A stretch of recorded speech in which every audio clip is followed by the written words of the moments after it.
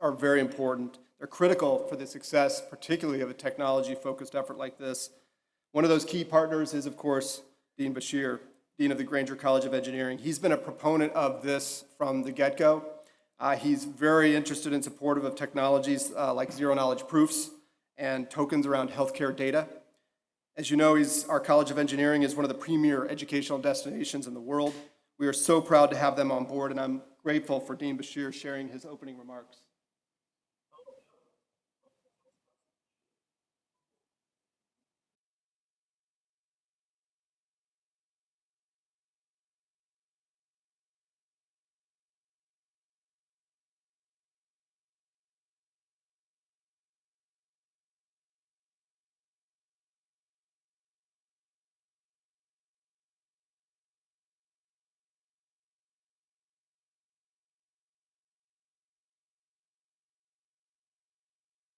Translational activities, student engagement and involvement, and entrepreneurship in this area of blockchain technologies. Blockchain is already transforming and has the power to further revolutionize many industries, ranging from finance to healthcare to education to the arts.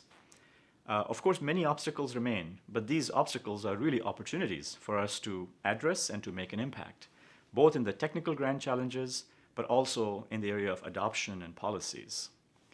I want to take a minute to thank the organizers for the great lineup and for their hard work. You will hear from experts from our campus and beyond on how they're advancing blockchain technologies and its applications with the potential to really transform society. With our collective strengths in business and engineering and computing, we are looking to making the extraordinary and the impossible into an everyday reality right here at the University of Illinois at Urbana-Champaign and the world. Thank you and have a great symposium. Have across campus. It's very exciting. Now, you probably each have your own goals for this summit.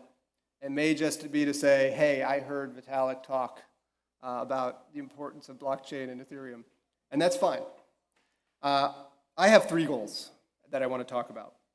First, it's my hope that we can showcase the work being done by students, faculty, and staff here at the University of Illinois around blockchain. Between the Gies College of Business and the Granger College of Engineering and all the great colleges and schools here, we have the potential to be the world leader in blockchain and crypto education research and its application, entrepreneurship, translational work. All the ingredients are here. We're already doing tremendous work, as Dean Bashir pointed out, and yet there's still potential for so much more. Second, we want to explore potential partnerships both across the university and with the broader community of interested alumni, companies, and new partners around education, research, community engagement, and entrepreneurship. There are so many untapped opportunities within engineering, healthcare, agriculture, and more. This isn't just about business or technology. We want everyone to be involved. There's a big opportunity for our alumni to partner with us. You're passionate about this space, and we could do amazing things together. And even if you aren't yet an alumni, maybe you soon will be, and you can join that list. Third, I want to help identify opportunities for long-term ideation, collaboration, and entrepreneurship around blockchain, Web3, and their applications to areas of society and business. We had some great conversations last night around this. I think there's a lot of opportunity. We held a blockchain hackathon earlier this week. We have students from all around campus interested in exploring and building blockchain-based companies. Opportunities for alumni are there to advise and invest in these students. Web3 opens up an entirely new world, not just to convey information, which is sort of the web of the past, but also to convey value, which is the web of the future, especially in higher education. So I want to walk through a few of these goals in a little bit more detail, and I want to start with one of the most important, and that is education. As an institute of higher education, one of our biggest tasks is to educate. It's right there in our name. And in this case, for blockchain, it means we must create and offer more classes. Here's one such class. It's a class I'm creating, going to be teaching this fall, a new class. And there are many other courses that are being developed or have been developed and are being offered here in Geese, in Granger, and beyond. But we have to do more. And while these courses are currently residential, we need to offer them online to have an even bigger impact. Hopefully, they'll be offered soon. Hopefully, maybe even before our next summit. Maybe that's one of our takeaway goals, is to do that. There's actually a panel later today on this topic led by Professor Vishal Sachdev. And so if you're interested, please go there and share your ideas and thoughts on what we can do. Second, our faculty are world class. So it shouldn't be a surprise that there already are a number of research labs or individual faculty from around our campus who are already working in this space. And I want to point out a number of them are here today, right? Grigori, you're here today. Right? I can see right here in the front. There's others as well. We're here to learn and to share, to make new connections, to learn new approaches, new ideas, and to hopefully form new partnerships, right? And I'll just point out, I too am a professor. Sometimes people forget that. That includes me. Happy to talk about opportunities around research. Now, one of the reasons we founded the Disruption Lab is sometimes the best way to learn is by doing, right?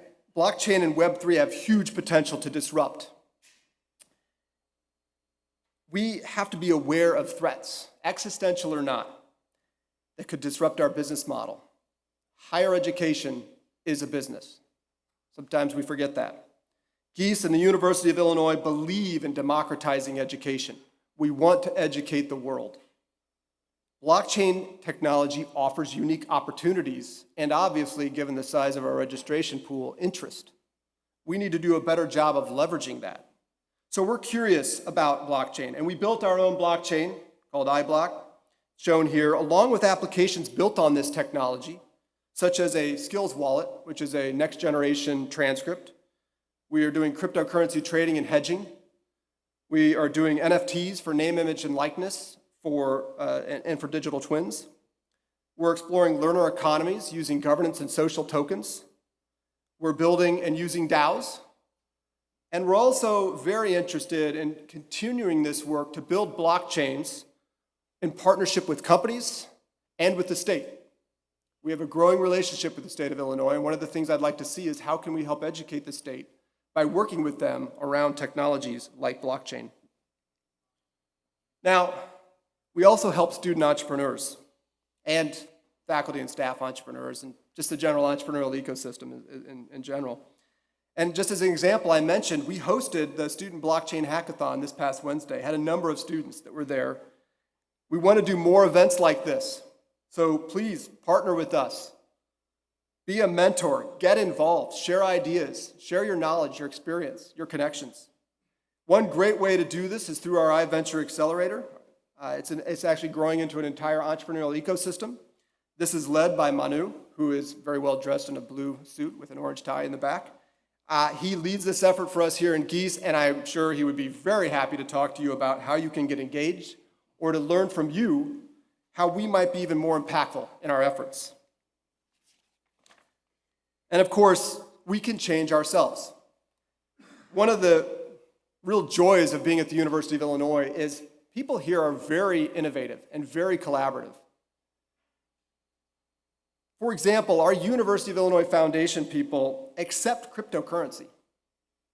And I should point out that one of the very first donations was actually done by Dean Brown to demonstrate, could we even do this? But more recently, we've had a number of high-profile cryptocurrency gifts to help support our blockchain efforts. One of our alumni, Stanley Choi, gave $100,000 in Bitcoin last year. Now, unfortunately, at the time, that had to be liquidated. That's standard practice at foundations, is to liquidate and then to invest in your standard formats. But they have actually been working with us to change that model so that we can now custody crypto.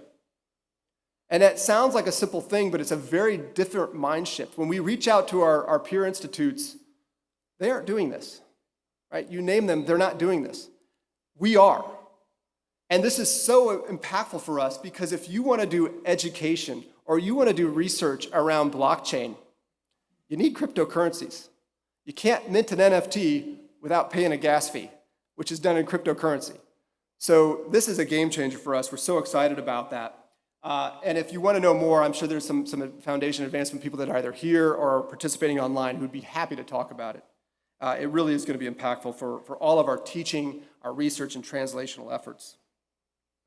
Now, to conclude, we hope that you accept our invitation to connect and to engage with us as we grow and build these new efforts with this technology. This includes new collaborations and opportunities for research across campus. And while we may be highlighting what's done in the Gies College of Business and the Granger College of Engineering, I want to be clear, this is open to everyone around campus. This is a technology that really can transform society in every area, not just in our colleges, but beyond. We also want to have you help us with the curriculum.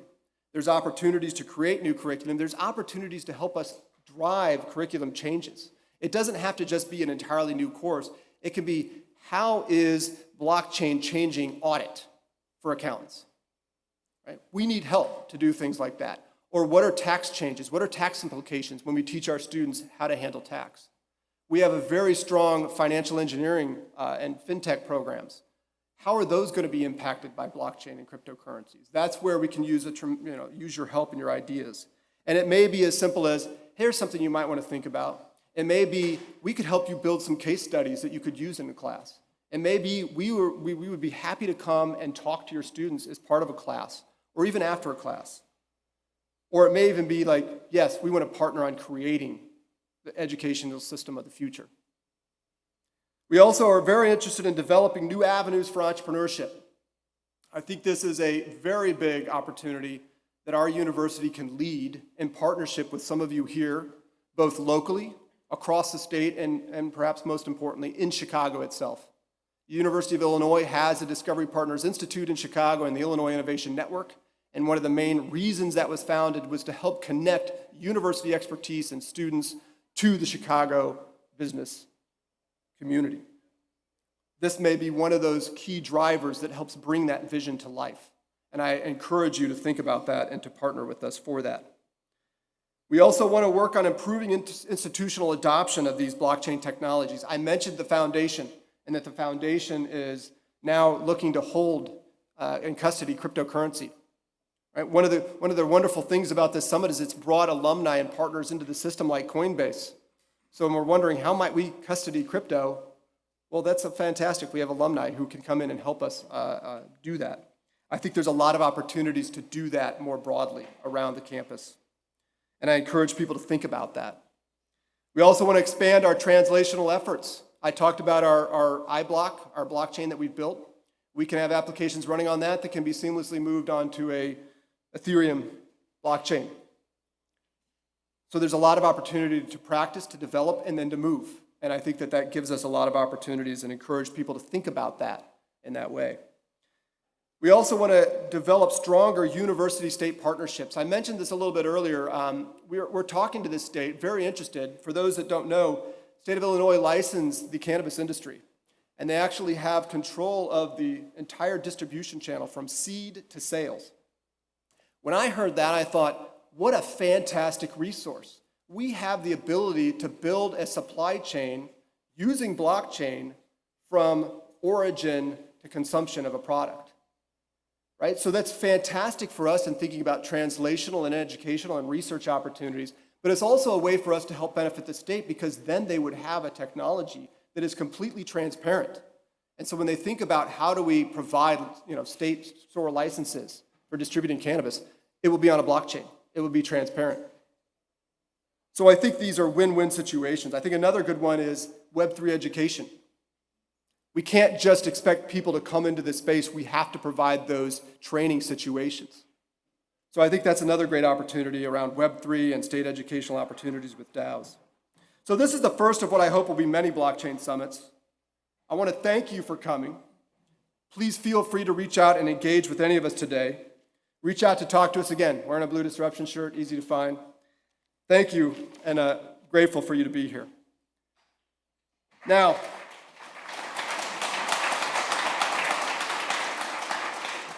I really appreciate that because I know why you really came today.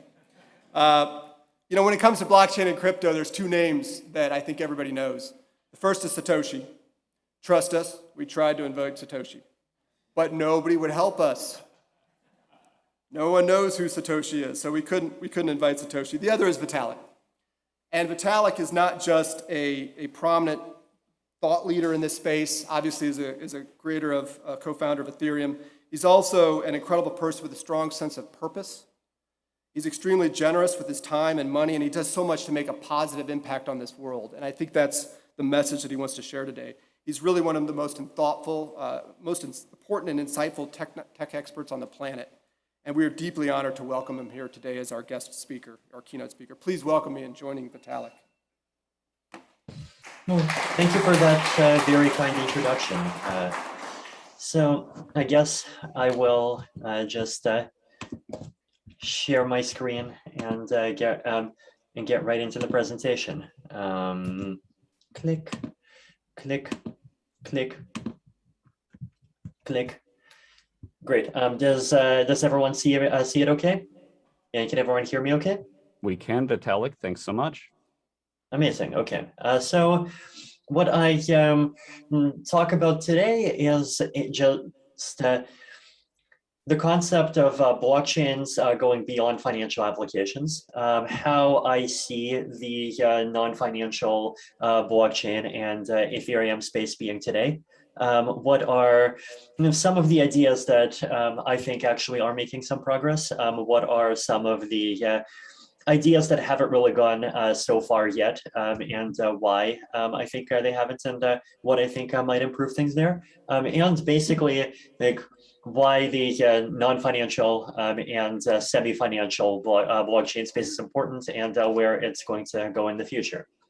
So today, most large-scale successful blockchain applications are financial, right? So it's a fact, I think, that like even though people are excited about using blockchains for lots of things, if you want to like look at things that have gotten big percentages of the population, not just excited about them, but actually using them, like if you go and take an Uber and just ask the Uber driver like what blockchain applications have you used so far, you'll get some people who hold Bitcoin, hold ETH, hold some other crypto assets.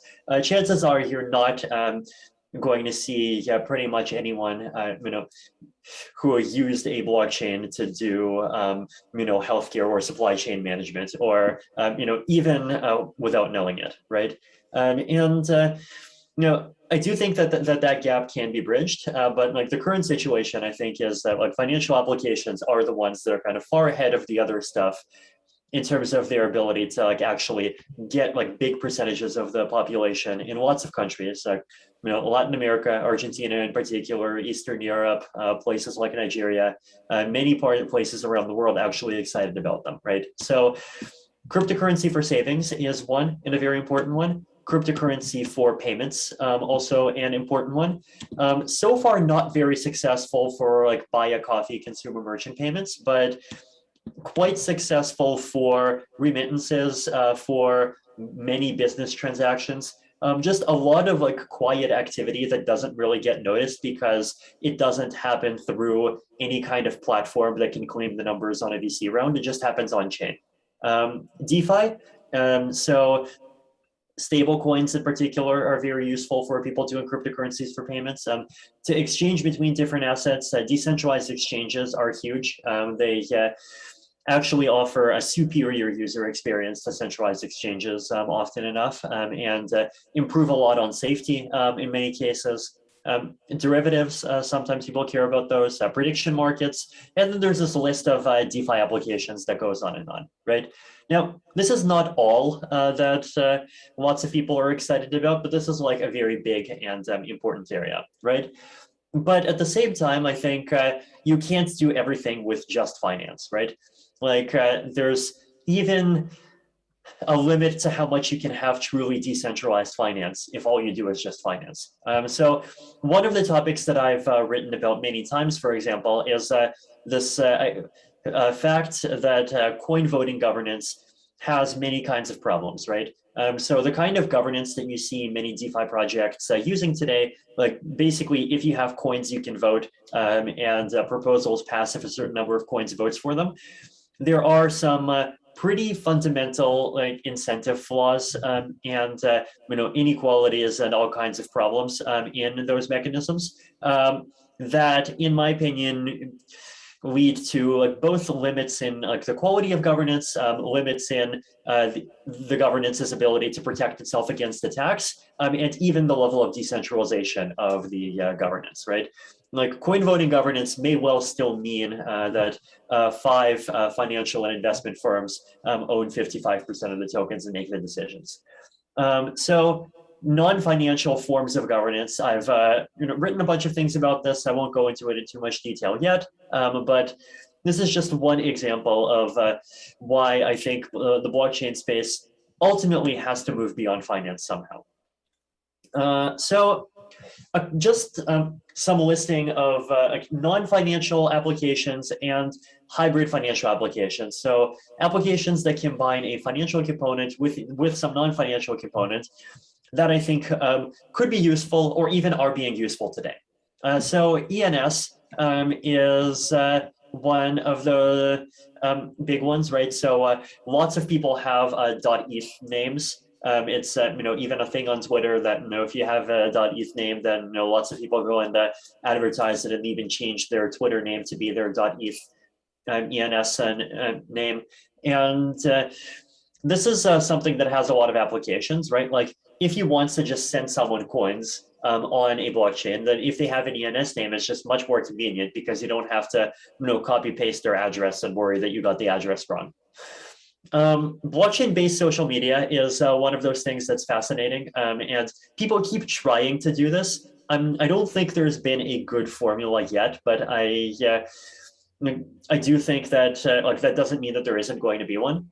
So a lot of people, they are concerned about a lot of issues in social media, like how the content that people really wants to see and the content that gets amplified are often very different from each other. There's concerns about how, like, if there are algorithms that choose content that to promote, or algorithms that choose what content to moderate away, like, are those algorithms actually going to be fair? And like crypto economic techniques, blockchain-based techniques, DAO-based techniques could end up solving a lot of those problems. So they could end up, both creating forms of governance that can decide, what kind of content is good, what kind of content is bad, and even solve problems like, create better incentives for people to publish things that other people value. DAOs for specific purposes, right? So Kleros, a DAO for arbitration. Proof of Humanity is a project that's had a lot of success lately. Basically, it's a DAO that assigns a token to an address if it can gets proof that that address corresponds to a unique human. And there's a very open arbitration process actually using Kleros that governs that process and figures things out if there are disputes. So the local governance, this is getting into the area of like interactions between the crypto world and the real world, right? So I've written about cities and city coins, like, can you have on-chain stuff on top of cities? Or can cities issue coins? Could cities use blockchain-based things for aspects of their governance?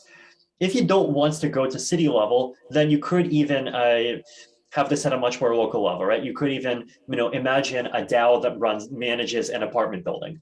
And there are even a couple of jurisdictions now where, there are laws that make it possible to, for a DAO to actually like directly and legally own and be able to govern a piece of common property like an apartment building.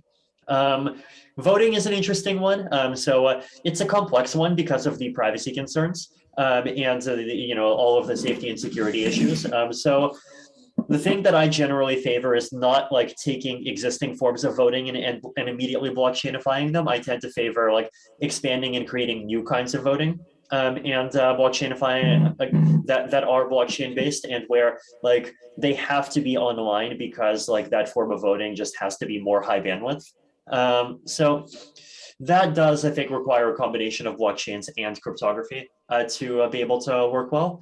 And finally, this whole concept of identity, right, which is a very complicated topic. It's a combination of a lot of different things. And,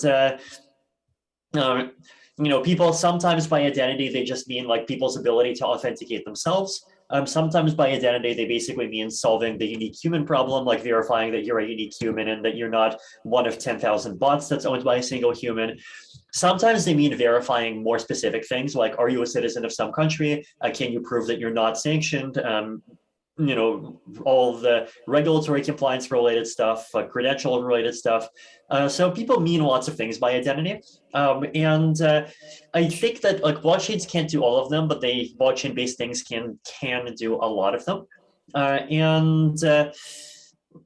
I think like my general view on identity, right, is that I don't believe in blockchain identity platforms, but I do believe in blockchain identity, right? And what I mean by this is that I don't believe that someone can just like swoop in, create this like big solution where they build every component and they say, hey guys, we've built a blockchain identity thing.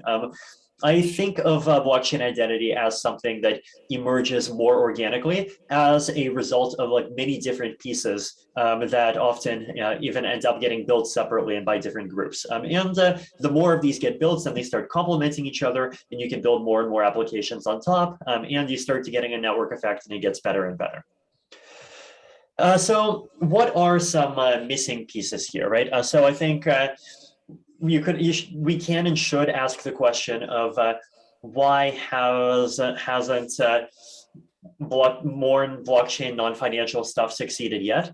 And I think scalability is one very big reason why, right? Like scalability is a huge reason why lots of blockchain things haven't succeeded. Like I think you can't really even say that like the fact that blockchain-based applications in some industry have failed so far is even evidence that those applications can't succeed, because like what can you even do when you have $10 transaction fees, right? But $10 transaction fees are a temporary fact of how things work today.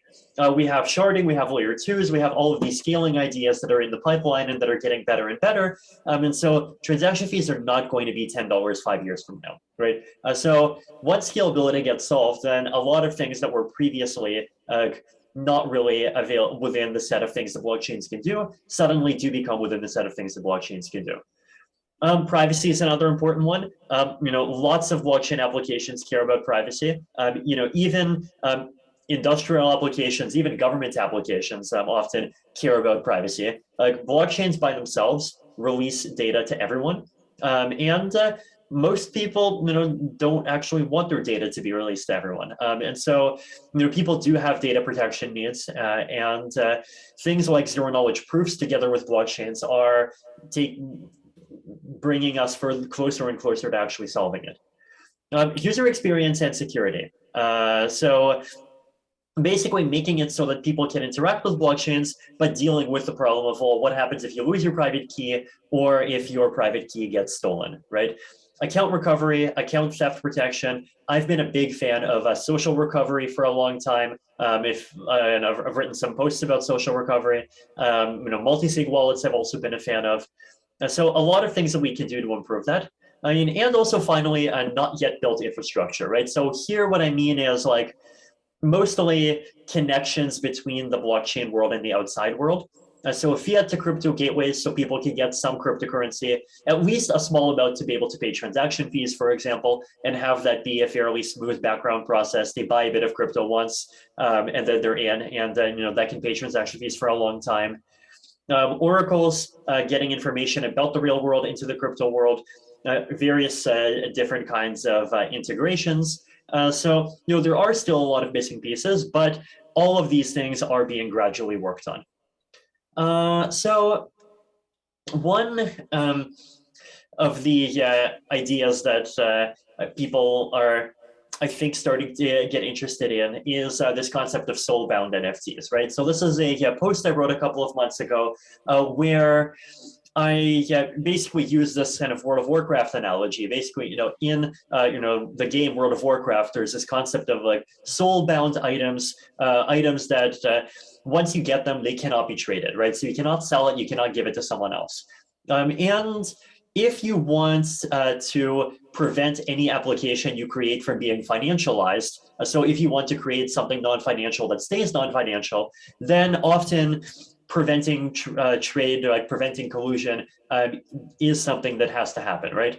Now, one very trivial example of this is using blockchains to verify college degrees. Like that's a non-financial application, but it's a pretty useless application if people can really trivially just like sell their degrees and have that be immediately pass verification if you use it with someone else's identity. So this concept of soul-bound NFTs and like actually building out the infrastructure to prevent transferability is something that I think is important. And I think like if we actually have more of this infrastructure, then like more kinds of non-financial applications actually can happen. The identity ecosystem, right? So I've talked a lot about identity and now, and how I don't believe in identity platforms, but I do believe in the identity ecosystem. So what do I mean by this? So last year, the Ethereum Foundation kind of gave some grants to help kick off, and Spruce and some other companies helped built this project called Sign In with Ethereum. Basically, if you have an Ethereum account, like in your browser, if you have like a MetaMask wallet or a Brave wallet or any of those wallets, then you can basically sign into services that support the sign in with Ethereum standard with your Ethereum account, the same way you might normally sign in with a Google account or a Twitter account, right? This, I know there are some chat applications that kind of support this. So I mentioned like chat.blockscan.com is a kind of a demo from Etherscan that does this. Basically, the benefit is like you have sign in with Facebook without the Facebook, right? Instead of signing in with Meta, you sign in with MetaMask. I don't know, bad pun, whatever. Enjoy. So you have sign in with Ethereum, this is, in my opinion, like it's not just for like idealistic people who really value privacy and decentralization. I think in reality, companies like Google and Twitter and Facebook, they actually are not that good at like actually doing account recovery. Like I know lots of people who have lost their accounts and they try to contact support and they just fail to get their accounts recovered. If you have an Ethereum account, you could do social recovery, you could do many different kinds of recoveries. And so you might actually be able to outcompete existing forms of centralized identity management, even on things like people's ability to recover their account. ENS, so like basically this is like your decentralized username, right? So it actually works together with sign in with Ethereum very well. And then finally, attestations, right? So you can have on-chain attestations that prove things about you. So like if you want people to sign in with Ethereum, but you also want like spam filtering, like you don't want people to be able to make 50,000 accounts, then you could check for things on chain. You could check that the account has sent even one transaction. Like that's already something that's costly to do 50,000 times. You can check for a proof of humanity attestation. You can check for credentials, right? And the more and more of these attestations exist, the more powerful this whole ecosystem becomes. And eventually it's going to be useful, not just for things inside of the crypto space, but eventually for things going far beyond the crypto space as well. Zero knowledge voting is another interesting one. So here, I guess the challenge with voting, right, is that you just have all of these security properties that are really important to keep, right? Like you want verifiability and you want privacy at the same time. This is a challenge, right? Because like the usual like kind of naive way to do verifiability is, oh, we put everything on chain and then everyone can see. But that completely compromises privacy. And voting needs not just privacy, but actually a really strong form of privacy that often gets called coercion resistance. Basically, you should not be able to prove how you voted, even if you wanted to prove this. And the reason why we need this really strong form of privacy is to prevent people from being able to sell their votes. Now there is this project called Macy, which is basically trying to create this kind of general purpose voting mechanism that combines together blockchains and zero knowledge cryptography and some other things to actually try to achieve all of these properties at the same time. So a lot of things that are being worked on, and there's a lot of these applications that people are trying to do. Definitely a lot of failures, like definitely a lot of things in the supply chain space, for example, or the enterprise blockchain space, I think ended up failing basically for scalability reasons. Some of them also end up failing for other reasons, right? But the fact that you have to just like send so many transactions on chain if you're using a public chain is just a really big problem preventing public chains from taking off. Sign in with Ethereum exists now. Scalability is more clear. There's a clearer path to actually like building up this identity ecosystem. Lots of progress on ZK. Like enterprise firms have actually contributed to this quite a bit. Like I know EY, for example, they did on Nightfall.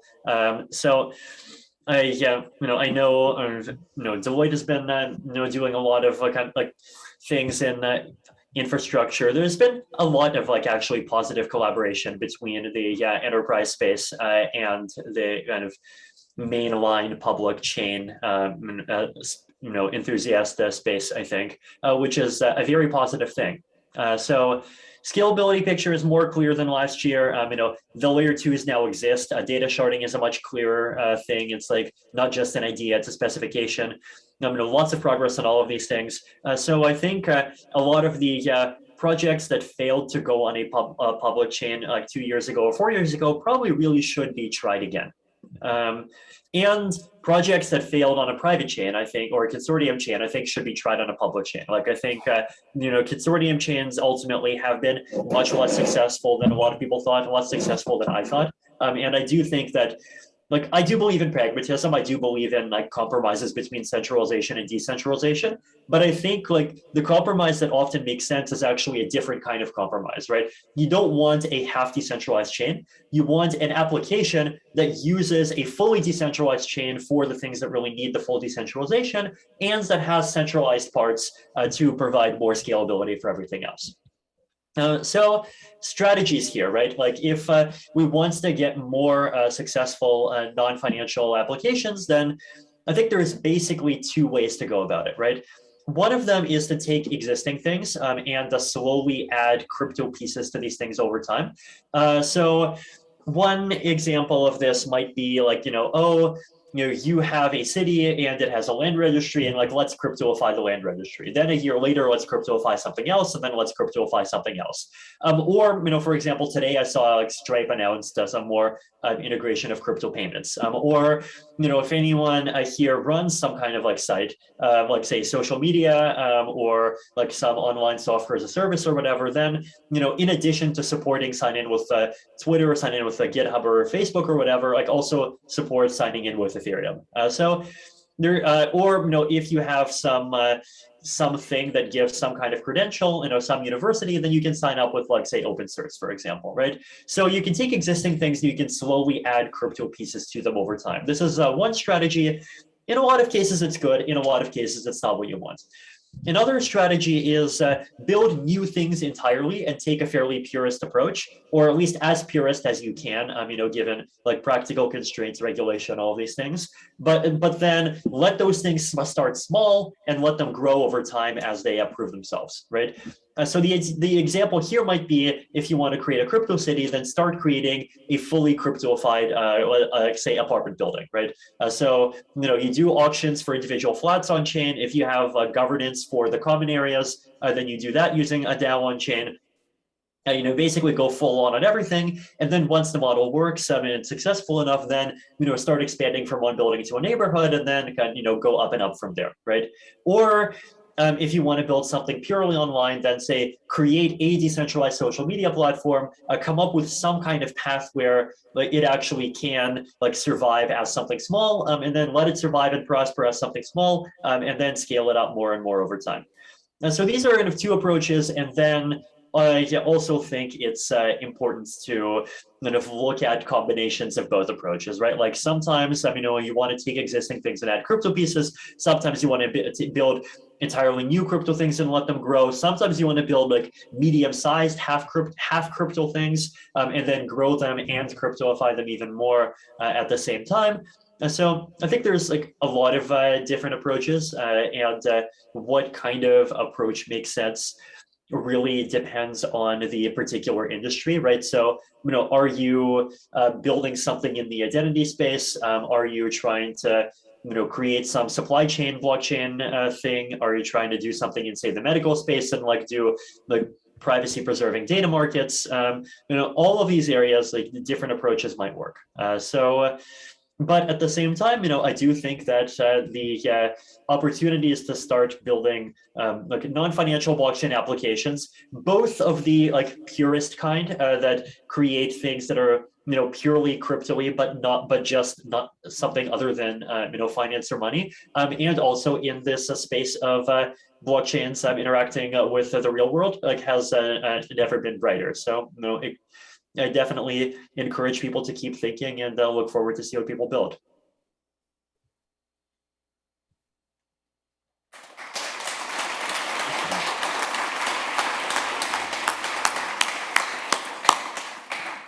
Thank you, Vitalik. That was a very stimulating, interesting presentation. We have fortunate to have enough of Vitalik's time to take some questions.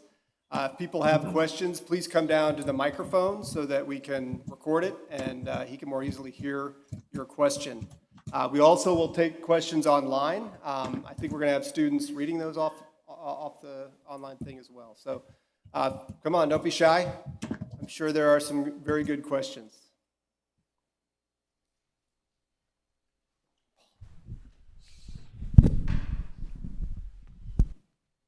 Hi.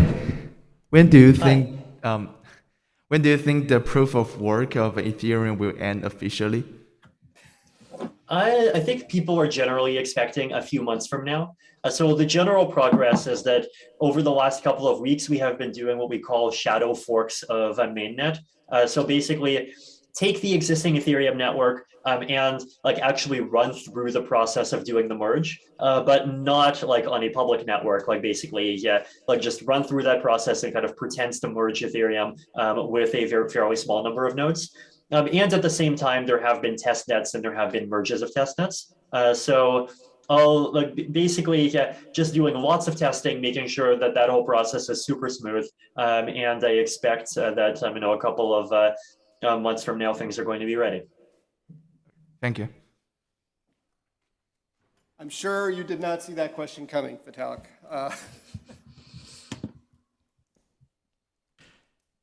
Hi, I'm Faraz. I have a quick question about ZK proofs and how the federal governance will kind of hope to adopt it. Do you ever think that in the future, federal systems will have adopt ZK proofs and adopt kind of this governance tokens for voting? By federal systems, you mean like national level governments or something else? Correct, yeah. Yeah, I mean, I think if there, like zero knowledge proofs have a lot of applications, actually even going far beyond blockchains. And so I definitely expect them to be adopted in lots of contexts. Like, I expect them to be used in compliance a lot. I expect them to, eventually they're going to be involved in voting systems, I believe.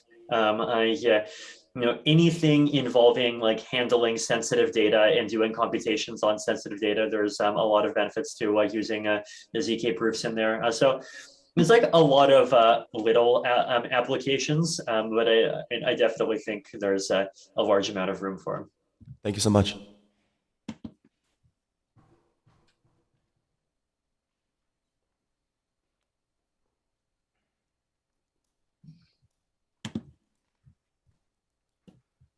Hi, I have a question. So I want to know like your thoughts on how, like, I know many companies are kind of struggling to have their consumers on board to blockchain, like for a lot of blockchain companies.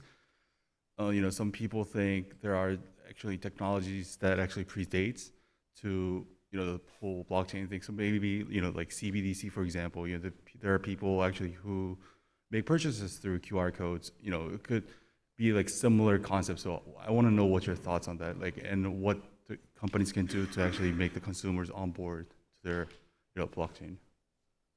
Yeah, I mean, I think the CBDC case is interesting because like the main barrier to them isn't even technological. It's like what countries are willing to do it economically. Right? Like I think what we've seen with CBDC is that I think they started out in many cases with like these kind of more exciting visions where individuals could have accounts at the CBDC and you could even disintermediate commercial banks. But then pretty much everywhere, these projects have turned into something that is much more incremental and often just had much less of an impact than people expected. like even in China, like DCEP, for example, right? Like it's the current version of it, as far as I understand it, it does rely on like going through some number of commercial banks, and like at some point you do have to ask, well, in what way is this actually better than just using Alipay or WeChat Pay? So I do think that like convenience alone is for a lot of these applications not the right arguments to go for like why they should adopt blockchain. So like I think in general, like it needs to be something for which like there's some kind of trust component, and where the blockchain piece actually is providing that trust component. So I yeah. So what was the original question again? I feel like I got lost on a tangent. I was just asking, so what kind of like takeaways that companies can, have? Yeah, takeaways. Right. I think like there's obviously the kind of industry specific takeaway for CBDCs of we're just like I'm just less bullish on them than I was 5 years ago. And like sometimes like the more I think about it, like I even realize that there are benefits to the like intermediated financial system. So like for example, how with like bank-based finance, at least you don't have governments like being able to see everyone's transactions directly. Like the bank sees it, and the government has to like go through some legal process, right? So you have like some level of privacy protection, and like that's actually a benefit, right? So in other kinds of industries, I think like you really have to evaluate why hasn't it been successful so far. Sometimes the answer is just like a temporary technological thing like scalability or privacy, and sometimes the answer actually is that like it actually isn't really meeting that much of a need, and like it's very situation specific which one of the two it is. Thank you. Good morning. I'm John Busby. Morning. Hi. Thank you very much for your excellent words. I'm in healthcare. I'm at OSF Healthcare. We're exploring one of the things you mentioned in healthcare, which is privacy-enabled data marts. And I'm wondering if you could expand a little bit, tell us a little bit about either the best opportunity or some of the barriers that you see coming for us as we innovate in healthcare data. We have a particular interest in social determinants of health, so gathering this social data and privatizing it, but making it useful. Right. Yeah, I think, the biggest challenge in all of these data issues is like privacy, right? Like, how do you actually gather, like, can you get what you want out of the data without, sacrificing people's privacy? And that's not really a blockchain problem. That's like a two-party computation and zero knowledge problem. And there's a lot of fancy cryptography that I do think, actually can do a lot of good there. Also, aside from that, there's the broader question of like, well, like, how is this market actually being structured? What does the structure of like this market for data kind of implicitly say about like what people's relationship to their data is? Like, like if I have a conversation with you, like, does that data belong to me? Does it belong to you? Like, what if I, go and get like 3 cents of cryptocurrency off of it without your permission? Like, is that, bad? So like thinking through those kind of philosophical issues is, I think, also something that's like important for me. And then aside from the blockchains piece, I think like it might make sense to come in a couple of places. Like one is just cryptocurrency is a good way of payment, and the other is like there are going to be situations where you do want to do some kind of verification of the data, right? Because if you start just paying people for data, people are going to start creating fake data, right? Like this is it's a thing and it happens all the time. Like games like pretty much get broken by this very frequently. So do you want people to make attestations that like they're providing data and at least that they are some particular unique human, for example? Like I don't know. I think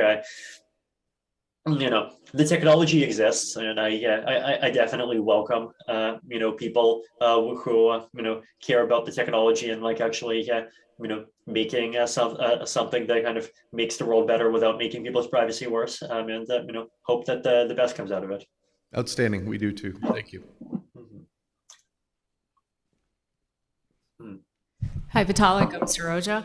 So I'm interested in hearing your thoughts on homomorphic encryption with blockchain, because I'm looking at certain problems in terms of protecting transactions of certain groups, like women, coming from tense situations. And any thoughts, any feedback on that area would be greatly appreciated.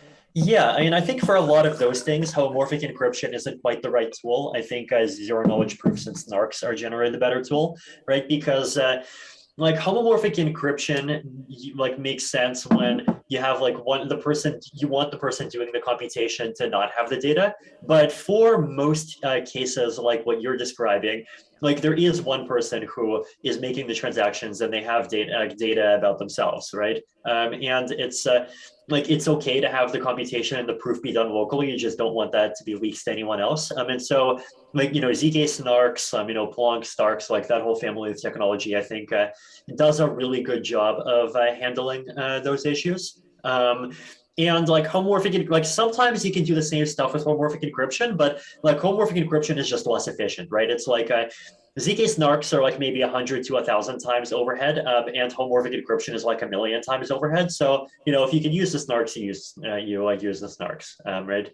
I do think there are some applications where like more fancy stuff makes sense. But those have more to do with, even like the previous question of like privacy preserving data markets, for example, right? Like I think if it's just, like you want people who are, marginalized to be able to do things on chains without having their activity be, picked apart by, every major intelligence agency, then like, ZK snarks are, I think, the more useful technology to look at. And lots of people are doing stuff with them already. Thank you very much.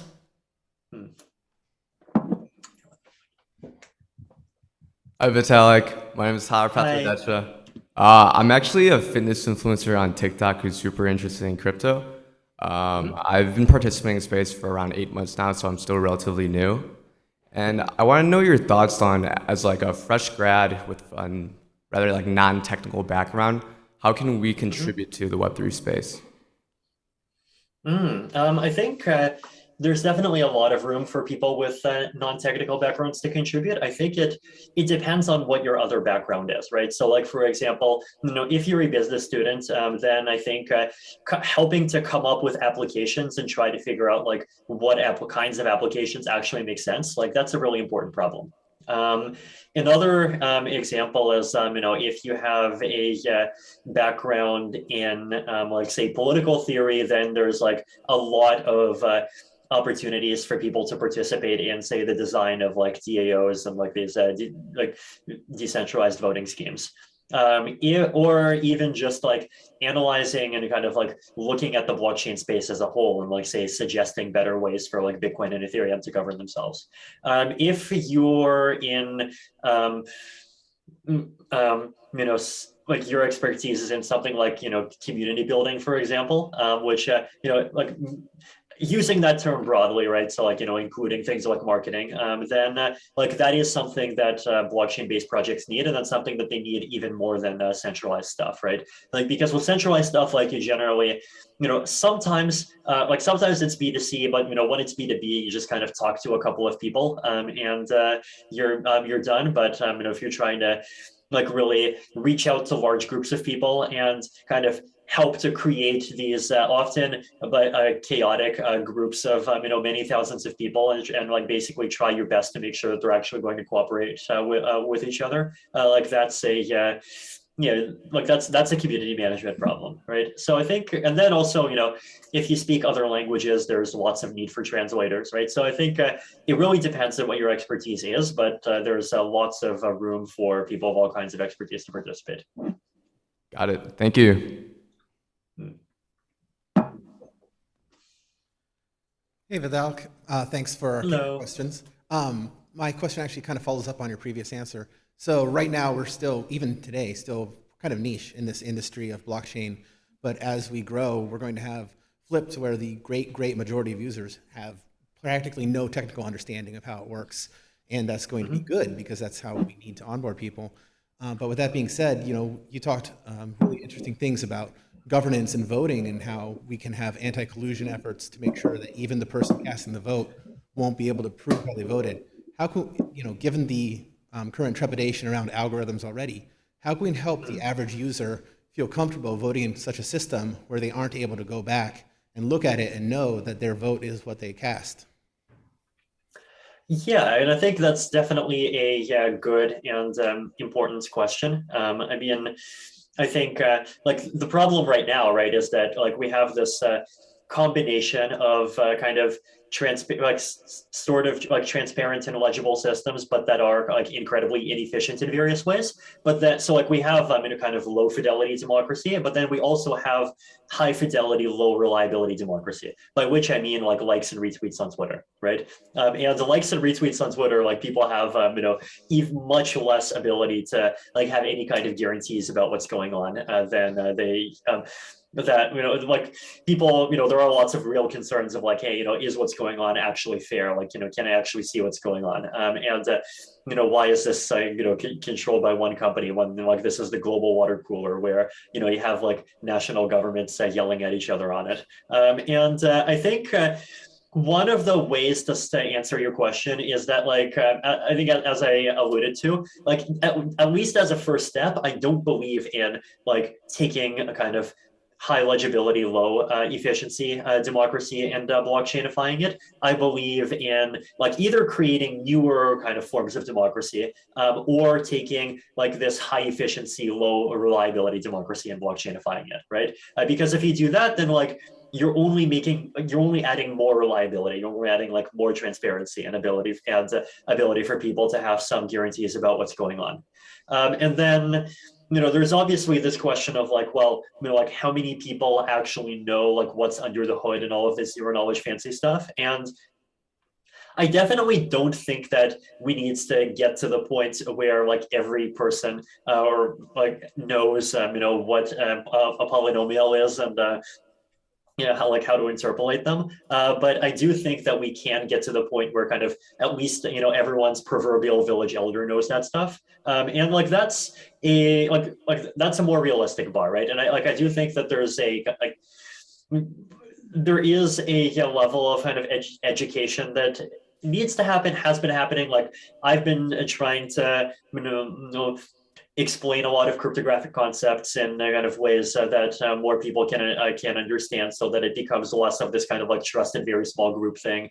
And the more that people at least know that there are people that they trust who understand the stuff, then like that's already going to be something much better. And then also I think this kind of like just the concept of openness and transparency kind of still is there, right? Like, the facts that like ultimately you can like check, what there's stuff on chain, you can, if things break, then, like obviously your ability to like see literally everything goes down with ZK, but like your ability to at least like independently try to like, check what happens and run things, like there's a lot of that that's still there.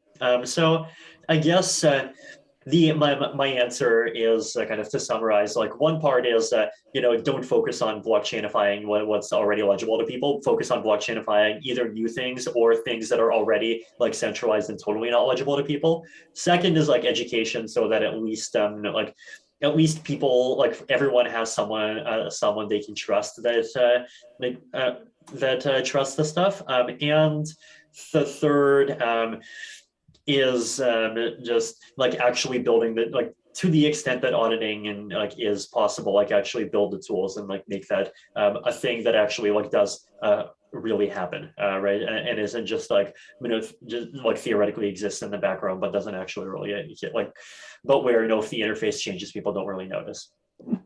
Great things to consider, thanks. What's up, Vitalik? Thanks for coming. My name is Rohan, and my question to you from the student perspective, a lot of us as students kind of get pushed into like the prestigious routes of going investment banking, consulting, or big tech, and there's a lot of people on the fence. So what advice do you have for students that are thinking of taking the risk and kind of starting a job in the crypto or Web3 community? What is the benefit of that versus going for the standard routes? Sure. I mean, I think first of all, it's just like there's lots of really interesting things that you can do in the crypto space, right? I think it's still a very young industry. There's still a lot of opportunities to do and to do things, to experiment with things, to kind of let out creativity in a way that exists much less in a lot of the kind of existing industries. And I think like that's more and more true, even in the centralized tech space, for example, right? Like 10 years ago, it was more of an experimentation greenfield, like now it's much less of one. And crypto still is, right? So if that is something that attracts you, then I think that's a very like good like that is an advantage of the crypto space, and if people really value that, then I really encourage them to try.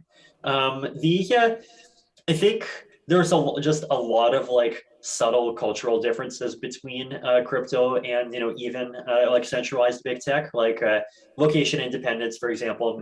Very simple one. Crypto values that much more. So like if you want to work for a crypto company, but at the same time be with your family in some tiny town that has 100,000 people, like that's like that actually is practical. Whereas in a lot of industries, like even post-COVID, that's like kind of something you have to negotiate for, or like be selective for.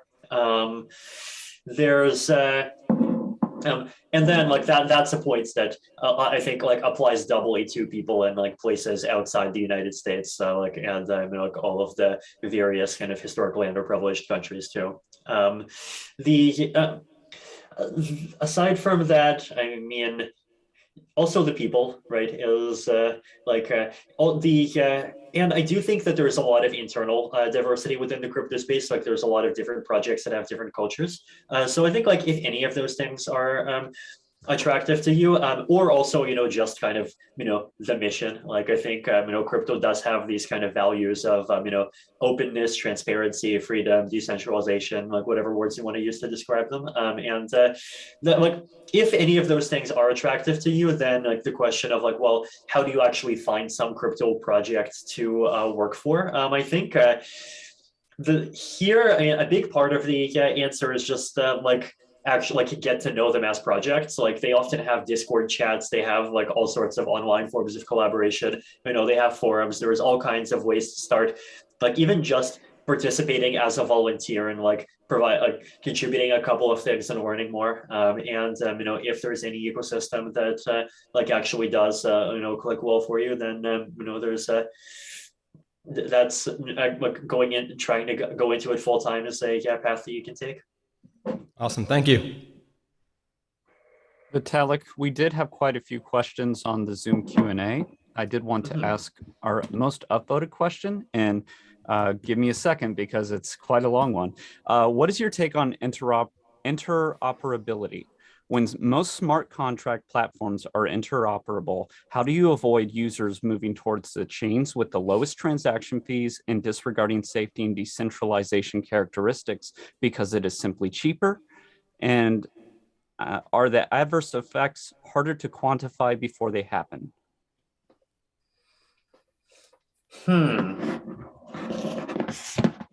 Yeah, that's I mean, I think one of the issues is that like the people who are making the decisions of which chain to be on are often not just the users, they are the applications, right? And I think applications care more about decentralization than users, right? Because as a user, if you're on a centralized chain that like breaks or goes against your interests in some way because of its centralization, then you often, like not always, sometimes you'll lose your money, but often you can just go to a different chain. But if you're an application, then migrating to a different chain is much harder, right? So I think application developers caring about selecting good chains over bad is going to be a big part of the answer. The question of like, how do we protect people from losing their savings to hackers? I think there's a couple of answers, right? Like one of them is that there are general purpose like things that you can do, like I mentioned, social recovery wallets and multi-sig wallets and other ways to protect people's wallet security. But then once users start using applications, then the question of like, well, how do you easily tell people like which give them access to the information of like, well, which application is trustworthy, which one is like careless, and which one is just totally a scam. And this is hard because it's an adversarial environment. Like every application, one is going to try really hard to convince people that it's trustworthy. I think part of the answer is like trusted community members. Part of the answer is going to be like sites that try to aggregate that kind of information. Though even there, like it's important for them to be trustworthy, right? Because like it's easy to make like some kind of reputation scoring site, but then lots of those end up just basically getting bribed by all the projects. So I think going the route of like community members that you trust for reasons other than like them being a judge of like which projects to participate in is one good route for users to protect themselves. And then in terms of like how to solve the scalable problem of like actually giving this information out to people, I do think that like we need to work on better channels of communication between the parts of the ecosystem that are like really deep in and working on this stuff, and even that focus on security full time, and people just entering the space. I mean, this is also a hard problem. I mean, I do have some ideas, but I do think it's also like an ongoing thing that we're trying to get better at. All right, thanks so much, Vitalik. We will turn it over to our Deloitte Auditorium audience. Thanks so much. Hey, so my question is, what do you think the future of blue chip NFT products are looking like? Like right now, we have the Bored Apes, the CryptoPunks, and recently Moonbirds. Do you think they'll be driven by hype and a lot of money again, or what do you think like the utility behind the next blue chips are going to look like? I mean, I think like part of it depends on the general kind of crypto price cycle. Like I do think that if we enter a crypto winters are often good at kind of clearing out the things that are unsustainable. Or even if that doesn't happen, like even just a long period of horizontal price movements can clear out unsustainable things eventually. I expect that like applications that are really successful from here are just going to have to be applications that actually provide value. And like we do see some of those, right? Like Uniswap provides value to a lot of people. MakerDAO provides value to a lot of people. Those kinds of like basically things that keep surviving, many crypto cycles are things that tends to just continue to do well. Things where their primary value is newness, like they're just not sustainable because eventually in the next cycle they get replaced by the next thing whose primary value is newness. I think like at the end of the day, this is a wait and see sort of thing. Obviously we can do a lot to try to like help make sure that the projects that survive are the better ones, but a lot of that is also outside of our control. Thank you. Hi, Vitalik, I'm Shalin. So this summit was created to educate students and others on the advent of the crypto space and all its benefits across all fields. But in your opinion, what is the best way to go about promoting education and educating people in the crypto space for things like cryptocurrencies, DAOs, and etc.? And what are some of the ways you see this happening? I think at this point, the kind of education that's most important is just showing people examples of applications that work. Like I think people have spent a long enough time, hearing people talk and hearing people suggest and propose and give buzzwords. I think at this point, like giving people concrete examples and say, like, this is not just an idea, this is like a thing that's actually live and you can use it, is probably the best thing that can like actually convince people and that can like give people this much clearer understanding of not just like in a very theoretical way what is the space for, but what is the space for in like a very, very concrete way that they can relate to. Awesome, thank you. Hi, I have just a question about blockchains, right? So we talk about blockchain as if it's one entity, but there's really multiple blockchains and they're kind of competing, maybe not competing. And so I guess my question is, what do you envision the future looking like in this kind of fragmented space? Like currently people are working on bridges, but bridges are, that's all the biggest hacks happen on bridges. So if we don't use bridges, what does the future look like for multiple blockchains? Yeah, I mean, I think multiple blockchains are going to continue to exist.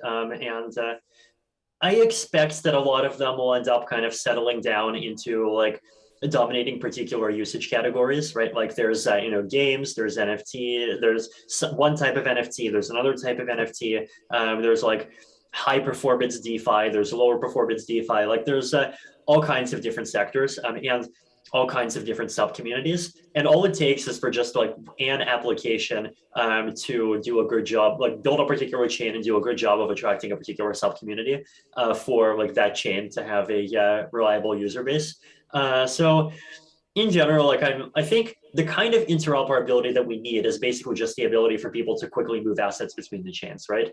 Like if that's not like that doesn't have to be a bridge, it could be a DEX, right? Like it doesn't have to be like, oh, I have ETH on Ethereum and I'm turning it into wrapped ETH on Solana. It could be I have ETH on Ethereum and I'm turning it into Sol tokens on Solana. And like I think there's a lot of reasons why like that approach is actually kind of better and more stable, right? Because there aren't all of these trust issues and all that stuff. So I think like that layer of interoperability of like just people being able to easily kind of exchange and move value between, like that will happen anyway, and we're going to see more and more versions of it. And aside from that, like I expect a lot of segregation by kind of like application type, which I think is fine. Like I think different trade-offs are ultimately good for different application platforms, and that's okay. Thanks. Thank you. Hi, Vitalik. My name is Bechtower. Thank you for joining us today. I'm a law student, and I'm constantly thinking about the intersections of blockchain and the legal space. And I wanted to know your thoughts on potential regulation and kind of the pain points that you see arising from the increase of government involvement in decentralized applications. Yeah, I mean, I think there are a lot of like application-specific regulatory challenges, right? Like a few years ago, there was the whole ICO issue, now there's like DeFi-related stuff, and then there's all the environmental issues around proof of work. Like there's all of these like different issue-specific topics. I think, and the challenge is like it's hard to fit them into existing regulations, right? Because like a lot of the time they were designed around like this world where you have much more intermediaries, and so there's like an expectation that you can go after a particular intermediary and regulate that intermediary and like that's going to be effective at preventing like activity basically.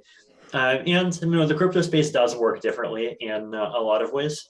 I think from the like crypto space's point of view, like it's important for the crypto space to kind of defend some bottom lines, right? So like, people's right to like run their own personal wallet and not just, have their coins be like held by some exchange, right? Is one example.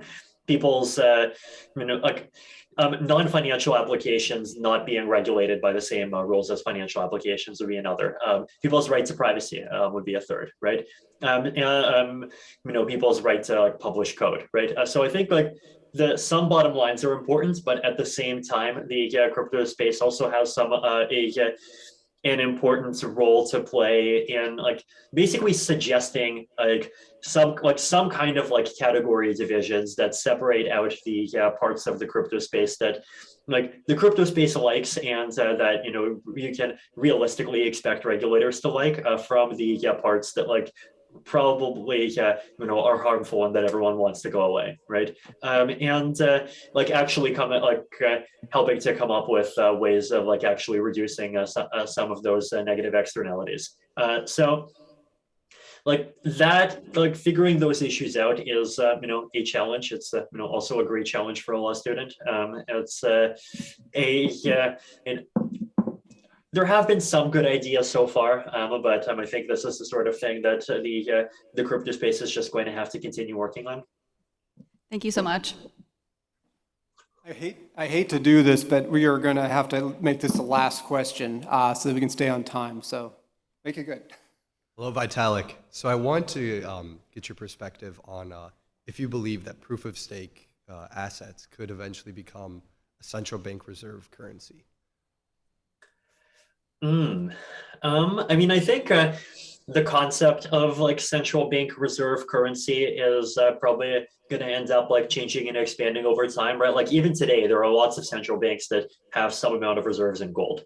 And I think like as real wealth moves more and more to things that are like issued by people independently of governments, like not even just cryptocurrency, but also even things like stocks or whatever. Like that, if central banks wants to just be effective at their job as players, in the global economy, then they are going to have to eventually end up interfacing with that part of the economic world, right? So I expect them both. Proof of stake assets and even proof of work assets. There's a good chance that they're going to end up being part of reserves at some point. Like when that will happen, I don't know. I suspect this is just like one of those legitimacy things that happens over time, and some countries are going to be more willing to do that than others. But we'll see. But do you believe that proof of stake assets will be decentralized enough to be reserve assets? Yes.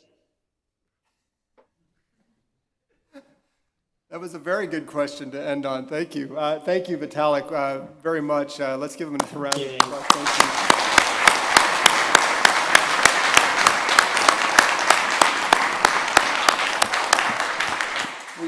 We unfortunately still had many questions in the queue, and I think we could have spent the rest of the day talking with Vitalik. So we're now going to switch on to our Future of Blockchain panel, and we want to go ahead and bring people down.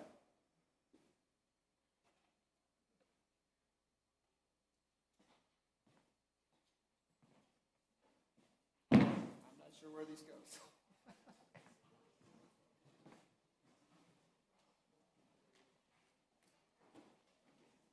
I'm a full service disruptor. Do it all.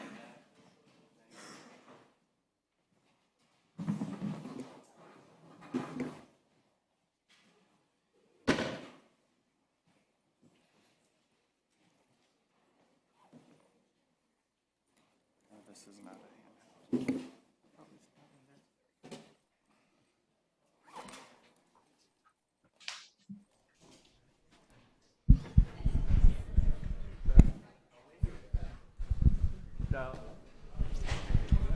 Thank you. All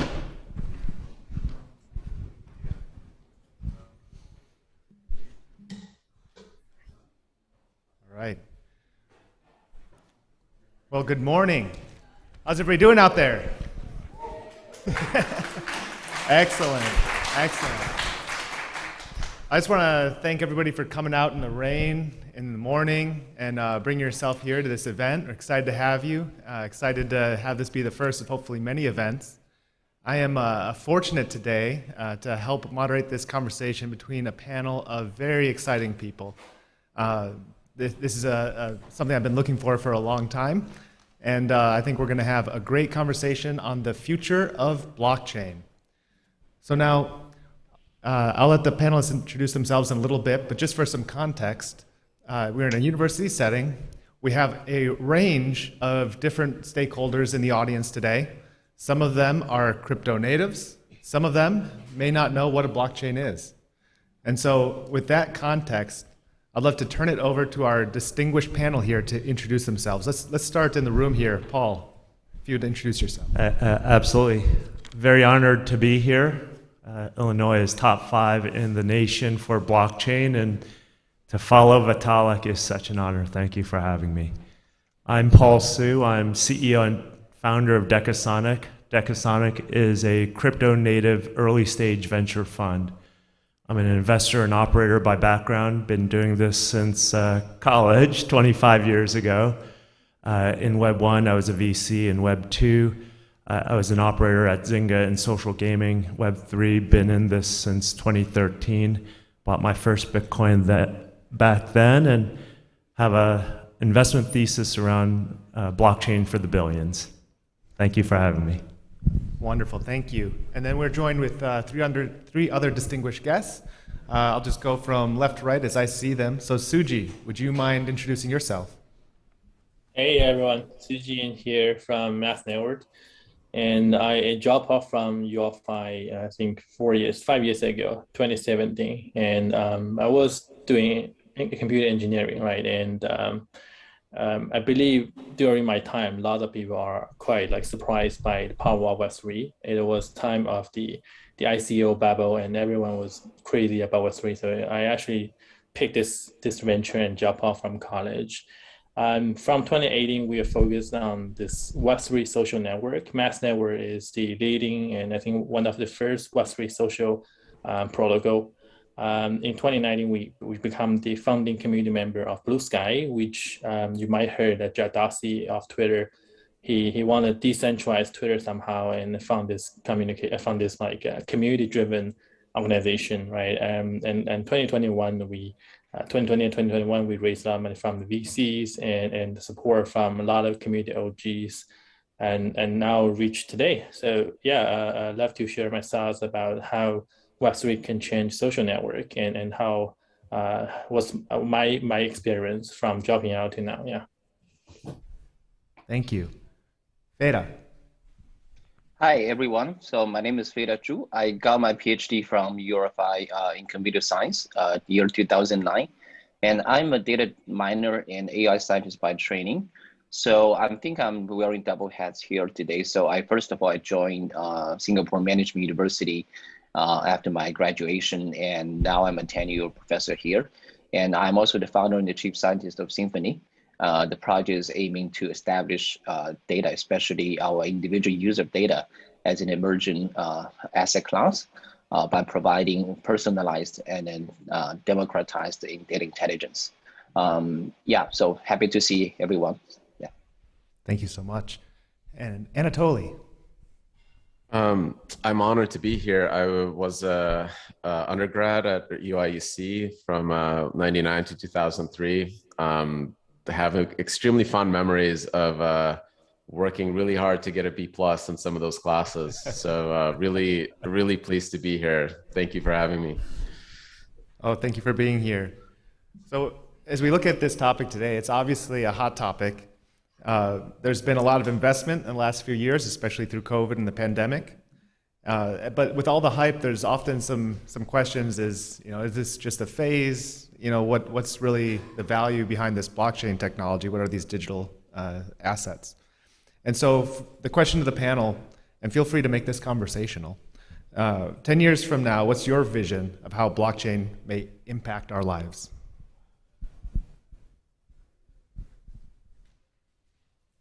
The better question is how blockchain won't impact our lives. This is a horizontal disruption. Blockchain is hitting the mainstream right now. We saw it with the Super Bowl ads. Blockchain today is Internet 2000. When I graduated from college, maybe 10% of us went to internet jobs.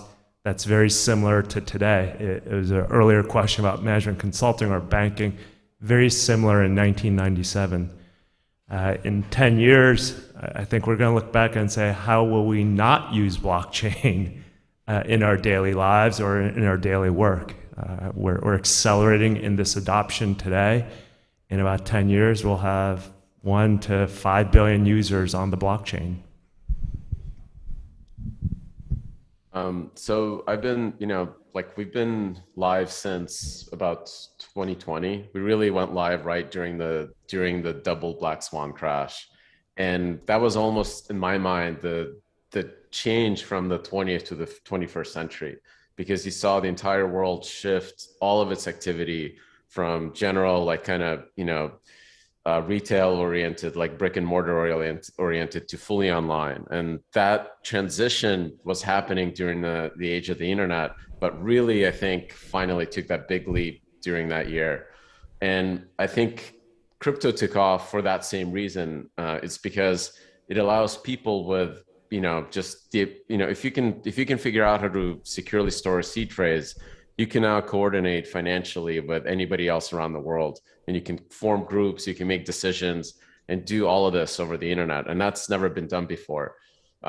So I think right now our estimate is there's 7 million people globally that on a monthly basis actually sign a cryptographic transaction and all the blockchains at this, combined.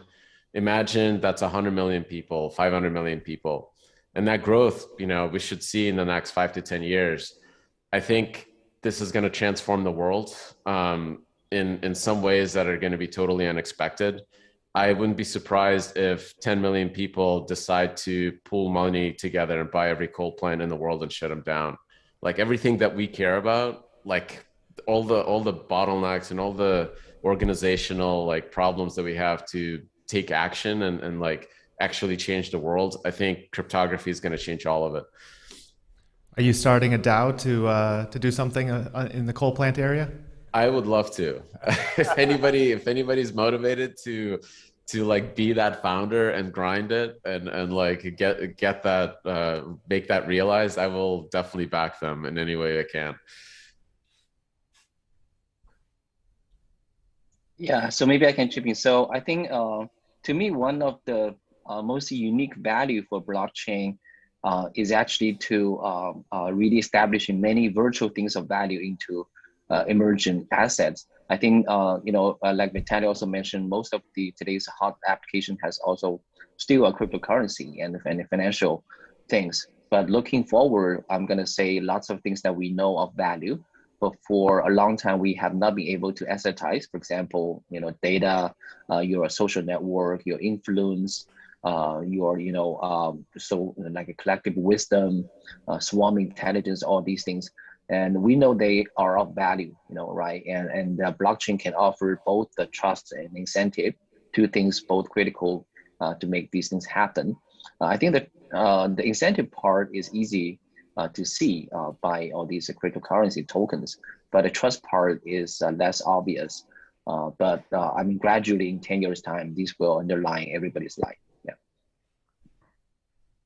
Yeah, from my perspective, when we look into the tech giants today, they either are too centralized, controlled by few CEOs or founders, right? Or they are too advanced or too innovative, and then you're not allowed to do something you really need, right? You're not allowed to send money to your international friend. There's like so many laws in between, right? And I think blockchain is actually creating, or in general, cryptographic technologies creating a cyberspace, I would kind of refer the EFF co-founders, the co-founders speech in 1996. That's called Declaration of Independence of Cyberspace. Cryptography tool and blockchain is creating such cyberspace, and we should able to do business, have conversation, even have metaverse party freely in that cyberspace. So. I agree. Like, how can you not be impact, or how can you not be involved with the crypto or blockchain in next 10 years? Because we're going to live there. We still have our physical body somewhere in the earth, but our like assets, our communication, your social network, your DID, your data is going to be all there, right? It's going to be your asset. That's something I think can definitely happen within the next 10 years, or I'm relatively optimistic it's going to happen in the next 5 years. Right. Yeah. Wonderful. So it sounds like we all need to pay attention, as this is going to be the future. So with that said, it can be difficult sometimes, the amount of information coming at the average person if it's crypto Twitter or wherever it is, and it can be hard to really focus in on what to focus on. So how do you evaluate different blockchain technologies? And then how could the students at a university like Illinois, both technical and non-technical, get involved in blockchain? Well, I think that's a really interesting question. Sorry. So in particular, I can offer some example. For example, currently I'm teaching blockchain not just in so-called IT students, but for law school. I'm currently teaching blockchain governance in our SMU law school, and it's amazing that how this highly interdisciplinary subject is attracting all the attention of these non-IT students, accounting students, business students. I think students can contribute different knowledge to this amazing subject. For example, students in economics can contribute to tokenomics design. In some of the projects, we've seen some amazing designs. And law school students can talk about how blockchain can be used for corporate governance. to solve many of the very classic voting problem, trust problem, and accounting students can talk about data accounting, data auditing, and data pricing, and all these very fascinating new areas. So I think blockchain is really something that can bring everybody together. Yeah. So we're extremely focused on scalability and how do you, there's a lot of engineering challenges, even something as straightforward as Solana, where we're building everything based on hardware acceleration. The engineering problems are a ton of fun, to say the least. So at least the advice I can give to like students is pick a technology that will really drive your interest and make you stay, spend the weekend working on a problem or debugging it and make progress where it's really hard to make progress. So because right now we're really in those early days where a lot of the development and the kinds of technologies that are going to win are still unknown. So everything is basically still greenfield. If you're thinking about the space going from the 10 million people that sign things per month to 100 million people, a lot of things need to improve and a lot of technologies need to just get better and better. Our story is about blockchain for the mainstream. So we think about how technology inspires, or how culture inspires technology, and then technology transforms culture. So for many of us in the room, start with who you are, what your strengths are. The use cases are still being built out on scalable blockchains like Solana, Cadena, Ethereum.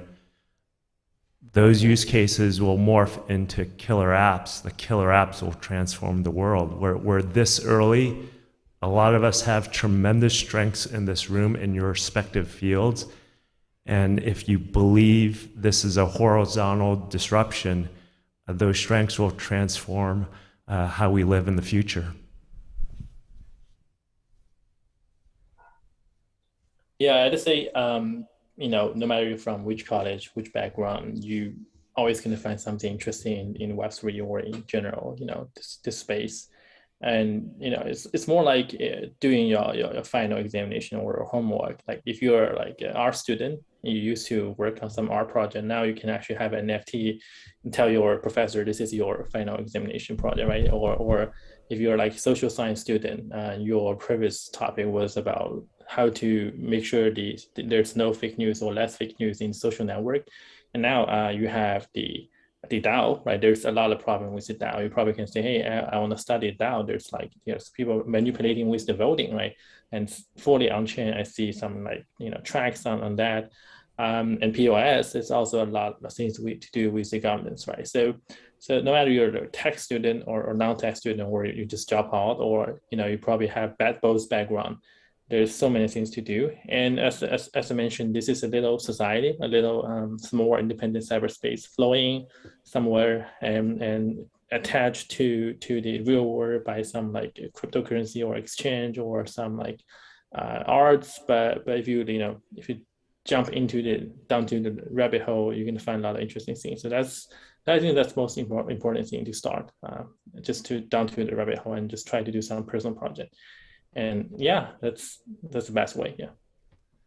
I love that advice. Yeah, I would second that. I think just sometimes just jumping to do things that would be really great, because like the notion of DAO, notion of this new Web3, your participation itself is important. And I also tell my student, just buy some NFT and just play some game to earn some token. Once you are there, what's it about, and you might get some wonderful ideas that you never expect. Yeah. Yeah, I remember early days of internet where I think a lot of the narratives were about self-publishing and things like that, but the stuff I was doing was bulletin boards and like chat rooms and all the social stuff, and I could not predict that 20 years from that point it would be worth like $1 trillion, right? It's just totally inconceivable how the stuff will actually play out. But do the stuff that you think is fun, and especially that engages you with like the broader community. I love that. Do the things that you think are fun. Wonderful. So as we look at, you're alluding to some applications as well throughout these answers. And as we look back in the last few years, there's been some significant challenges in the world as it relates to even global supply chains and how do we organize our information. So looking at our global supply chain area, how does blockchain technology apply to that industry? I think many of the, sorry, go first. Yeah, sorry. I'll jump in a little bit. Anatoly mentioned earlier that during COVID, the world accelerated into digital, and somewhat sidestepping the question, the digital supply chain is radically transforming right now. If you consider it as data, context, and applications, tokenized data is happening, tokenized value transfer is happening, the context by which we form DAOs and social relationships is changing, and then the metaverse and hybrid work and Zooms, that's radically changing our interface layer. So somewhat answering it from a digital perspective, you're seeing massive inflation in physical supply chains. In digital, you're seeing radical transformation, in some respects, deflation. So it's great to be optimistic about what's going on in the digital supply chains, and it will impact the physical as we interface this in the metaverse. Yeah, I totally agree. And I think the significance of using blockchain in the global supply chain could well go beyond, what people usually think is about efficiency, because once the things are traced with blockchain, you're actually combining the commodity flow, the information flow, the money flow, everything together. And it, just flattens the usually called the marketing funnel or sales funnel, so that now, even the manufacturer will know firsthand who the consumers, right, who are actually buying their stuff, and then so they can produce by design and produce by supply, by demand. So I think, and it also affects, can contribute to the anti-counterfeiting problem that is important for many luxury goods. So I think this is really all these are happening, and with some zero knowledge technology, we are seeing more things being adopted already by some company like for JD or many of these supply chain companies. Yeah.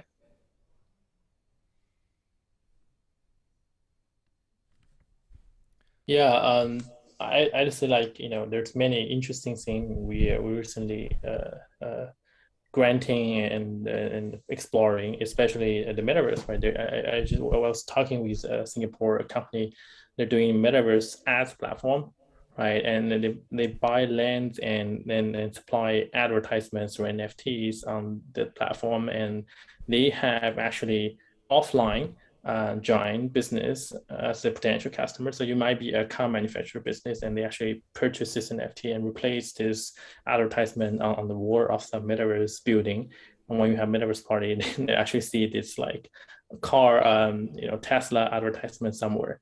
And while even though the real Tesla is probably stuck in some like gigafactory, it cannot be delivered, you see, oh, okay, I got Tesla, NFT somewhere. So it feels like I own this Tesla. It's not really solving this supply chain issue, because the supply chain issue is about moving atoms.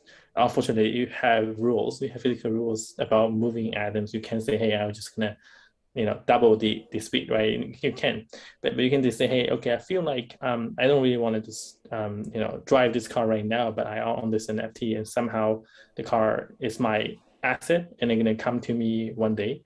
And I can trade it just because maybe I've moved to another country. I just can trade it to another friend or another potential buyer. So it is accelerating the transaction. You don't need to have this atom form matter right with you. You can just accelerate transaction and the speed of circulation within the digital world. And I think like a lot of problem we have today definitely is due to the lockdown, due to the COVID issue of the supply chain issue. But if we can accelerate these transactions and circulation within the digital world, it's actually a lot of like help, and that's my feeling. Yeah. I would love an NFT as a car. I'll add a little bit more. In the Midwest in particular, you're seeing a lot of onshoring of local manufacturing. So with the fracturing of supply chains, physical supply chains, you're seeing 3D printing and other DAOs and tokens accelerate. How do you put money together to build local factories, to build local production? Chicago leads some of this area. Very proud that a lot of other Midwest investors are looking to fund these areas.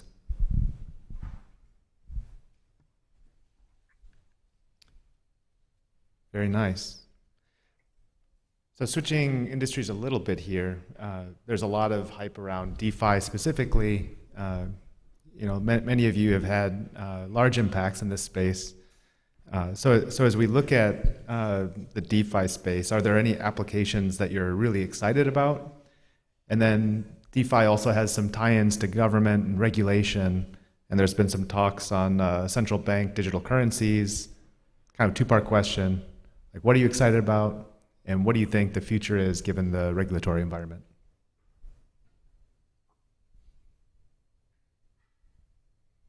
I can go first. So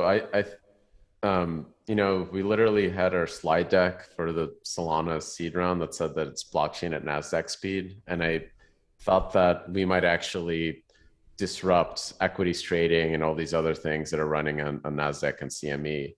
And I've come to realize that we were right about the use case, that the most important thing in blockchains is markets, right? It's running some form of trading or offers and asks and ownership of digital assets.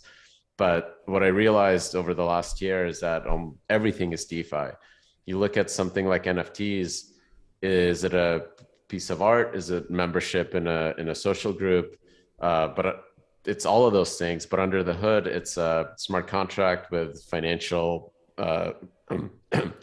smart contract that has very specific rights and financial applications about secondary sales and all these other things. And that part was something that I didn't realize, but is now seems pretty obvious to me. Like the kind of use cases that you'll see really take off are the ones that are able to take these financial primitives and then apply them to completely new marketplaces. And when you look at like traditional Web 2, under the hood, there's an ad exchange that's basically taking pixels from your browser and selling them and vectorizing you as a user into some digital form and then posting an offer right at an ad exchange. That's effectively what an NFT does, and from a very, very high level. But the cool thing about NFTs is that it's a business model that doesn't require anyone to steal your data. It runs purely within that community and runs like the value of that community and the engagement and like kind of you can say the value of those NFTs is tied to how healthy that community is and how much cross user activity that exists in that. And that to me is a totally different way to monetize the web than anything that we've seen, in the last 20 years. So how that plays out, I don't know, but I'm really excited about the possibility of social networks, messaging, payments, all these other things being brought up without the use of ad exchanges, without the use of, stealing your data and truly preserving user privacy. Because in those environments, that's actually better for those business models. We're so lucky to have Anatoly on this panel. He truly is the godfather of DeFi. and Vitalik, I would say that about Vitalik. I'm a fast follow, standing on the shoulders of giants. And I hope we inspire one of you to become the next godfather or godmother too. Even 3 years ago, it wasn't so obvious that DeFi was going to work. Solana created that entire $1 trillion opportunity from scratch. My background is in gaming. Our use case that we focus on is safe and secure DeFi. Anatoly believes, blockchain is all DeFi. We believe safe and security for applications is the future and the vision, slightly different, but competing visions of our future technological change is how innovation happens. For mainstream to access DeFi has to be safe and secure. We work with other layer ones that provide that safety and security. Cadena is one of our largest investments, one of my executive positions I hold right now, because they enable sufficient guardrails around the programmability of these applications to provide responsible innovation. And that's the second part of your question around how the Biden administration with the executive order is ensuring that financial access, financial inclusion, responsible investing is brought to the mainstream, and we're very excited about that. I have so many follow-up questions from both of those responses, if I may. First, real quick, Anatoly, do you think that it's possible for a DeFi project or the community as a whole to provide some kind of alternate method to like a Google or a Facebook in terms of ad-supported platforms, or how we sell data? I think so. I think it's worth trying. It's kind of like early internet. There's a lot of skeuomorphic ideas where we take what works in like brick and mortar and then try to stick it on the internet. And 99 of those failed, but one of them is now Amazon, right? So I think it's definitely worth trying, and it's really important to kind of have a healthy understanding of like starting from that idea and iterating and evolving and trying to figure out where there's actually value created for the users. I think it would be tremendously beneficial for us as a society as a whole if we had social platforms that weren't dependent on ads, that had like better identity and better privacy tools. And, all of those things are really, really important. So, if this is what you're thinking about, like, please try it. There's crypto right now has massive amounts of funding, way more capital than there's quality founders chasing great ideas. Excellent. And then Paul. Yeah, I'd love to add some more point on social. Last year we started this like SocialFi Alliance. I think we kind of invent this terminology SocialFi, even though it's 100% not defined yet, right? There's DeFi and GameFi, and I assume there will be SocialFi. Then we can write a blog and bring a lot of friends into this alliance. I just say it's still very, very undervalued. When we try to grant some projects through the foundation, we figure out like, if you talk to investors, say, hey, I'm doing a social project, they're going to say, okay, before Elon Musk, who's going to buy it, right? Who's going to pay for it? And the layer one was a huge pain back in 2018 when we started. And now I remember, I think last week, I read a tweet thread from SBF, from the FTX CEO. He actually mentioned some thought he want to see on decentralization Twitter.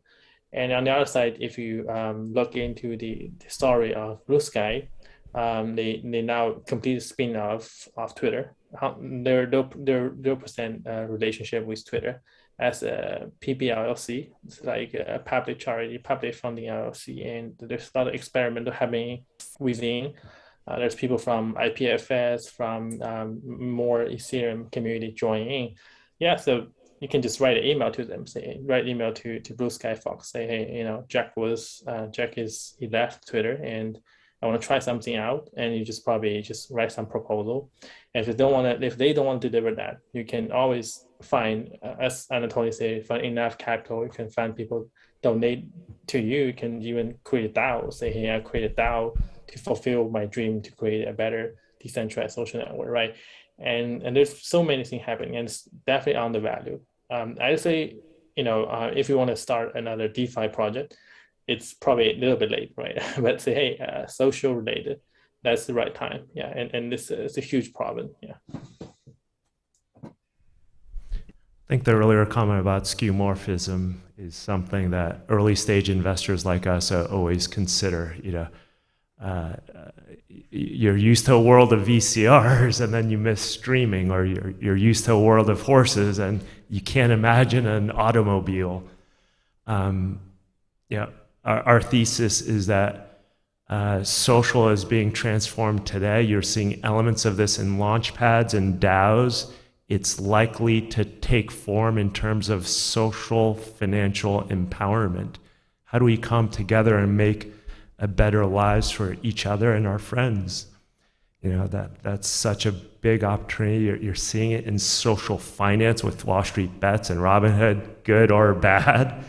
But increasingly, the younger generation out there, you're willing to engage in your financial future with each other, share salaries, share stock picks, more so than the older generations. And I think that you're starting to see kernels of very good early stage projects take fold in this area of social money, social and financial empowerment. So quick follow-up question, Paul. There's been a lot about in the last year about games in this space. You have Axie Infinity, which has done tremendously well, but then they had a $600 million hack most recently here. As you're thinking about this game space and you're thinking about security, as you mentioned before, like, do you think that we've learned something? Do you think that there'll be ways on your platforms that will help in this issue? Security is always a big issue in applications for Web 2, but more so in Web 3. It's hard for someone who built billion-dollar Web 2 products to think of QA as a security audit. That may be a key bug in today's layer 1 technologies, to embed so much programmability decentralized. It's hard for someone who's built centralized games where the game logic is closer to the user to think of it that way. So hopefully the technology can solve some of these key bugs, make it less risky for everyday gamers, but also everyday users. Thank you. And Veda, I didn't know if you had some thoughts on the decentralized finance space? I think, I agree with all the panelists on that. I mean, DeFi is definitely something that has created a lot of new space, and I like all the, projects. And I think in particular, for example, those DEX project has revolutionized the whole space. I mean, if we back in year 2017 and 18, many projects fail because, when they get onto exchange, they have to pay some exorbitant fees and so on. So that's like a bottleneck. But nowadays you really have a new channel, right, to go on DEX. So I think, and the boom of today's NFTs had a lot to do with the DeFi, because it provides all the liquidity for these tokens on the same chain and so on. Yeah. So I think, DeFi is really has a long way to go. Yeah.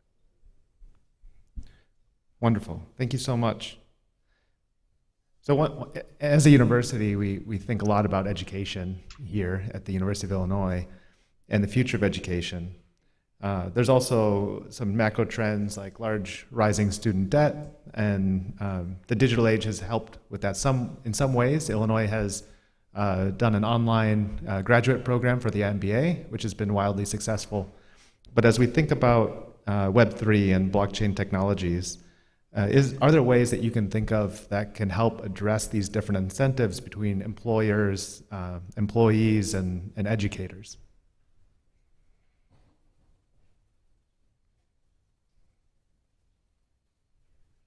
So I think recently there has been a lot of learn to earn projects, right? I mean, so the idea is that, you combine the NFT and these X to earn idea, so that the learning, it's not just something that you actually encourage people to learn. I mean, people talk a lot about using blockchain for certifying and verifying your degree and so on. But I think all these learn to earn projects are also encouraging people to learn and also finish what you started. I think one of the problems of many of these online learning is that people oftentimes don't finish what they start. People could be busy, people could be lazy, and these projects are really making a difference. I think that might be something that's worth looking. I think there's a lot of things blockchain can do, but fixing like education in the US is probably like a problem that might be too hard. Fair enough. Where I hope it helps is, I think like just like the internet, which really put a micro lens on everything that's happening in the world at the same time. I think once we have a large number of people that are used to signing transactions and like being able to coordinate financially, at a global scale, I think we should start, to smooth out some of these like inefficiencies with like student loans and how folks pay for education and things like that. And maybe that'll become more obvious and those solutions will just iterate faster. I think what I've seen like in our experience is, we've had hackathons where a team has gone from an idea to like a product that was in the market with like billions of dollars in TVL in 8 weeks. That is the kind of development that you only see in like app stores on the internet. You publish, you build your product, you now have like users, right? But when you look at finance, banking, and everything else, it takes years to build any product, right? And the iteration is so incremental that none of it is disruptive. So I would hope that where blockchain can help is that once we do have this large base of users with self-custody, that iteration of building new ways to pay for education can be much, much faster. But there's a lot of social problems that just take political will of all of us to fix that. I'm a big believer in continuing education, higher education, self-taught education. The future of education, I believe, is in public-private partnerships. Solana has the hacker houses where they onboard beginner developers, non-coders into Rust. They train them up to build prototypes and applications. They pair them up with world-class Rust programming experts. There's so much effort going on right now in crypto around this positive sum mentality to integrate public and private partnerships. That's why, again, I'm honored to join this panel and speak here today. We do a lot of work at Dexasonic and at Cadena around, how do you upskill the labor force, the younger generations into crypto? We have grants available, we have internships available, we have job placements, webinars on how to learn by doing Web3. These are all concerted efforts by well-intentioned crypto builders to improve our innovation capabilities here in the US.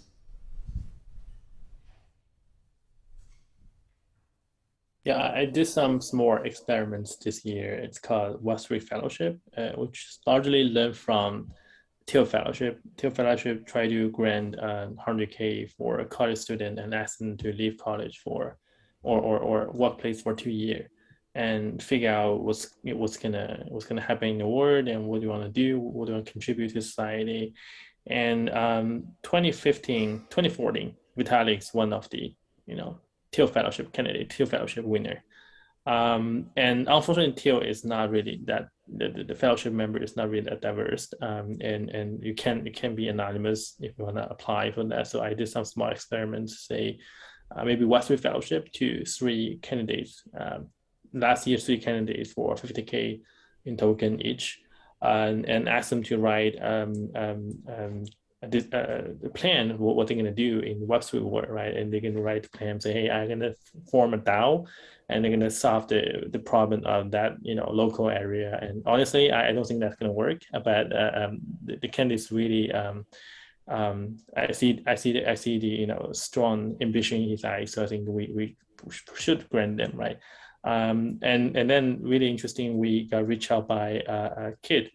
She's in Dubai. She's 18, I think, was intern at Nathan.ai. They're doing like data on chain, and she left Nathan to Dubai, and now full-time doing all the DAO stuff in crypto, and probably gonna drop out when she found out what she really want to do.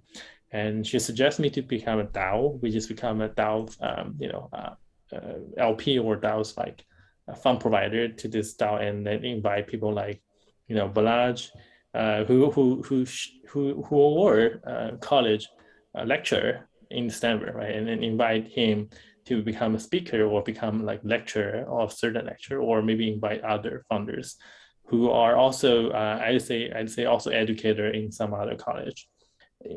Instead of paying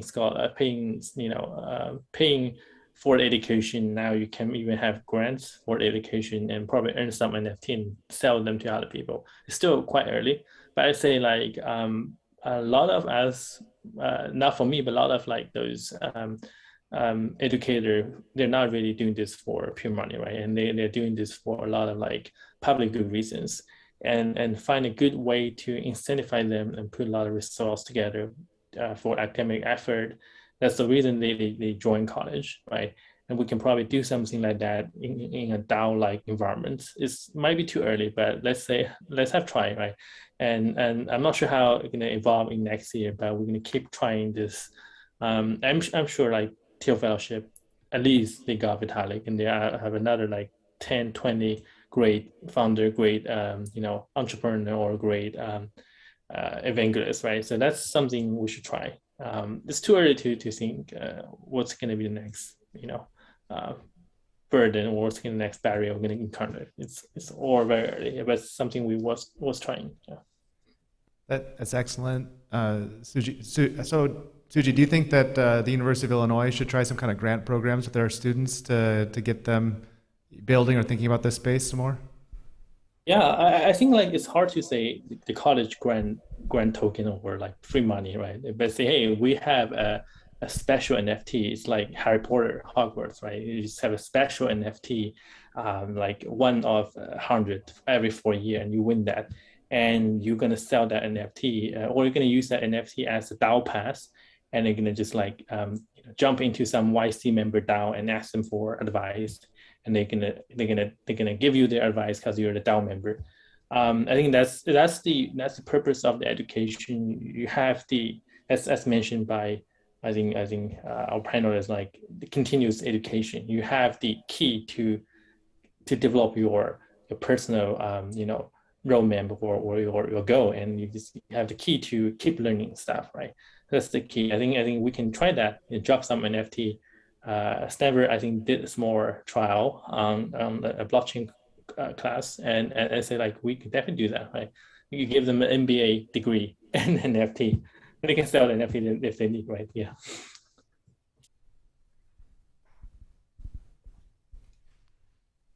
Very nice. Thank you. Thank you so much. So, kind of a follow-up to something we've talked about already, and for the audience, a DAO, we've been using that term a lot, decentralized autonomous organization. It's a way for individuals to come together and to organize themselves in a decentralized way. So it's, if 2 years ago we had the year of the coin offering, last year we had the year of the NFT, this year, what do you guys think? Is this the year of the DAO, or are we too early for that? I would say a little too early, but I've always been surprised.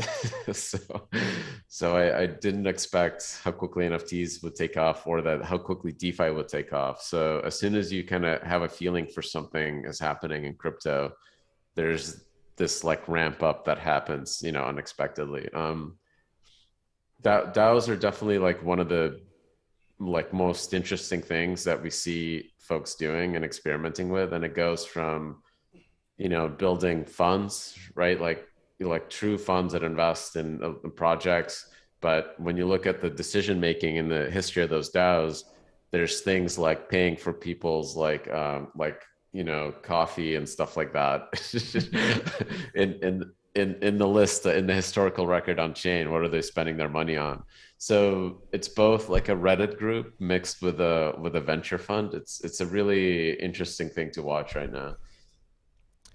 When we build blockchain for the billions, we think about use cases, and the best way to think about use cases is through verbs and nouns. And so if, in your analogy, Jake, if ICOs were about funding as a verb, NFTs was about profile pictures, individual nouns, DAOs would be the next logical step into that of collective identity, collective nouns. So it's not me, it's we. So you're seeing this micro transition happen in the blockchain revolution.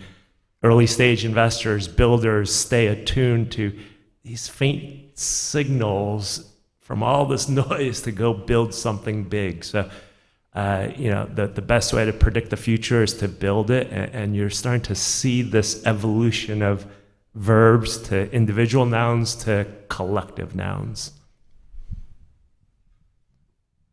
I love that explanation. That's excellent. So along the same lines then, if DAOs are this up and coming next evolution of nouns that we're going to be interfacing with, what kind of tools do we need as a community in order to really empower that community to grow, the DAO community to grow?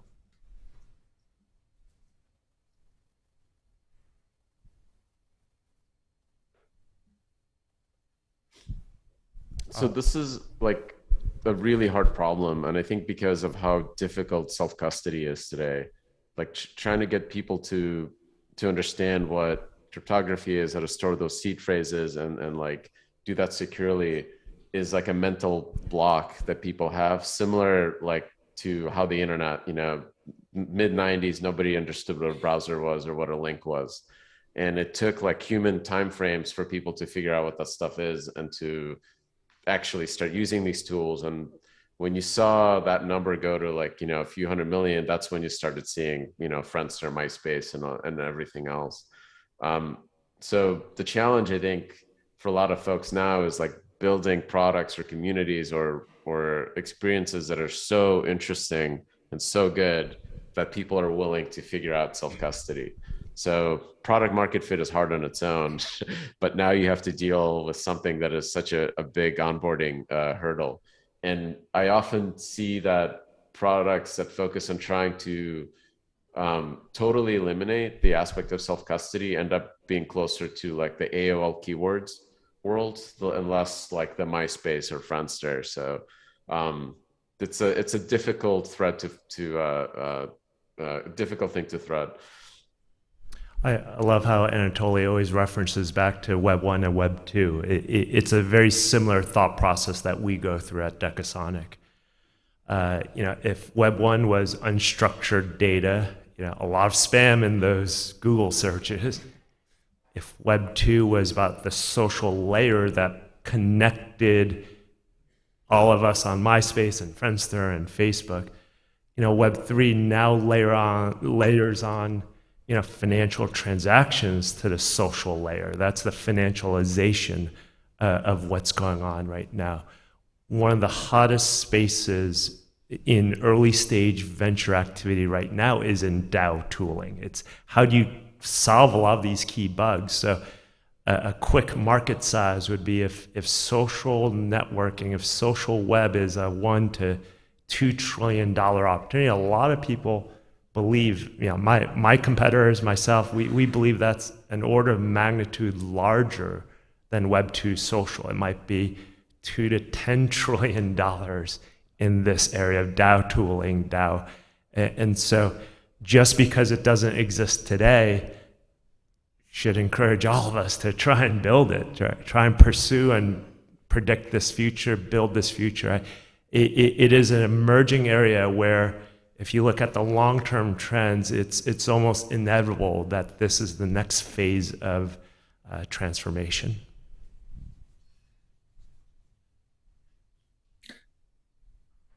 Yeah, I think people gonna figure out their why they need DAO when they facing like when they are in this situation. I'm a member of like a Assange DAO. They helped to try to rescue Julian Assange, which is like a Mission Impossible but they actually did raise 40 million for that simple mission, right? And it's like crazy, like people join Discord, and definitely there's speculators. There's a lot of like fight inside the DAO, like any organizations, but this is like just one example.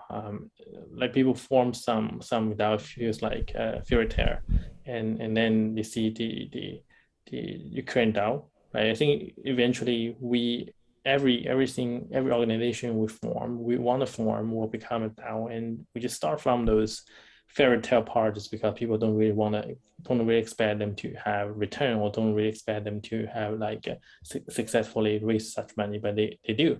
That's a good part. Like, and in next year or in next few years, it's definitely gonna have more and more applications. You can have like a profit driven DAO. You have like other like DAO with real collaboration happening. Right? And that's my feeling. And eventually, maybe the political science will be all about DAO and how people can collaborate. Yeah. Yeah, I think to make DAO really successful, there are actually quite a few key technology that need to be looked at. DAO is a key question is about governance. And I think if you really think about DAO for many scenario, you're going to think about we need probably some new consensus protocol. For example, let me give an example. We are working on data, and when they're trying to put business together to make a data and asset to exchange and trade, for example, you're going to use technology like federated learning, but there are lots of open questions. For example, how to price data and how to audit data, and all these should be really embedded into the consensus protocol. So that's really by design. I mean, we have lots of things to build, and not to mention privacy, by design problem. Yeah, so there are actually not non-trivial technical questions that we need to research. At the same time, we need to also design good tokenomics to work along with that. Yeah. Makes me think of Zappos a number of years ago. They tried to move to a flat management structure, and about 18% of their workforce ended up quitting. They gave them the option. So it seems like there are some problems with some organizing at scale in these decentralized ways. So thinking back now to your college days, again, university setting, love for you to just speak some advice, or what would you wish that you would have had in terms of resources for the college age students when you were just coming out or just going into this space? I can take it. So I was blessed being at Urbana-Champaign, and as cheesy as it sounds, everyone always tells you like to follow your passion and like go do those things, and that's what I heard during my college tenure there too. And I didn't really understand what folks were talking about, but what I was doing is I was a assistant to Professor Shaw's like research lab, and I was building stuff inside the Linux kernel, and like every day I would like deal with these compiler issues and like systems programming issues that were well beyond what I understood as an undergrad, but I had fun doing it. And that grind of like iterating and working on problems that are a little too hard for you is what drove me to become, I think, the engineer that I am today. And like, this is why I enjoy the work that I do. So you have a ton of resources already where you're at, and really find those challenging problems that will keep you up all night, right? And make your brain sweat a little bit. So this is something that I heard like all the time, like day in, day out while I was at school, and none of it will probably sink for you until 20 years later as well.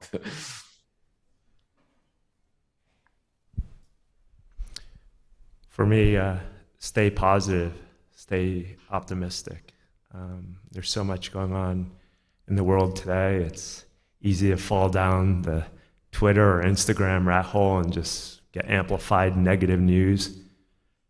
We're sitting on a generational opportunity right now. The most successful builders are optimistic. They think about how to create a better world. That opportunity is 10x larger than negative technology.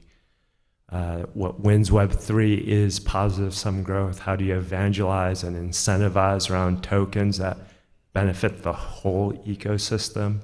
To sustain that success, it requires a positive mindset. I would say, just keep an open mind and never easily miss anything. I remember I first learned zero knowledge proof back in year 1998, and I could never imagine, this thing which I couldn't really understand at that time would become so important for today's, all these applications, and you never know how those dots are getting connected.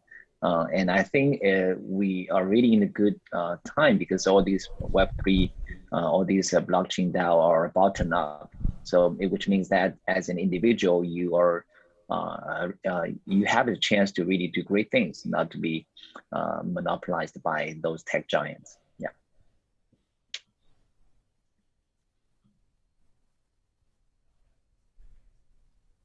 Excellent. Suji, any closing words of wisdom?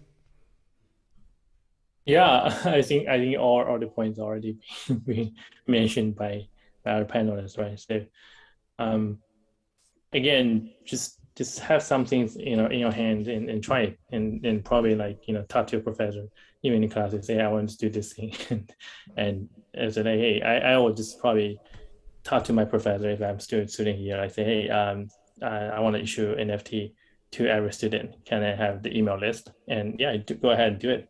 And reach out to the guests here, reach out to Anatoly, reach out to me. Not sure you're gonna get a reply in time, but I think we're gonna full support for every experimental thing. Yeah. Thank you. And thank you so much to all of our panelists. I can't imagine we could be more thankful for all of your time here today. So just from the bottom of our hearts, thank you. Let's give our panelists a round of applause.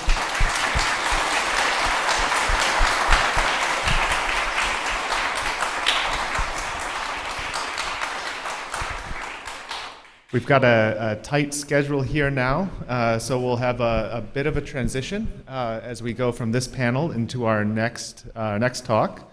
Our next talker will actually be Michael Lee of Coinbase, who is also an alum of the University of Illinois. And so if he is on, we could probably start transition to that. But again, thank you to our panel. Feel free to stay on and participate with us, but appreciate it.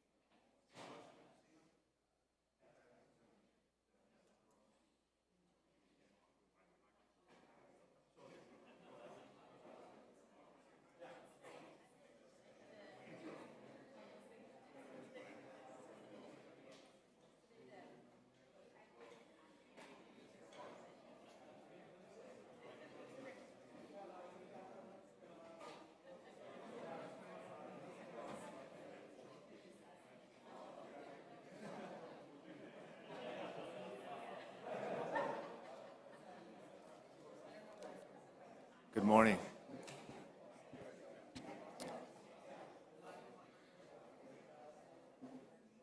Good morning, everybody. All right, we are now ready to get on to our next phase of this blockchain summit. Please welcome me, or help me in welcoming Michael Lee, VP of Data at Coinbase. He's an alumni from the Granger College of Engineering, formerly of LinkedIn, and now made the jump from Web 2 to Web 3. So we're very excited to have him, Michael Lee of Coinbase. Thank you. First of all, I'm so excited to be back at the UIUC, although virtually, but there's so many great memories inside of my head. It just brings a lot of great memories I have. Super happy to be here. Thanks for the invitation to join the first ever blockchain summit at UIUC. My topic today is jump into the Web 3.0 data era. If one thing that I want to take away from here, given that I heard some of the questions asked during the Vitalik session, a lot of people want to join Web 3.0, right? And I want to tell you that the time is now. The time is now for you to jump into this industry. There's so many amazing things happening. Obviously, my angle today is more from a data perspective. Just broadly speaking, there are so many opportunities and there's so much demand for talent, right, to join us as well. So that's actually a big part of the main purpose of my presentation is to show you how this industry looks like, how you can get in here, and what are the opportunities that's available in there actually. So first, maybe a little bit about myself, Michael Lee. My belief for my whole career has been empower people with data and technology. And this is from even my graduate study at UIUC. It's almost like the starting point that how I formed this belief and how I learned the skills and knowledge, right, to do this. So UIUC is the starting point, if you will, for my whole career on data. Now, my current role at Coinbase is the Vice President of Data. I joined Coinbase 3.5 years ago in late 2018. That was about the time that blockchain more and more become a known term to a lot of people, but then it wasn't as popular as today. Now that if you ask anyone that do you know about blockchain, I think a lot of people will tell you yes. I think just 3.5 years ago, probably only 10% of people that you ask around that they would know about blockchain. But you have seen that how fast this industry has been evolving, has been growing as well. Before that, I held different positions in different industries. Similarly, on the angle that I've been essentially using data, right, to create value for users, for different applications in different industry. So LinkedIn was social network. Before that, eBay was e-commerce, and the Capital One was financial services, more in the traditional way. And all of this essentially helped me understand how data can be used, right, for different industries. And then there's a fundamental knowledge and skills that are actually very connected.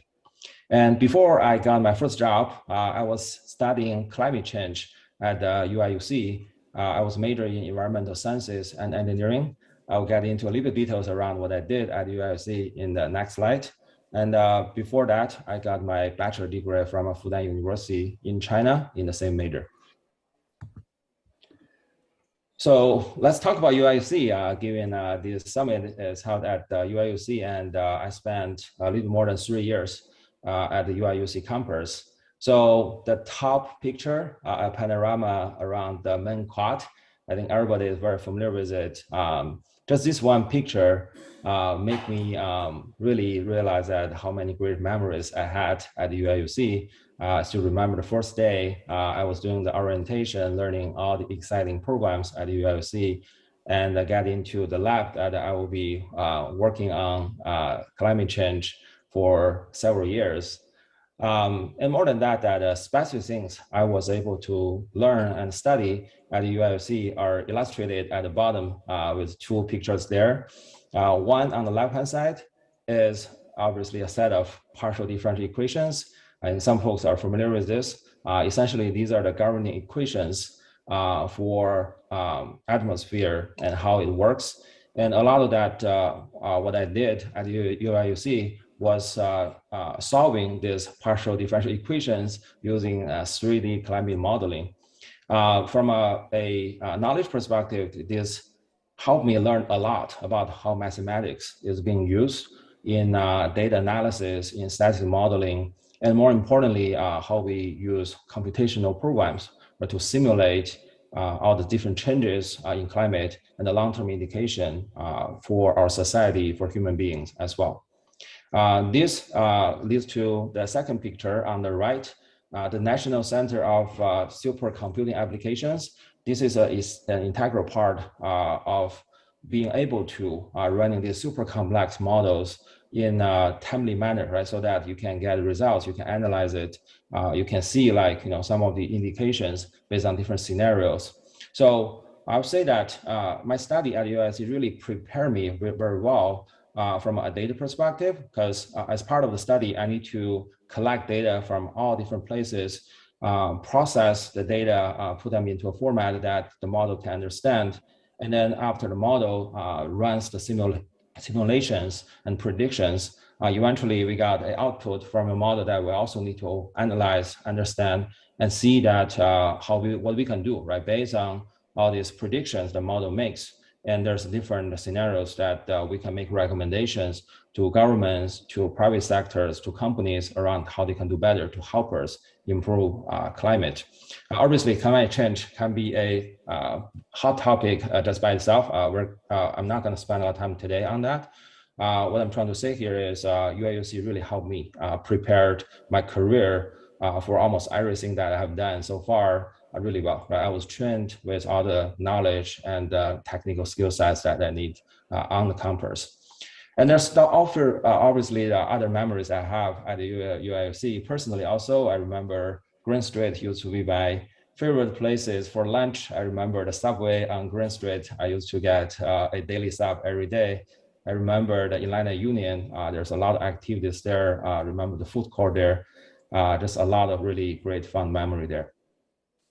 What I want you to know is I'm not the only UIUC alum at Coinbase, obviously. So we have more than 30 people that are working at Coinbase who graduated from UIUC. On the left-hand side, I highlighted a few UIUC alumni that are holding leadership positions at Coinbase. So you can see that the head of engineering, Manish Gupta, he graduated from a UIUC computer science department. And then Scott, our VP of Global Regulatory Policy, he's from UIUC as well. He was majoring in political sciences. On the product side, we have Love, who's leading our efforts on the Coinbase Cloud side. And on the marketing side, we have Justin Gorell, who's our head of growth marketing, helping us grow the business, grow our product as well. And other than the leaders in the company, we also have a lot of people who joined us from UIUC or they studied at UIUC before. There's a lot of them. I cannot have all of them here, just at least a few. Maybe some of them you actually know. So about the questions that were asked during the Q&A with Vitalik, how you can get into Web3, you can see a lot of your alumni has already paved the road to you for you to a certain level. And we want to definitely bring more talent, right, to Coinbase, and UIUC is a great partner that we want to work with. So let's get back to the main topic today. And I want to take a step back just to talk about what does data do, because that has been the theme for my whole career. And using data in different places, understand that how data can add value. Really that I think it boils down to three aspects: clarity, insights, and accountability. From clarity perspective, data help us keep informed, keep us honest. And one thing that I always say is wrong data is worse than no data, right? So we were living in a world that there wasn't a lot of data. And now we're living in a world that more and more that we have this proliferation of data that are surrounding us. What I found that is really helpful when you have the right data that provide clarity to you, but then when you have the wrong data around you, it actually oftentimes much worse than you don't have any data. The second piece of the contribution that data has is insights, right? The insight essentially is data that is timely and relevant, right? When you need to make certain decisions, and that's what we basically call insights. And insights is really critical for business operations and more for personal decisions as well nowadays, because they help you make better decisions. And that can help you improve your life, help the business improve their performance. Is being used widely, right? Especially in the technology industry.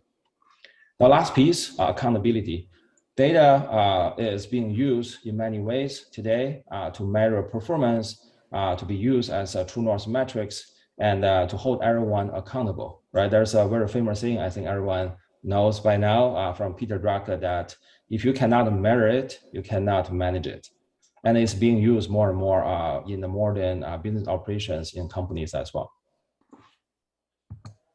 So next, I want to talk about the role that data plays in Web 1.0, 2.0, and 3.0. Given that Web 3.0 becoming a more and more popular term nowadays, let's take a step back and let's look at in the different generations, right? Like what role that data plays. In Web 1.0, high level that we can think about it as users get data. The way that Web 1.0 works usually is some of the existing information got digitized and users can consume it. A lot of this information was offline before, now they're online. It provides a convenience of you to obtain, to get that information. Mostly these websites or applications are read-only, backed by a single database.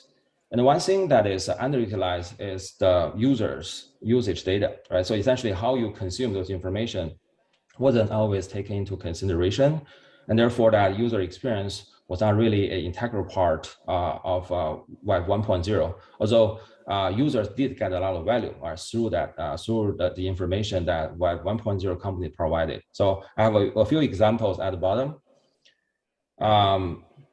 When we moved into Web 2.0, right? So then you have a few companies that I have as examples at the bottom, including social network companies, messaging companies, cloud. Essentially, a key piece here is, as I summarized, there is users create data. So at this point, users become actually an integral part of the business. And there's many interactions actually between users that are enabled through this new applications, new platforms. So user create information, and then it's being shared in different ways that facilitate user interactions oftentimes. Then what becomes of a concern or sometimes become conflict is the privacy issue, as we know nowadays more and more, because it's unclear that how privacy rules should be defined for a very long time. And also there's debates around who owns the data ultimately, who owns the value generated from the data as well. So today, most of the business model is built upon the data that are generated or created by users. And then the companies would benefit from the monetization from this data without necessarily giving back to the users. As we all know, advertising is a very good example, which a lot of tech giants today are relying on as a very, very profitable business model. Now, from a technology perspective, given these applications are hosting a lot more users, a lot more activities in there, we have been seeing that is always powered by a global database, or sometimes we call it cloud. However, these global databases, they're ultimately owned by the company, right? So they put a lot of guardrails around it, fences around them, so that they have unique special access to it. And then privacy essentially is at mercy of these companies and how well, right, they can guard them. So now we get into Web 3.0. This is the area that I categorize as users' own data, right? So when I say users' own data, I mean users not only owns the data that are generated, they're part of it, but also that they own the value created from the data as well, right? Witnessed by if you own the tokens for certain blockchains, as the tokens value appreciate, so you get that value, right, directly as a participant of the blockchain. And privacy and trust become easier because it's built on the user consensus. So your privacy is not relying on a third party that they will do a great job. You can actually participate in terms of how you shape up the privacy setup for this network. And therefore, it creates a lot of trust, or it enables an environment that you don't need a third party to help everyone keep trust with the network. And from a technology perspective, blockchain, you can think about this as a decentralized database with open access, essentially. So everyone has a copy of the blockchain if you want to, and you can get the data from it. So there's a few companies, at least at the bottom, that illustrate like what a Web 3.0 company is and what they're doing, and give you some ideas around like, this new industry and how it's gonna evolve. So if we take a close look at what the data at Coinbase look like, I can give you some high-level numbers. These numbers are all available on our investor relationship website, as in the footnote. We have more than 89 million users today, one of the biggest platform in the crypto industry, and it's growing very fast. We have more than $278 billion worth of assets on our platform. This includes both fiat and crypto. And our services are available in more than 100 countries. Obviously, the level of services are a little bit different depending on the region, depending on the country. But for the most part, we have our services available in a lot of countries, and we are adding more and more products and to help users around the globe to get access to Web 3.0. Another angle to look at Coinbase data is also that the fact that Coinbase, we call ourselves a crypto company, because a lot of people asked a question before that, is Coinbase a crypto company, financial services company, or technology company? And ultimately that our CEO gave the answer that we're a crypto company, which means that we effectively are a financial services company and a technology company, and more importantly, a blockchain or Web3 company. From a data perspective, what it's boiled down to is we need to have a very good handle for three very different type of data, right? The first type on the left-hand side is financial data. This is more in the traditional sense that financial services industry would have, around user payments, information, the transactions that are carried out, the balances, and also accounting tax related data as well.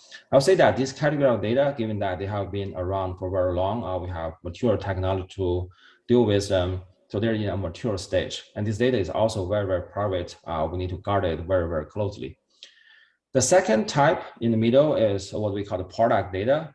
And these data are usually generated based on user activities, based on the different things that our users do on the platform. So we captured in the format of events for both front end and back end. This is a product data. It's widely used for Web 2.0 companies. And we use it as a way to understand the different things that users may be interested in, the pain point that users may have, and use that to create a better user experience. So I'd say that the stage for this type of data is developing, is getting better. And a lot of companies are sharing very similar challenges, and therefore that there's a common practice that's being formed as well. The last type of the data is blockchain data, obviously. And then in an interesting way that it's mostly publicly available, like I mentioned earlier. But also the development of blockchain data is actually is a very early stage, because the focus has been very much focused on make the network available, getting more users to use it. The data aspect actually hasn't been a big focus, at least for the past several years. We have been making a lot of efforts here to build a great foundation for blockchain data at Coinbase. And I'll talk a little bit the details here.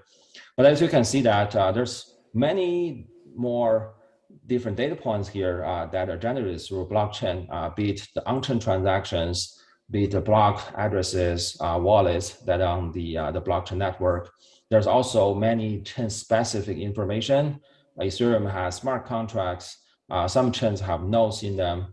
Each chain actually is very different in terms of how data is created and how you can use them.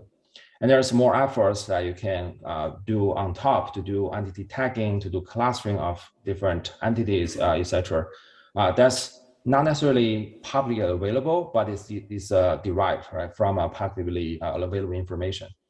So these are really the three types of data that we have to deal with at Coinbase. So I always joke that although that we're one company, right, oftentimes that we need to have the capacities and capabilities to handle almost like 3 company worth of the data foundation work that's required, that's needed to empower the business and empower our users. And the strategy that we have at Coinbase to make sure that data can be leveraged in the most effective, efficient way is what I call the Data 3.0 strategy, which is something that I created when I joined Coinbase almost 3.5 years ago. And this is based on my close to 15, 20 years experience in the industry, in different industries, observing how data can be best used, how data can be best created for various different use cases. I won't go into the details. I have a blog on Coinbase blog site to describe this journey from data 1.0, which is categorized as very reactive, very manual as a service in most of the companies, to data 2.0, where you can improve the productivity for the data team to generate more analysis or insights to have better decision making, all the way to data 3.0, which is a systematic way of building data systems that work really well in a coherent way and can continue to scale while expanding to more and more use cases.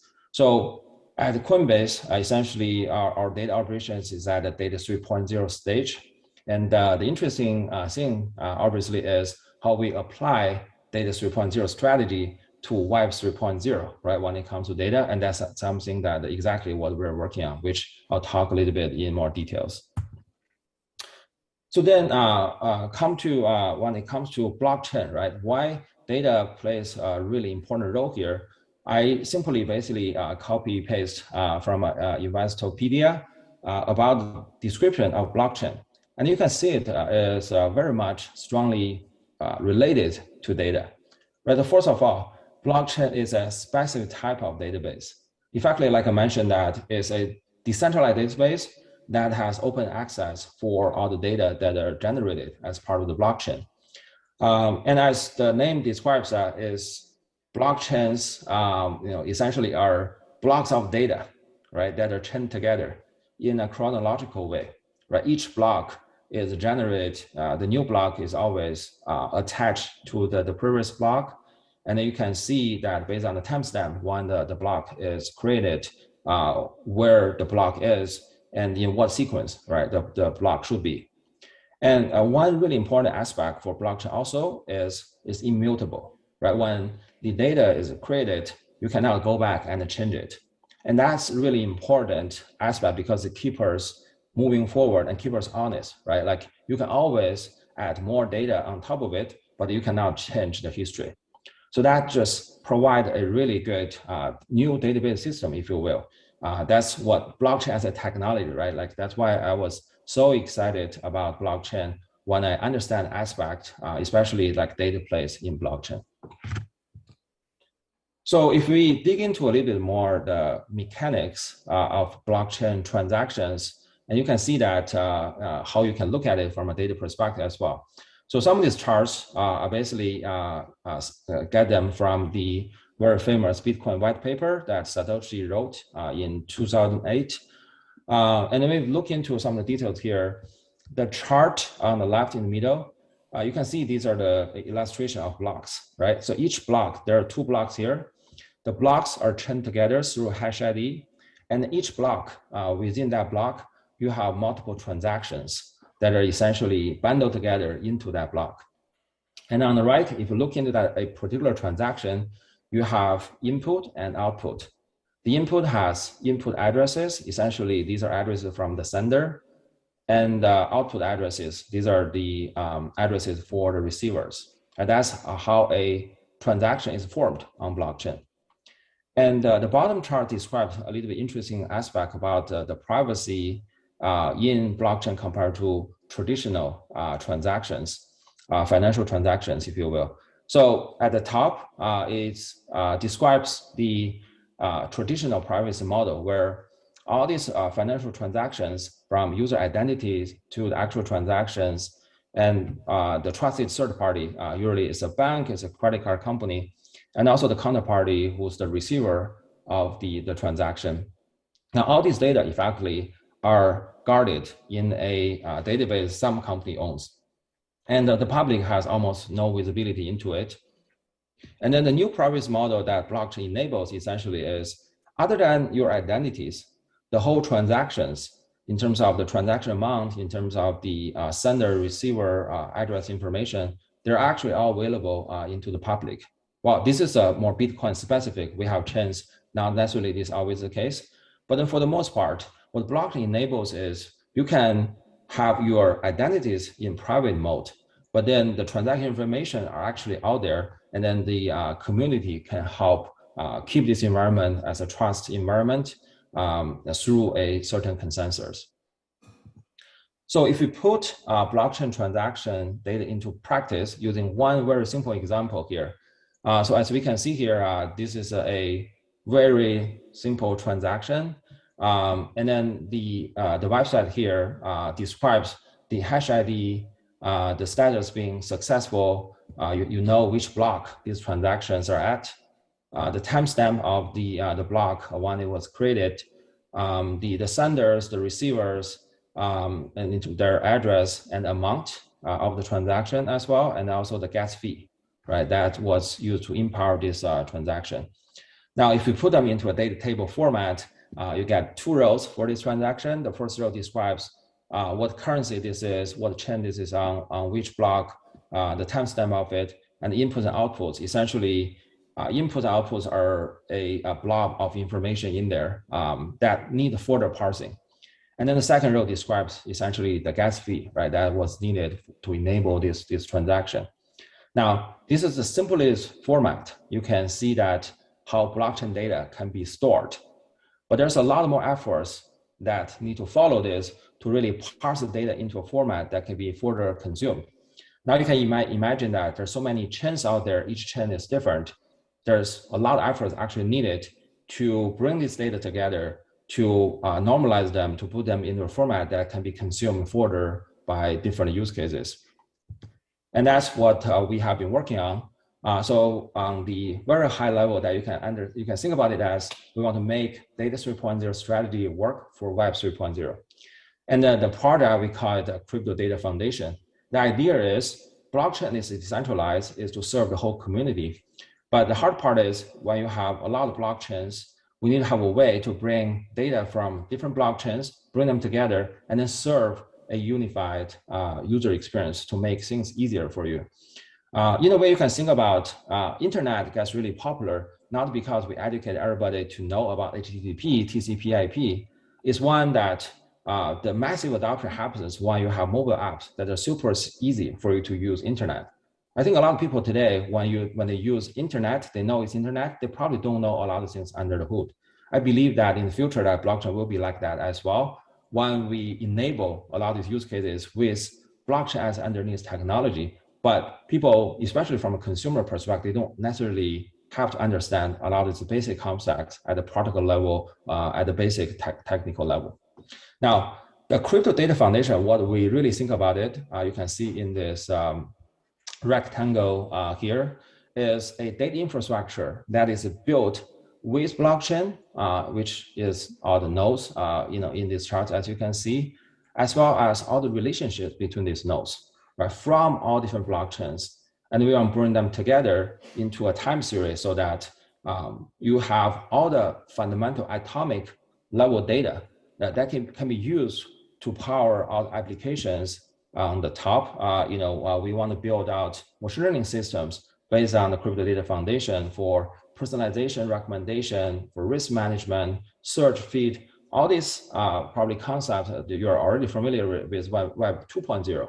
But then we are missing a layer, right, that we can prepare the data in a format that can empower all these use cases. And ultimately that we want to serve all the different user segments for institutions, retail, our ecosystem partners in government, academia.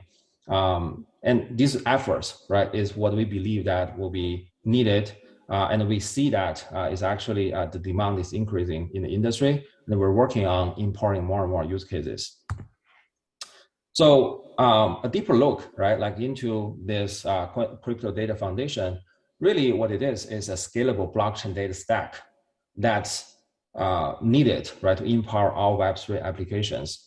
And from a technical perspective, the key things that it achieves is low latency data with high quality, with agility, and a great refreshness. So we think about, in general, like there's 3 big layers, right, for the crypto data foundation. We call it bronze, silver, and gold. In general, the way we think about it is bronze is raw data layer from different blockchains. Silver is cleansed data. And then gold is curated data that is ready to be used, to be consumed in many different ways. And when we say quality, really is how well the data is organized and can be used, and how easy that it can be used as well. So at least are some of the characteristics here in the table below here. But really that this is how we think about that on the highest level, the architecture, right, for our crypto data foundation. Now, if we zoom in a little bit more, right, like how do we serve Web3 applications with this crypto data foundation? So as you can see the chart on the right, from bronze layer, right, the storage is a key theme here, and we need to transform the blockchain data in the storage into a certain format that can be further consumed. For the silver layer in the middle, we create something called a chain connect. And this is usually that the data that is normalized that can be leveraged by data scientists, machine learning engineers, researchers out there, right, to make sense of data to do further research on. And the gold databases effectively are data that readily to be used by different applications. So we use some of the example here as some of the indexers that our applications can read and write into, and then to power different use cases directly. So I won't go into details here. We will be publishing a white paper about how the whole chain stack, that's what we call it, works. And also we are planning to externalize some of these services as they become more mature to the broader public as well. The most recent example I can share with you guys is the Coinbase NFT that launched just 2 days ago, right? April the 20th. Highly encourage you to check it out. It's at nft.coinbase.com. It's essentially powered in many parts by Crypto Data Foundation already. So I highlighted a few here. The search is powered by Crypto Data Foundation. All the backend queries, all the data behind it. The discover piece is based on the machine learning model built based on Crypto Data Foundation. And trending also is the insights, right, that you can aggregate based on Crypto Data Foundation as well. So as you can see that a big part of the NFT marketplace from Coinbase is based on the Crypto Data Foundation. And this is just one big use case that was recently launched, and you'll see more and more, right? Like, from Coinbase, and we hope that we can work with the community to power more Web3 applications using the Crypto Data Foundation we're building as well. Cool. I want to wrap it up for Web 3.0 data. In many ways, like I said, we are just getting started. We still need a better data infrastructure, which we're building, but broadly speaking, we need to make it a lot better. We need standard ways of storing, computing, in general processing and consuming blockchain data. There are still limited use cases. To Vitalik's point, there are so many more applications that we can build on top of Web3. And we actually can empower all that, but we need to just continue to fund and build towards it. And we really in need of in-depth research. We need a lot more academic participation here to really study, right? Like, the data that's generated through blockchain and a lot of indications coming out of it. So we are also looking for partnership with academia for these efforts. And another signal that you can see this industry is booming also is there's lots of startups working on it. Just to give you a sense, this is a small sample of all the startups that in the crypto industry they are categorized into different parts of the crypto industry as well. I won't go into detail here. This is just for you to get a sense around. There's many innovations that are being worked on in the industry. It's really exciting, and the time is now to jump.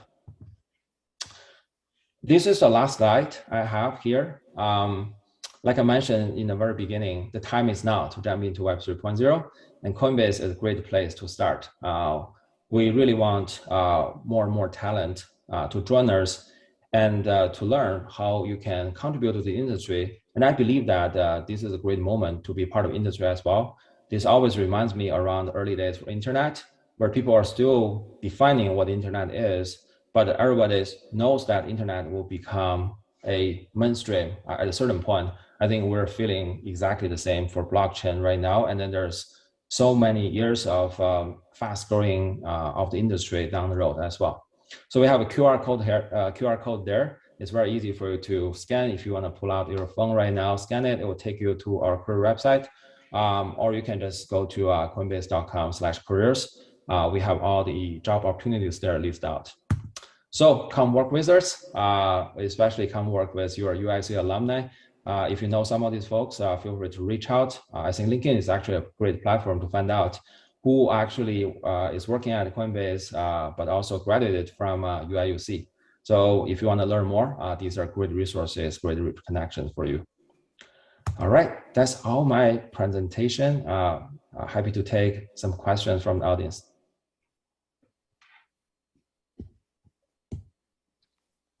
Michael, thank you so much. Really appreciate your the thoughts that you've shared with us here today. I had a quick question for you. As we look at indexing these different database systems that are Web3, are there places that we could go to? Is this an open source project, open source work? How do we know what's been indexed or hasn't? I'd love to hear from you about that.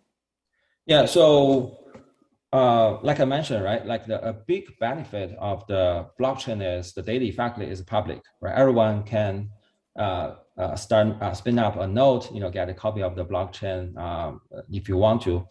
The hard part is how you process data and then put it into a format that can be consumed, can be used more easily.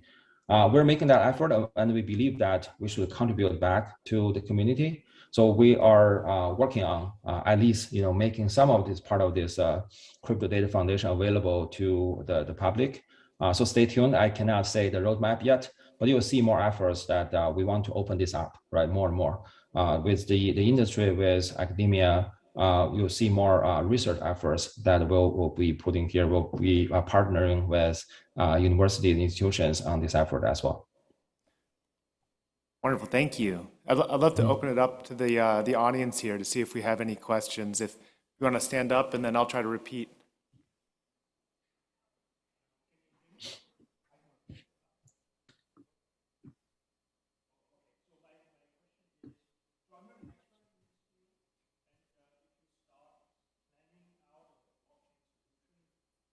Where do you start? So it seems to me that the processes to utilize blockchain or blockchain technology has to maybe design first, or there's first a business idea, then you design the processes, the general ledger, the rule set, and then you start implementing it. Is this the approach you would recommend, or how would you, someone who has understood the concept of blockchain, start of basically planning it out and design a solution, individual for a company? What would be the milestone? What would be the steps to milestones? Sorry, can you repeat the earlier part of the question? Basically, the question is what steps, milestones, in which order you would take them to develop a blockchain solution. So for example, if you have the idea to broke health data, and now you want to use the blockchain so that there is transparency, all the technical, let's say, features we have learned about. So where do you start to design your own solution? Do you start with the business processes and with the rule set for the general ledger, or do you start with the technology and just feed in? So what would be the recommended approach? Yeah, I think first of all, a certain level of understanding of the capability of blockchain and how it works is required, right? For you to think about the application on top. So getting into a little bit more details on technical side will be required, I would say, and then see that if the business problem you have in mind can be solved, right? And then what's the way that it can be solved? I think you need to have a technical counterpart, right? Like to work with you in terms of what will be certain architecture that can be designed, right, to solve the business problem. I think blockchain, as it is right now, it still requires a good amount of learning, right, before that you fully understand the capability it has. I think Vitalik also mentioned a similar thing that it's not the hardest technology for sure, but it does take a certain amount of learning, right, before you fully understand, right, the capabilities or the potentials there. There's some really good boot camps that are offered out there. I would suggest that you take some of the boot camp. Usually like it could be a few weeks. Some of them could be just a few hours. Once you learn more about it, it will help you think through like what are the business problems that you can solve with it. Did it answer your question? Yes, thank you. Hi, Michael. My name is Ashwath. Thanks for your time today. So just a question about your data practice. Do you guys at Coinbase use like existing data, blockchain data solutions like Nansen or Dune Analytics, or do you guys have like your own proprietary internal like solutions that you use for collecting data? Yeah, that's a very good question. We use a combination of both, if you will, both our internal data processing, but also the external ones as well. Because we believe that we need to get the combination of the benefits of all, right? The different data sources and see where we need certain data applications. We constantly evolve, right? Like our in-house solutions as well. But in the meantime, we know that there's so many things happening out there. So we want to leverage the best from the industry as well. So I guess the short answer is both sides. But then over time, like, we try to build more and more in-house into our comprehensive solutions, if that makes sense. Yeah, thank you. Mm-hmm. Hi, Michael. Thank you so much for speaking. So I have a quick question regarding Coinbase's education practices. So Coinbase is widely regarded as an education platform for cryptocurrencies, and they've been doing a fantastic job so far. With your recent revelation of your competitor to OpenSea, essentially, that NFT marketplace, what is Coinbase's plans to educate people about NFTs?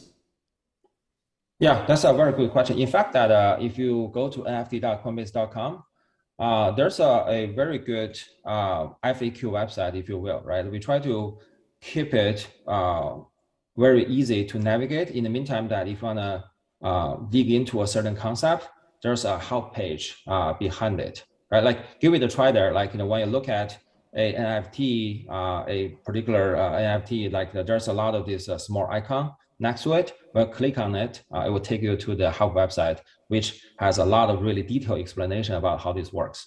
I think in general, like our product team has been doing great work in designing some of these help pages ahead of time so that you can learn, right? Like as you go.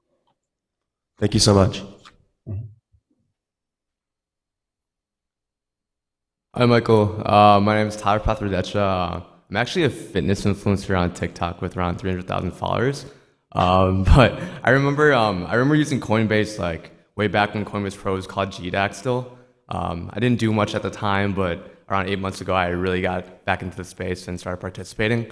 I remember seeing an interview with you on Decode at UC Berkeley, and you mentioned that you think blockchain data specifically is a really untapped area and still kind of like a nascent area. And I want to know what's like the biggest pain point at Coinbase that you see with better leveraging this data to drive more insights, and how can people like me or others in this room really what should we focus on to kind of solve those pain points? Yeah, I think the biggest pain point is this industry is evolving so quickly, right? It's changing so quickly as well. So whatever that we do, almost become, I wouldn't call it obsolete, but it will need constant improvement, right, for whatever that you're doing, while we're building a brand new solution, right, to empower the whole industry as well. So it's almost like we need to catch up first, right? There's certain demands that are already in place. So we need to create the technical capability to support existing use cases, but there are more and more use cases that are being built in the meantime, right? So both dimensions that you need to put in efforts to keep up with the industry. I would say that's also part of the fun part, right? There's also new things coming out, like Bitcoin, Ethereum has been around for very long.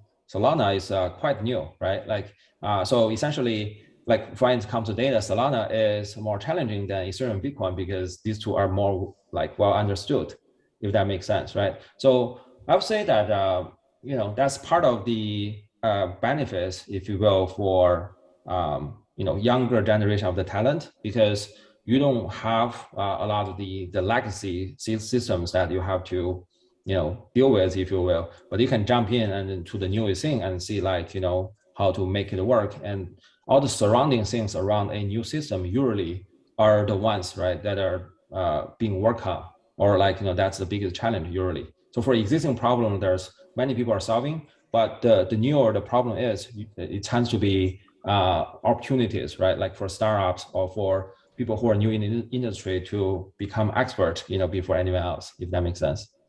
Got it. Thank you. Yeah. Hi, Michael. We have used OpenSea for decades. So how Coinbase want to beat them? Like how confident you guys were? So first of all, I'm not a product guy, right? I cannot really give you a detailed answer about the product strategy that we have. And also, I think that I think about the competition as a really good thing for the industry broadly.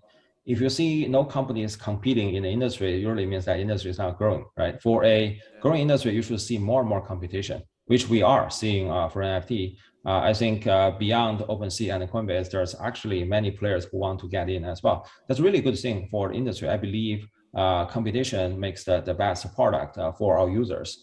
So, I guess my high-level comments there is I'm hoping this competition can help different companies to realize they need to provide better services and products, right, to win the customer eventually, and the customers essentially are benefited in the end.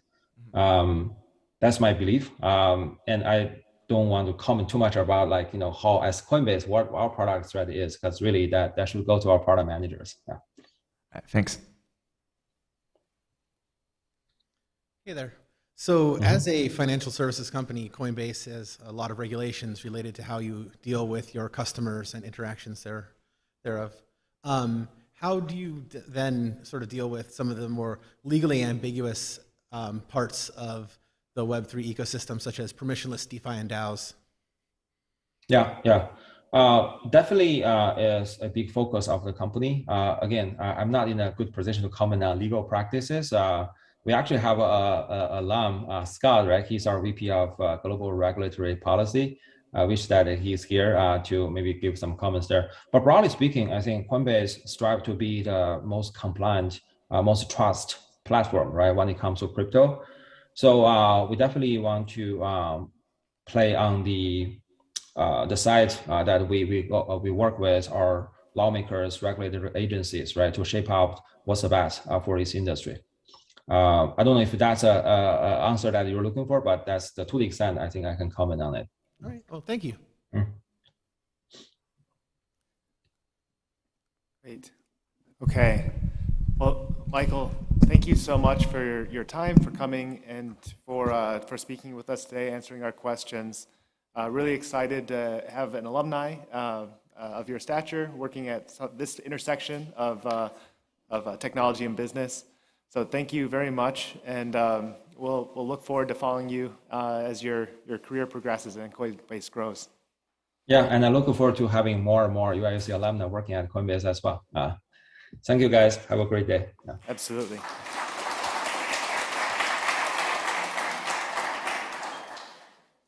All right, everybody. Just online and also here in the venue, a couple of housekeeping tips. online, we're going to go for a lunch session here for the next hour. We'll be dispersing. There'll be a screen kind of telling you to come back at 1 o'clock, as well as a few videos from our showcase for student projects that'll be playing. Folks in the auditorium here, there will be additional seminars, and actually online there'll be additional seminars. There'll be a healthcare seminar, Opportunities for Blockchain in Healthcare, followed by Zero Knowledge Proofs, Jump Arches project discussion, and Bio NFTs. For those here in the facility, there will be some workshops. We'll actually have a Coinbase workshop, so if you want to sign up for a Coinbase account, buy some of your first crypto, we'll have some people to help with that. We'll also have what is cryptocurrency, what are NFTs, and also help signing up for a MetaMask account. That's a crypto wallet, decentralized crypto wallet. So, and then that healthcare panel is going to be in room 3041. That's on the 3rd floor. If you take the staircase up to the 3rd level, you'll see signs for that. That's 3041. And then some of the other Coinbase workshop is in 3003. And for faculty, we'll have a blockchain in the classroom roundtable in room 2057. But if you'd like to go for lunch, it'll be in the atrium. So thank you very much for your time. Looking forward to engaging with you guys more, and enjoy. Depends.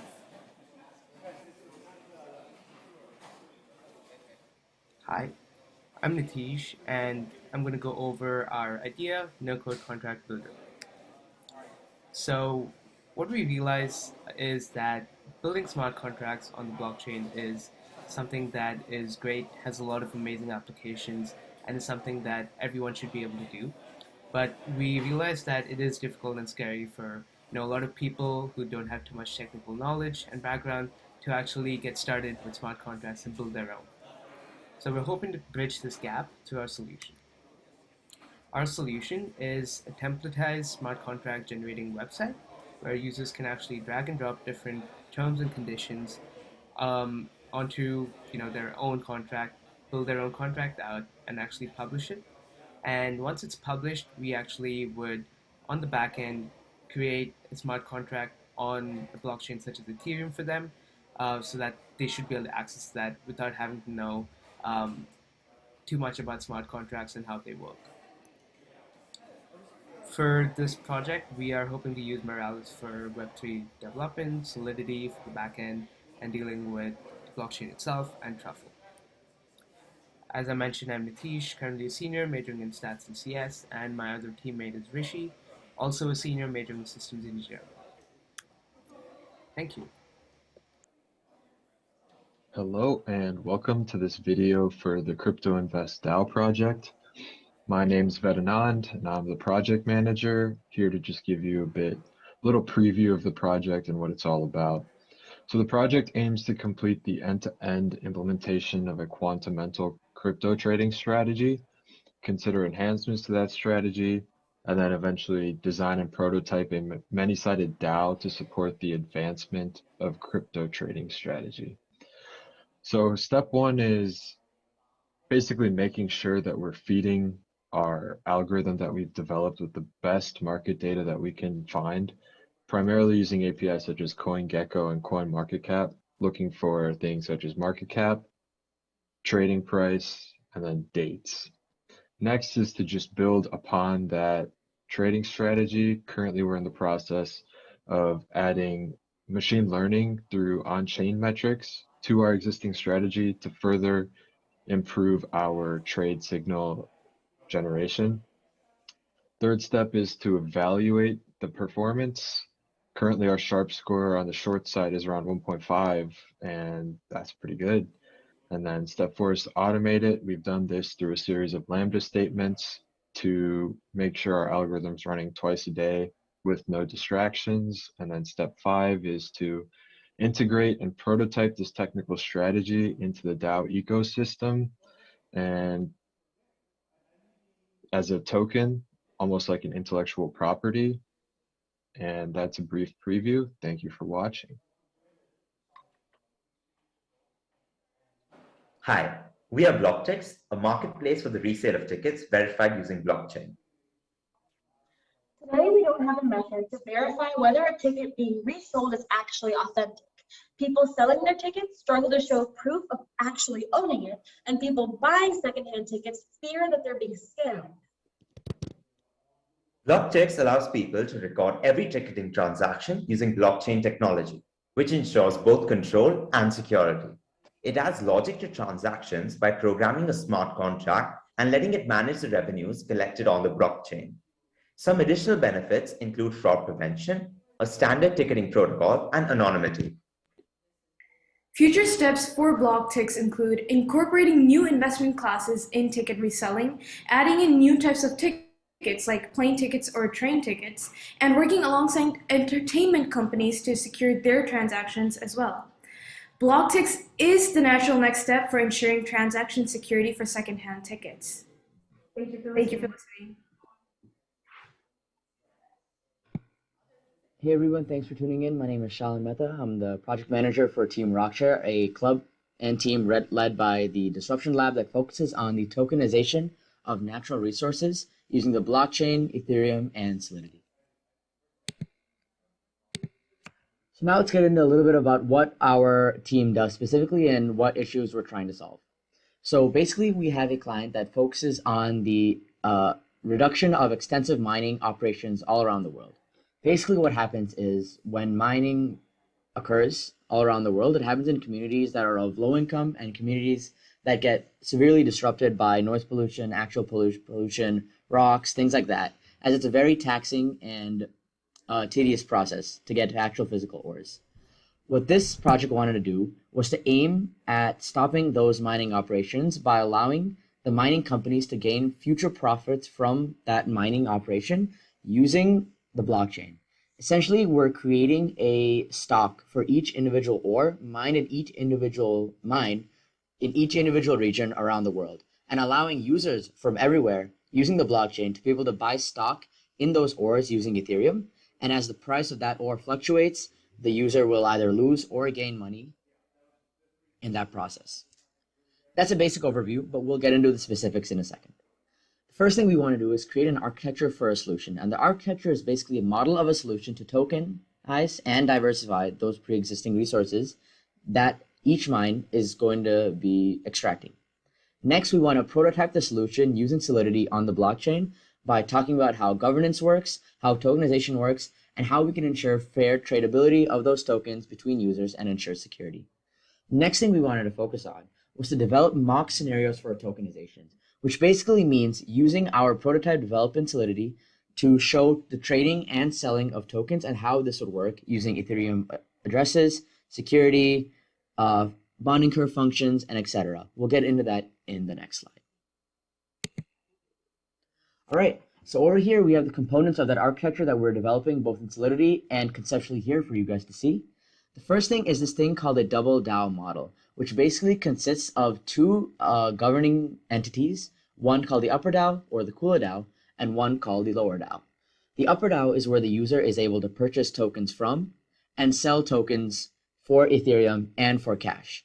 The upper DAO also issues governance tokens based on user activity in the market, based on tradability of coins, based on size and diversity of wallet, basically issuing a token that allows users to vote on different legislations passed in this cooler DAO community because they're getting rewarded for the amount of activity they had in this market. The lower DAO consists of this sort of free marketplace between users, where users can buy specific cooler DAO tokens that are basically modeled by ETFs. And what an ETF is, it's basically a combination of the different value of different company stocks. And that's how this market works as well. A cooler DAO token from X region can be consisting of a stock price that models X, Y, and Z's regional token DAOs. And so the user can choose what kind of cooler DAOs to buy and what kind of tokens and areas they want to be represented in that cooler DAO.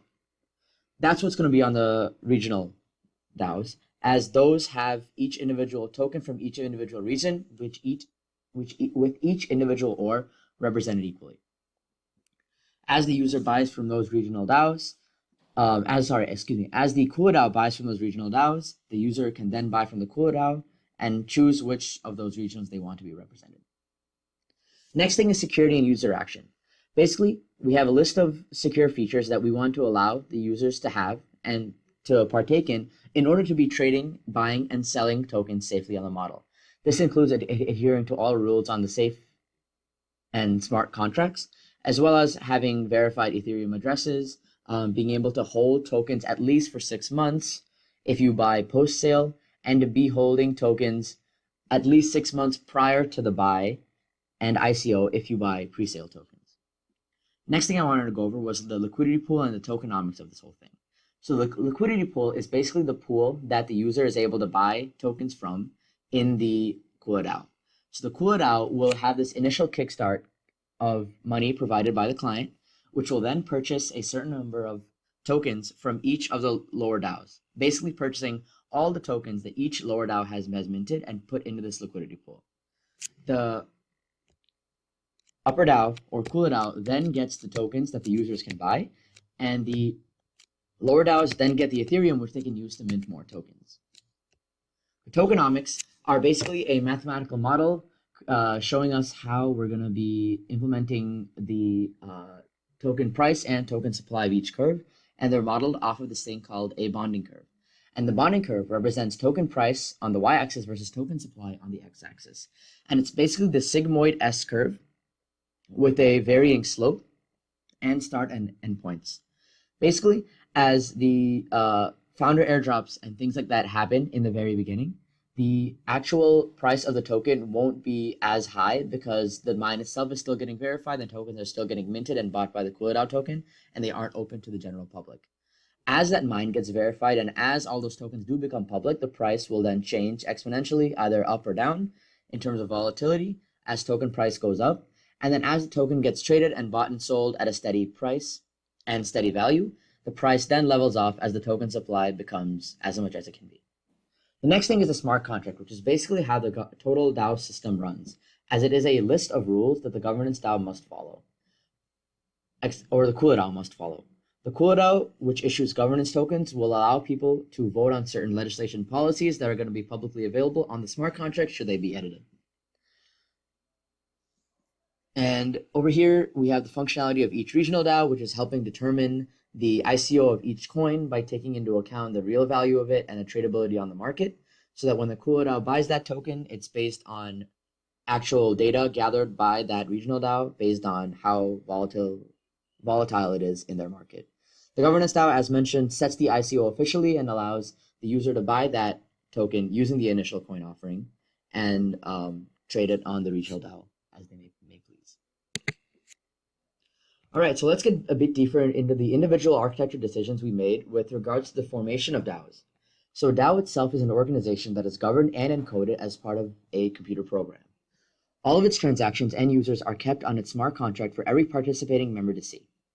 Every member of that DAO can vote on its policies and decisions and have each financial transaction be logged to ensure honesty. Our double DAO system has two parts, a governance DAO and a regional DAO. The governance DAO is essentially in control, meaning that it is where the users can purchase tokens through its own treasury or liquidity pool. This pool is populated after the governance DAO purchases tokens mined by the regional DAOs from each region as represented. The governance DAO also rewards governance tokens, which are given to users to show a high frequency in trading, have a relatively large wallet in the system, and have a diverse portfolio in terms of types of coins. These tokens allow users to vote on important DAO issues such as accepting new lower DAOs and security features. Regional DAO also holds an NFT of the mining rights for each of the physical mines. Each government has its own NFT as they have their own set of legal rules in order to mine. The last aspect of the structure is what the users can do. They are allowed to purchase tokens only from the top DAO, but can trade them between regional DAOs at their discretion.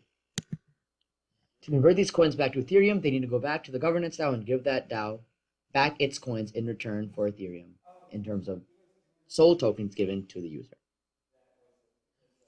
A big part of our free trade market on the regional DAOs is that a certain percentage of each of the trade goes between the community they are trading between. This allows the community to benefit from allowing the system to be placed in their region and they get monetary benefit as the coin value will only go up after ICO. Over here, we have what smart contracts do and why they're important in our DAOs. So smart contracts are contracts that ensure an automated process running according to predefined rules.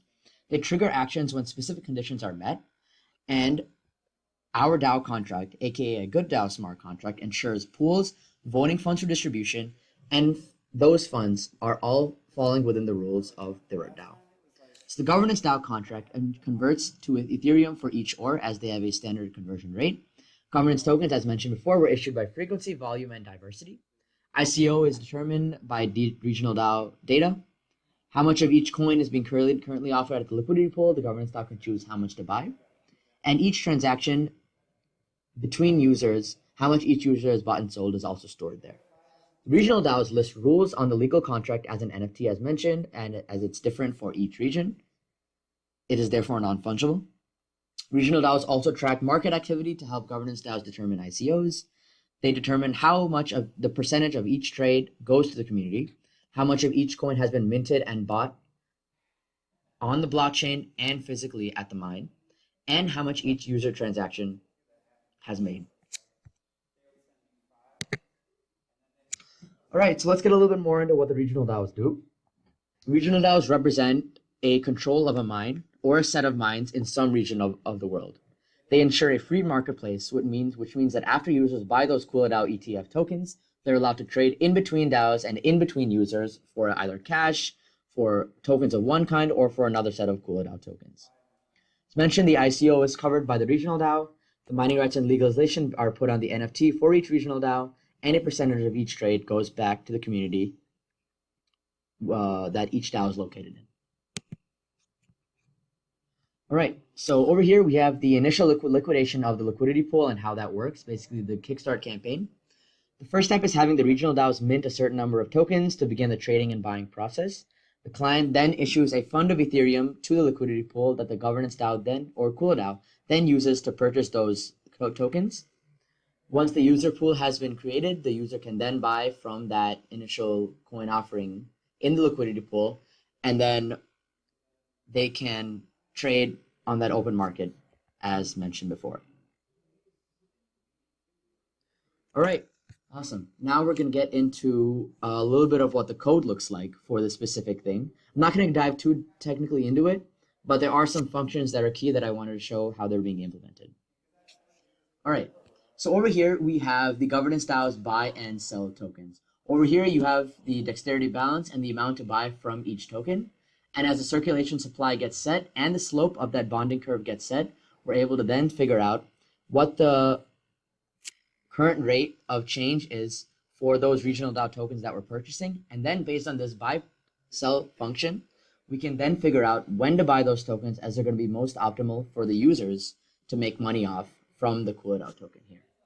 The sell function sells the actual tokens bought from this regional DAO to the users, as mentioned, through the liquidity pool, transfers from each sender to the sender that they're transferring to. They enter the sold amount, and then if there's no amounts, we need to say, okay, you need to sell some tokens because that's the whole point of the sell curve. Over here, we have the NFT of the actual mining rights. As you can see, the NFT consists of a country, the region in the country, the owner, and then the transaction fee they're paying for each regional DAO to trade. Over here, we have the minting price, the minting of each of the NFTs based on the fields we had above. And over here, after it's been approved, we say that it has been approved. Rather, if it's not, we say the transfer caller is not owner nor approved. The NFT basically ensures that it's non-fungible, means it's non-tradable, and that we can't have anybody else looking at these mining rights because they're so secretive to one country. Okay, over here we have the token itself, which has a bunch of attributes here. As you can see, you set the ICO here, you approve the token here, you transfer the token here, you get the token address here, you get an initial price here, you get the supply in the market here, you get where it's transferred from, its total supply, the allowance of tokens, and the amount of token balance we have over here. All right, over here we have the CoolDAO token itself, which has a bunch of these values here. It has total token supply, the initial price, which CoolDAO is coming from, the maximum price, and the slope, which means we can calculate the next change of CoolDAO token based on its prior two values. We can transfer tokens between each other, we can approve tokens, and we can set the ICO of those tokens, all here on the on the governance DAO. Thank you so much for watching, and please let us know if you have any questions.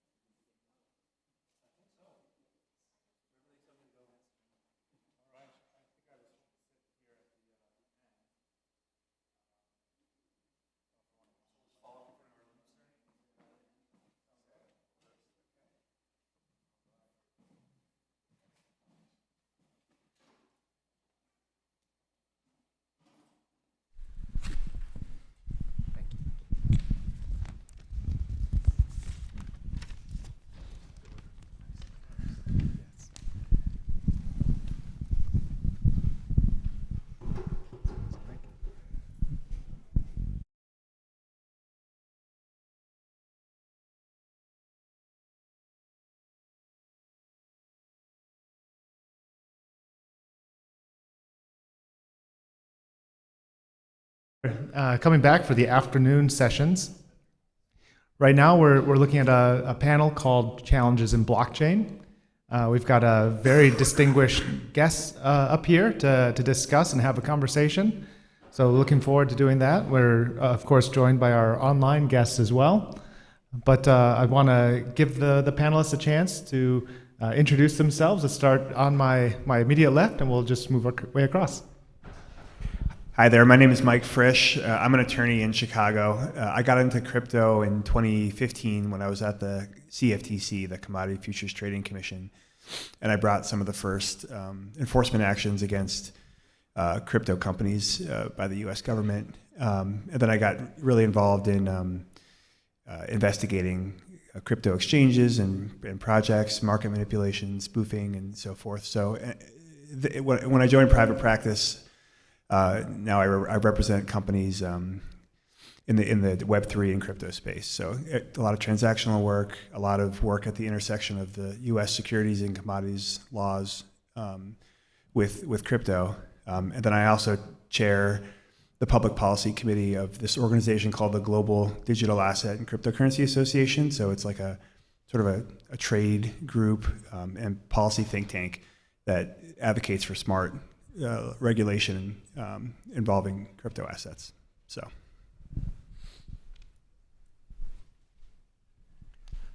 My name is Keith Wheeler. I am the state representative for the 50th district here in the state of Illinois. I live in the western suburbs. My district is on the edge of suburbia, so I kind of like to say I'm more farm ground meets suburbia, so I have kind of a unique collection of kind of representation of the whole state, because I also represent part of Aurora, which is the second biggest city in our state. I got my start politically as a small business owner, and that was a career that I started in IT, which ironically began at the Illini Union back about 1980 something, late 80s we'll call it. A very cool lab where we had the first like Macs and PCs on the internet together back before anyone knew what all that really meant. It was a very cool thing to be a part of. But I started my own company here while I was still at the university, and took that and still have that to this day. But being a small business person and getting involved in small business advocacy issues, that's how I landed myself in the political arena. It turns out when you get elected to a role like mine in Springfield, if you have any kind of background that's different than someone else's, you become the point person for whatever that is. And so I was kind of the big small business cheerleader for the first few years in office. And then the wisdom of some of my colleagues brought a committee together on cybersecurity, data analytics, and IT. And I naturally was made the spokesperson for that committee, which means that I know more than most of the people in the General Assembly about what we're going to talk about today, and I know less than all of you. Okay? So, but that also means that I'm your biggest cheerleader that we have in the Illinois House. So, and I want that, I take that and I wear that proudly. So I'm here to learn today and give some feedback on how we can do things and make Illinois a great place for blockchain. Hi, my name is Grigore Roșu. I am a professor of computer science at the University of Illinois, Urbana-Champaign, in the north side of the campus here. And I'm also the founder and CEO of a company which is headquartered here in town called Runtime Verification. And we do formal verification of smart contracts on the blockchain.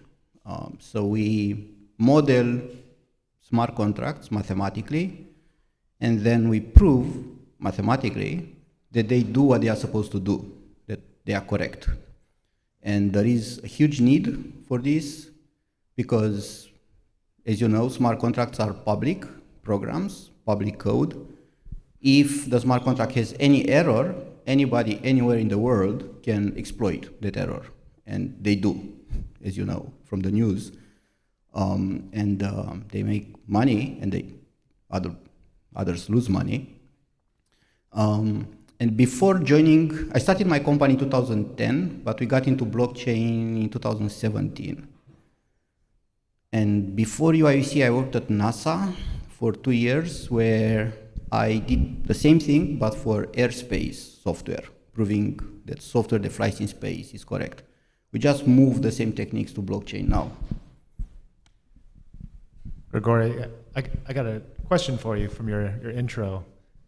There was a famous hack a little while back on the Solana blockchain from a program called Wormhole, and it lost hundreds of millions of dollars, $600 million. Were you at all involved?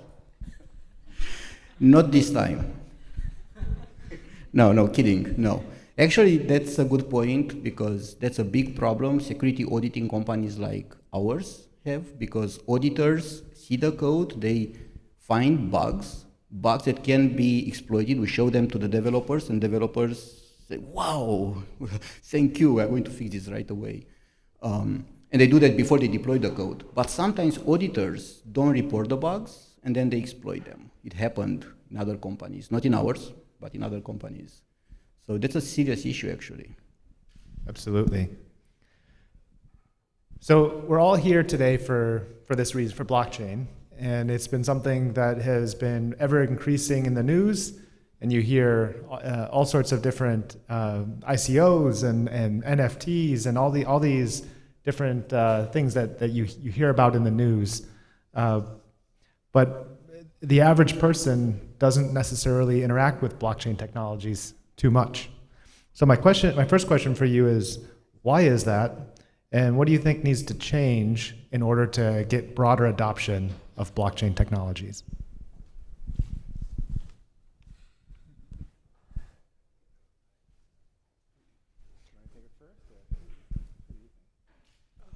Maybe I'm not the right person because I use the blockchain for everything I do.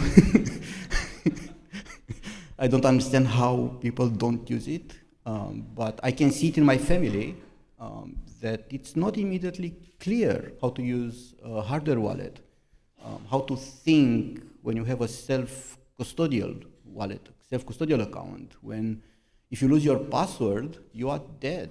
You lost everything.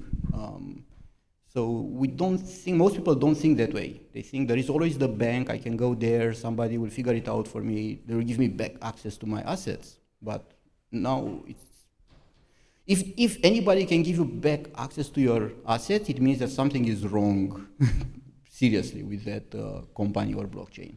They should not be able to. So I think that's a problem. People have to understand that, have to get educated in that spirit, and do it. I think everybody should get a hardware wallet and start playing with it. I think that blockchains are going to get more and more embedded into our lives over the next 10 years, and people aren't necessarily even going to know that they're using them. They're just going to become a more everyday part of who we are and what we do and how we interact with the world.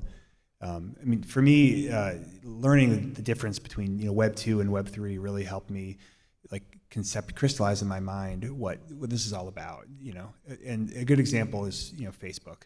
You go on Facebook, you give them all your information, all your data, they chop it up, they sell it, you are the product, sort of. Wouldn't it be interesting if all these companies in the Web3 revolution are designing systems where you own your content, you control your destiny.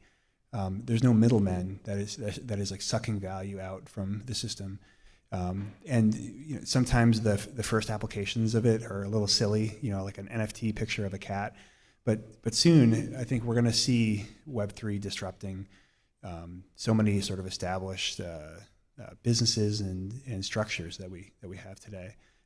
So it's just going to get more and more embedded in our lives. I'll take it from a little different perspective, just because I'm here representing state government as part of my role today. We actually took the task of actually having a real task force back in 2018 to discuss blockchain and how it would integrate into people's lives, how it could change things in the private sector, but more importantly for how we'd actually do things differently in the public sector. And there's so many clear use cases for blockchain. And of course, I want to leap to the biggest ones because they're the ones that are most life-changing, but they're also the most difficult ones to do. If you think of all the different ways that government interacts not only with you, but within itself, all those processes would have to be altered and kind of rethought, which is a great process to do, by the way, because we need to do those things occasionally. And blockchain gives us a chance to do that. But we've got to start with the baby steps in state government and educate other lawmakers, educate some of these agencies on how blockchain can make their function better, more secure, and change the dynamic, like you mentioned, from being a difficult product into something that you are controlling, which is just a massive mind shift. But that takes steps in education like today. So to kind of come off of that question, are there ways or industries that you've seen that have adopted blockchain really well? And can you think of industries or applications that you think are ripe for blockchain? Well, I think starting, I'm a Chicago guy, and Chicago in a lot of ways is become the center of a lot of interesting things that are happening in blockchain because of our trading community, our banking community, and I think sort of financial applications of crypto are a natural start. I think blockchains do well when they don't have to interact with the real world as much. So trading applications are very successful, online applications as opposed to, I think we've seen it struggle, things like logistics and title and insurance. That's like the next wave, and we're still not quite there yet. But I think those are some of the more natural next wave applications for blockchain.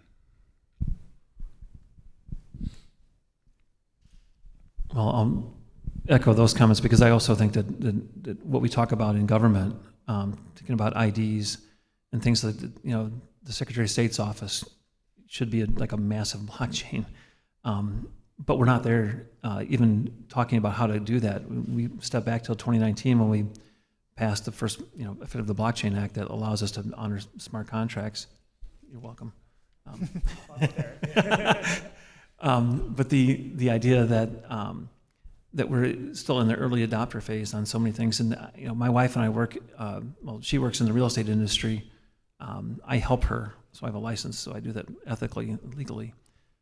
Again, paying attention to my friends. But the idea is that there's you can see the path in front of us, and I just want to accelerate that, but we haven't gotten there yet, and there's just going to be so much more education to get there. And I can't wait to hear more from my colleagues here about how we get there from their perspective. That's a good segue. I'm really happy you're here, and thank you for being here. I think Illinois has done a lot in this space. We're ahead of lots of other states.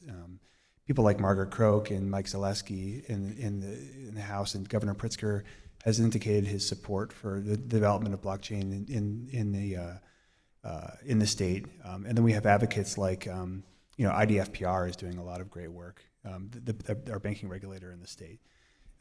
There was a piece of legislation that didn't make it out of in this session, but got a lot of attention, and hopefully we'll see more. Illinois is doing a lot to encourage the development of this industry. I think we could do more, but everything I've seen so far has been quite positive, thanks to people like you. That's one of the areas I think we do well. It's very bipartisan, it's very collaborative on these issues. I think starting with the task force that explained to everybody what the benefits and maybe the goals look like was a really good starting place. I think the next step is going to be for us to develop further more relationships, but at the same time, more legislative priorities. I mean, let's look at what Wyoming's done. Okay, they'd be a few steps ahead of us on some important areas. Let's learn from their experience, adopt what they did well, improve what they didn't, and move forward with Illinois being, again, at the leadership level of this issue. Another industry that embraced blockchain, I think, is the industry of artists, right? So now they can eliminate intermediaries who usually take like 90% of the royalties from. So now they can issue an NFT, they sell it directly to their fans, and no intermediaries. I think when people see an immediate profit, then they will go for it. I'm pragmatic on that point of view. On the other side of the spectrum, I think universities could be a great other branch that can take advantage. Like all the university records, transcripts, why they are not on the blockchain already? right? So I think we should push for that, and students will get then educated and trained in this spirit. They will use the blockchain while they are students here, because they will have to do their transcript, if nothing else, to go on the market. And then when they get hired, they'll go to the company and they say, what, you don't use blockchain? What do you mean? That's how the best programming languages got actually transferred from universities to companies, because students go there and they say, what is that language? That's obsolete. Don't you know that? There is this other language which is a lot better. So I think there'll be also push from students. And we universities, and I don't know in what measure you can help universities pass such regulations, like can we take donations in crypto and not be forced to sell? Okay, just keep the crypto, stake the crypto, get the rewards, pay student fellowships from them. It's a lot easier to, I think, accept that than many other regulations. My feeling as a professor. And that's a good plug. The University of Illinois now has the ability to accept cryptocurrency as donation and to hold it for research like Grigori. Can they stake it? Why can't we? That might be a good question. That university will want it to be under custody with a well-reputable custodian. But there is no better custody than self-custody, in my view. Good point. Maybe we need some more descriptive laws in order to get us there.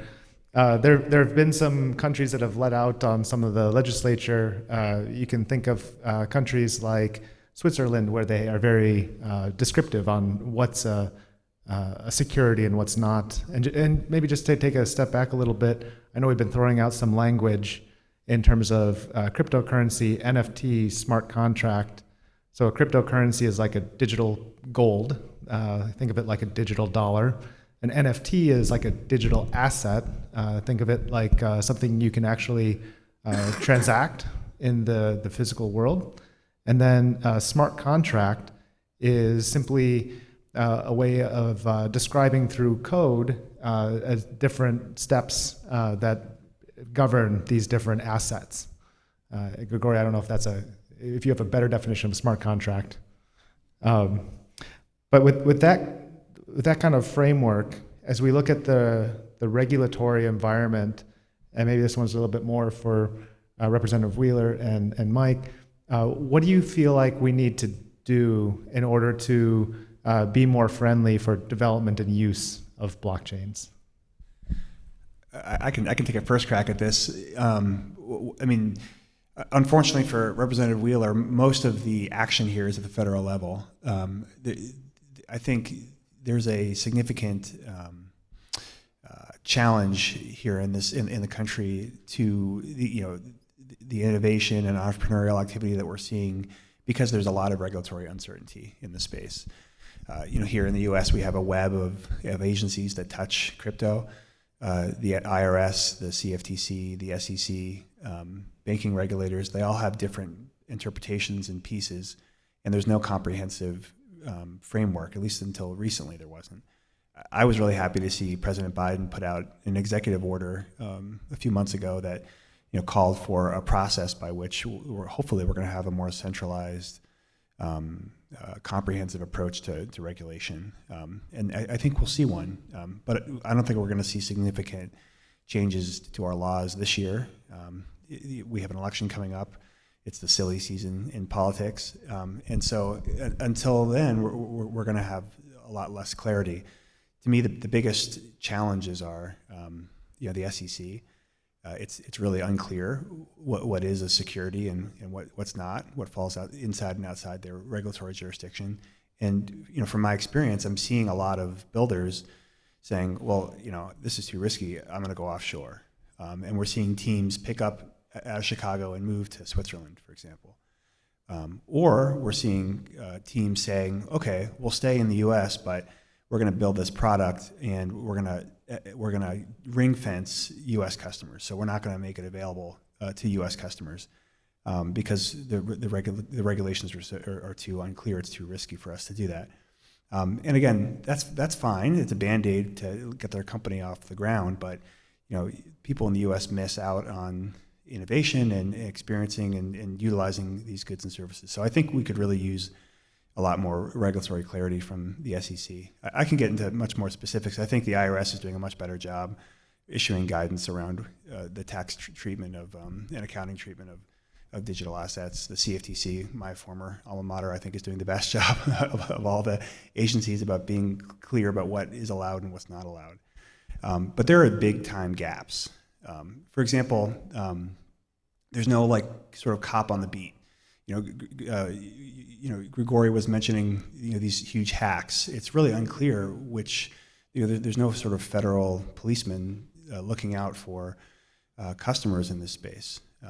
The DOJ brings action sometimes. The CFTC and the SEC can get involved if the activity falls within their regulatory jurisdiction, their enforcement jurisdiction. But I think people like in Congress are realizing that there are some serious gaps to be filled from a customer protection standpoint. And I think the desire now is to focus on customer protection and their, and the fear here is that too much. I think there's a big risk of overreach that could lead to hurting innovation in this space.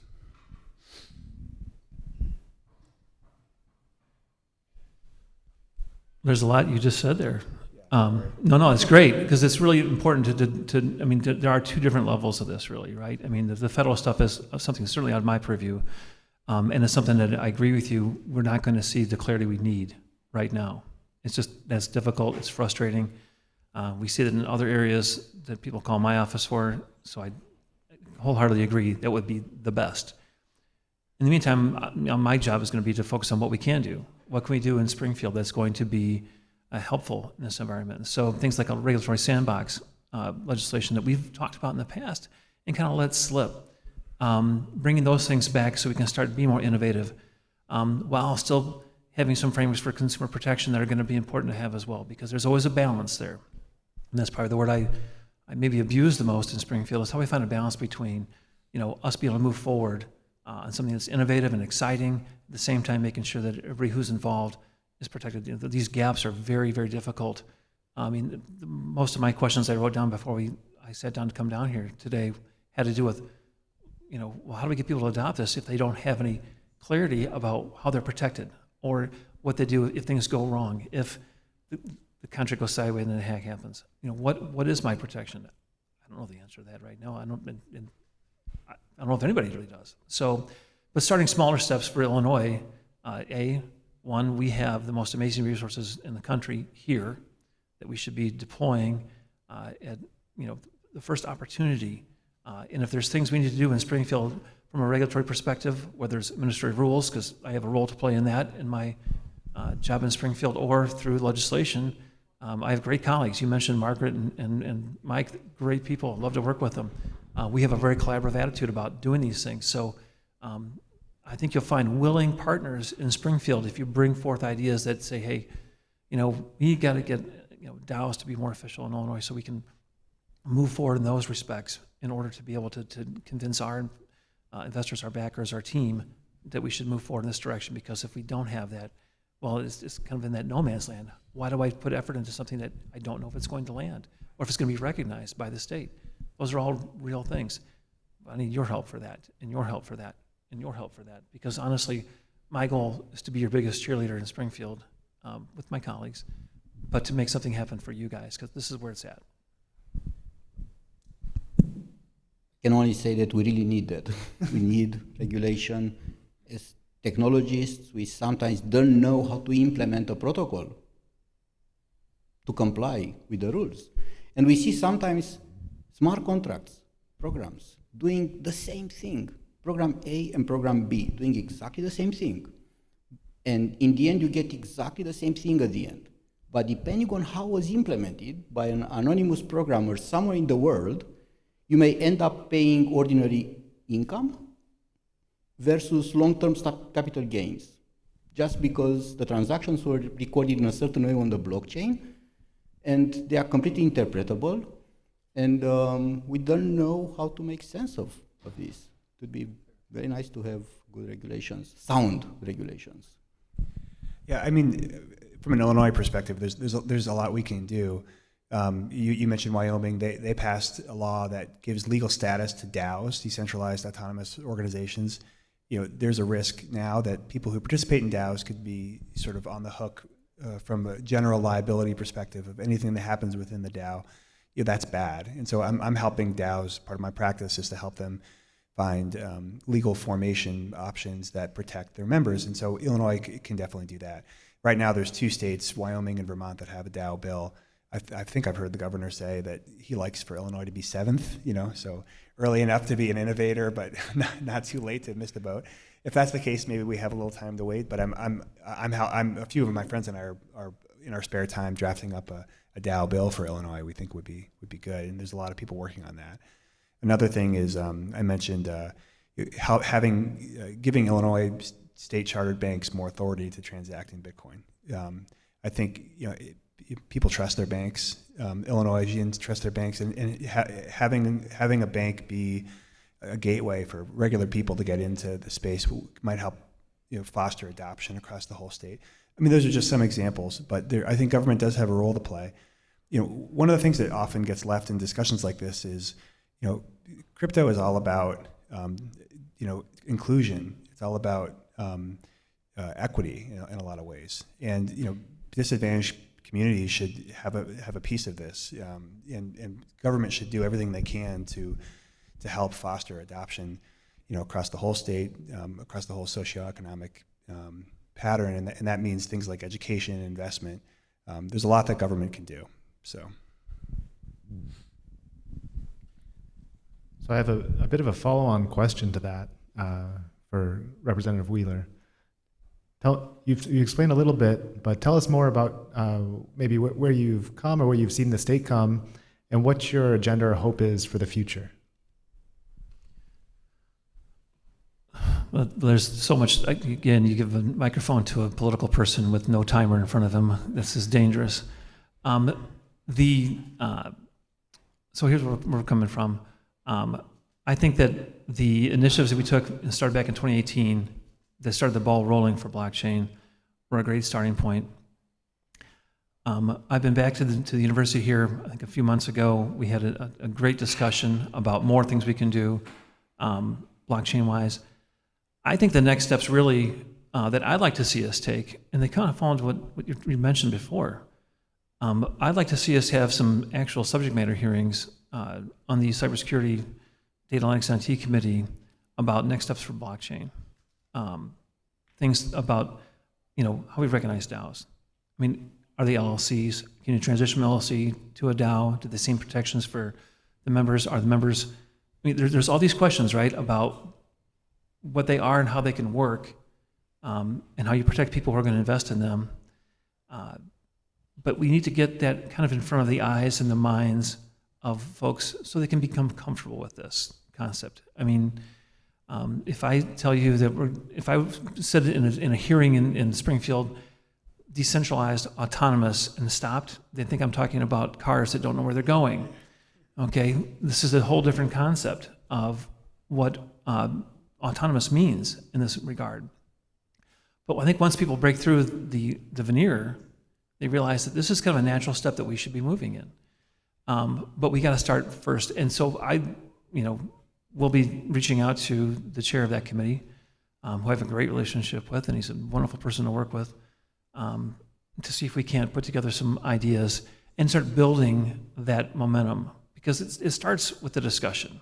If you watch a lot of things in Springfield, and I know most of you don't because there's more exciting things in your world than that, but we start with a discussion. And sometimes the discussions are behind closed doors, just trying to say, hey, are you interested in this? Is this something that works? What have other states done is almost always the first question that gets asked. And you already mentioned a couple of pieces on the DAO part of it. But then the next question is going to be, well, let's have the experts in. Let's ask them questions face to face. Let's build some relationships so that as we begin to file legislation, we know who we can call. We know who's going to be the expert in that situation. They may have dealt with a problem that we haven't explored yet, but they may have already fleshed out the whole process. Find those experts that can guide us, and then see where the resources that we have in Illinois, how they can take that and run with it and begin to build something that is beyond what we already have. We've got leadership. We've got talent. We have a little initiative. So to me, the next step from the legislative perspective for Illinois is to have those discussions kind of more publicly and say directly, we want to go in this direction as a body, bicameral, bipartisan. So the governor's already expressed his desire to move forward, as have I. But I think we need to include more people in that tool now and actually start putting bills on the board that are the steps that we can begin with, we can all agree on as we wait for guidance from above. And talent is another big issue. You know, Grigor, you mentioned to me when we were talking outside how it's difficult to hire. I mean, there's so much demand in this space. U of I I think has a great program and is churning out engineers but it's more than that. Even there's people in the legal space. There's engineers. There's accountants and auditors. There's a whole there's marketing and advertising people.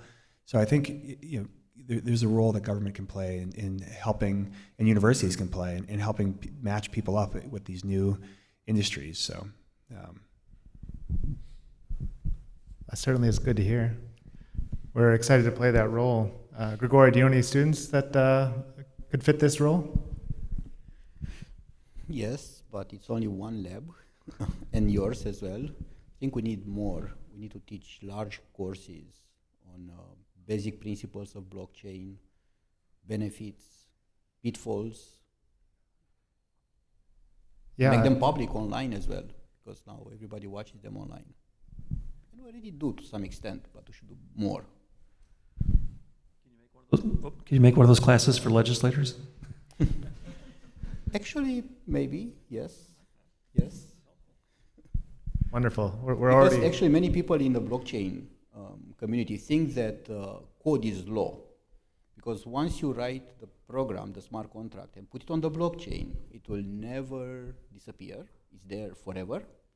And anybody can call that program. So whatever the program does, that's the law from that point of view. How to map that on the law system, that's a challenge. Yeah, and a lot of people, a lot of the discussion among my peers is around that phrase, code is law. There's a concept, there's a big discussion going on now about how traditional bodies of, for example, securities law don't map well onto concepts in the blockchain space. For example, when you're selling a security, there's an information asymmetry between the issuer and the purchaser. The guy who started up the brewery or the stock trading company or whatever company they're doing knows more about the asset than the purchaser does, and the securities laws demand a full disclosure of facts. It's supposed to put everybody on an equal playing field, and it makes sense. In the DeFi space and in the crypto space, the argument is everything's on the blockchain. There's no information asymmetry, and so the notion that you need a full securities offering, full Reg D offering, for example, it just doesn't make sense in the crypto space. I mean, another example. I'm not saying I agree with that, but that's one of the things that are being talked about. Another example is this notion of custody. So in the world I'm from, the CFTC, there's huge bodies of law governing how customer funds must be held, by intermediaries, FCMs, brokers. There's huge industries of people that are exist to hold customer funds and make sure that they're safe. Insurance companies work much the same way. In crypto, much of the value is self-custodied, held in smart contracts, and there are no financial intermediaries. And so, do you need these laws that exist on the books to govern financial intermediaries when it's peer-to-peer and there are no intermediaries? And so, there's a lot of discussion now about, do these old bodies of law fit when you're talking about the blockchain? And these are open questions that are actively being, thought about right now and not answered, frankly.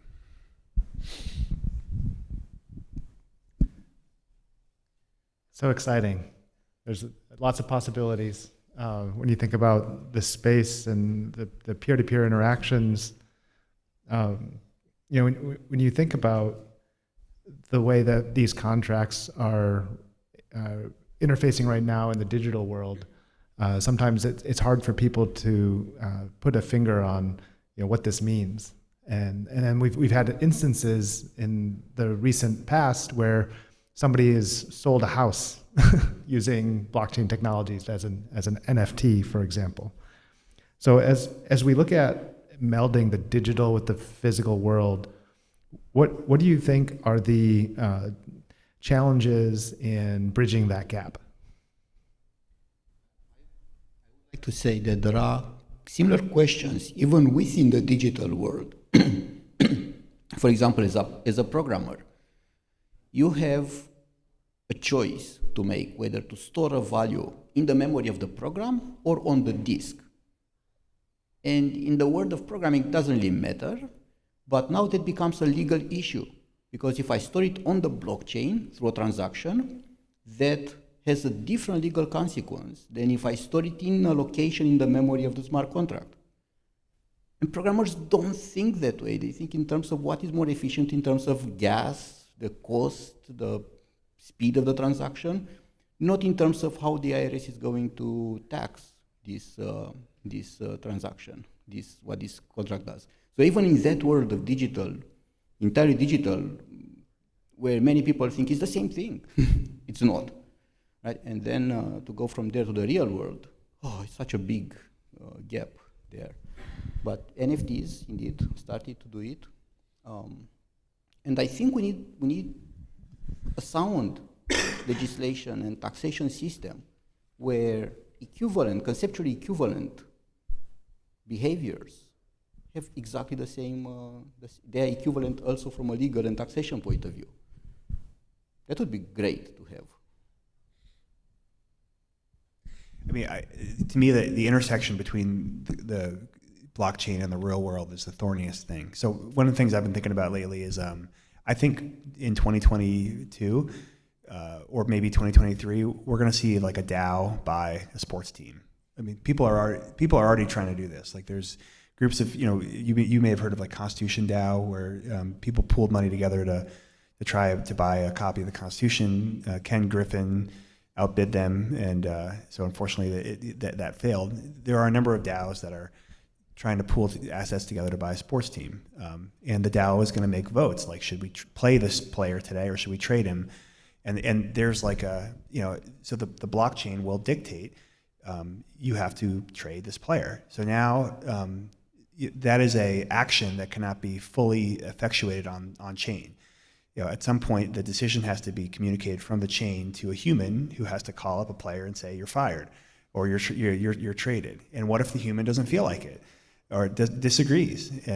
So these are what happens. Or what are the enforcement mechanisms to bridge the gap between the blockchain and the real world? And these are some of the questions that we're trying to think through now. Can a DAO sue the person for not carrying out their instructions? Are there fiduciary obligations that exist between a manager and a DAO, or a piece of code? So anyway, these are just some of the interesting things that come to my mind when I think about the intersection of the real world and the blockchain. We've talked, there's another mechanism called a special purpose vehicle. Do you feel like special purpose vehicles could play a role in that space? Yeah, I think so. I think it depends on what what application you're looking at and how it's structured and set up. But I think like I said earlier, the next step is going to be finding blockchain applications that interact with the real world in a way that makes sense, and we have legal structures set up to accommodate that. Very interesting. So, Mike, you spent some time in Washington, and you've been able to see a little bit more on the national level. What's your view in terms of the position that the government's taking, and are you optimistic or less optimistic about if we're going to make the right decisions? I'm optimistic. I think there's there's a wide variety of views in Washington among lawmakers right now. There's undue gobs of money being spent by lobbyists in Washington. I don't think so much in Springfield, lobbying for interests around crypto. I think there are some things that are ripe for regulation that it's going to happen quickly, like centralized exchanges like Coinbase. I think are going to see a lot more. Are going to see rules and regulations. We're going to see a lot of activity around stablecoins. There's many competing bills out there now that are going to regulate stablecoins. But then, the important stuff, frankly, like what Grigor works on, standards for smart contracts. I don't see anything coming down the line for years, if ever, on things like that. So I mean, the big picture sense is technology is moving faster than lawmakers are able to. Again, I think a lot of folks see the value in this. A lot of in Washington, there's a big blockchain caucus. Republicans are really getting on board. They think there's a lot of aspects of cryptocurrency, sort of financial self-determination, that kind of mesh well with traditional Republican ideals. And Democrats are more focused on consumer protection aspects of it and rulemaking. But there's definitely, like I said, I don't think we're going to see like huge regulatory progress this year or next year, just given the state of the politics and where we are in the election cycle. So one of the other things we hear a lot about is are scams, hacks, things of this nature. Whether it be from a code base auditing these smart contracts or from a regulatory space protecting consumer rights, how do we deal with these types of practices? And it's beyond blockchain. There's other instances, but how do we help to curb some of this? So if your money disappears from your account at Citibank, right, you go back to Citibank and tell them there is a problem and Citibank will fix it for you. But with many smart contracts, people realized that their money disappeared and they had no idea why that happened. And super smart programmers had to analyze the code for days to understand that a very subtle attack took place, where super smart attacker planned the whole thing over weeks, and then it was like one hit, one transaction that launched a cascade of effects, and they hacked the entire account. And it was all due to a coding error. I don't know how to put that in the legislation system. If code is law, maybe that was a feature, maybe that was part of the program. They didn't advertise it. Because many of these contracts, many of these smart contracts are explained in 1 or 2 pages, very informally, and people just believe whatever they say there. And in my company, we actually have experts looking over the code and assessing the claims made there, but there are always corner cases, and they don't want to write about all those corner cases because that would scare the people. And it's a very complicated system. People keep talking about regulation. We need to regulate this. But I cannot even imagine how such a regulatory system would look like. Would the legislators have to look into the code and to say that, no, this code does this, this, and that? They would have to become auditors of code. So how deep we need to go here? Where is the boundary? I don't know about hacks. But they are a part of the nature of the beast. If we want to allow smart contracts, and if we allow people to self-custody their assets, and if we want to allow smart contracts to do all these great things in a completely decentralized way, maybe we just have to live with it. I don't know. All right, I have an idea for you. In order to have a smart contract offered to Illinois customers, then Grigor has to sign off on it. That's a way better idea than having legislators review the code. If you think that the legislation moves slow, the code review is going to be impossible. So, yeah, no, I like the idea that you're responsible for that. You think we'll ever have like a blue check mark, like Twitter, for the approved code? About that in the communities of auditors, that we maybe need to have like a ranking system where you are green, yellow, red. Red if you are not audited at all, green if you're audited 3 times by 3 different reputable companies. Maybe that's the best we can do, truly. I'm not going to suggest any legislation on this, but what comes to mind, I guess, is how insurance usually works right now in the world of forcing people to comply with things they don't necessarily want to do. For instance, we don't have any cybersecurity laws in the state, but a lot of insurance companies are pushing companies to actually do real cyber reviews and follow this framework and do things that are kind of common sense but needed pushing to happen. I can imagine if somebody's going to insure a smart contract at some point in time, they might have your 3 check marks in there before Actually, they're they going happen already. There are insurance companies, and there are sophisticated investors who do not use a smart contract unless they have audits from reputable auditors and unless they are insured. I think the customers will also get more and more sophisticated. But there could be a role for that. I think that's part of the package. I agree. Okay, well, let's continue that conversation. Another piece is just education. I mean, there's so many scams. You don't have to be a brilliant hacker to launch some fake crypto token and go after a bunch of elderly people in a church. And that's the kind of stuff that we should attack hard. And through education and through enforcement, frankly, I've heard a lot of stories. When I was at the CFTC in the enforcement division, we're a federal agency, and so there's $150,000 scam is kind of usually too small for a federal agency to take, and a lot of the local police forces, when they hear crypto and they're just like, this is too complicated, we're not going to mess with it. And so I think there's a big gap there, and there's more for local law enforcement to do to crack down on some of this misconduct.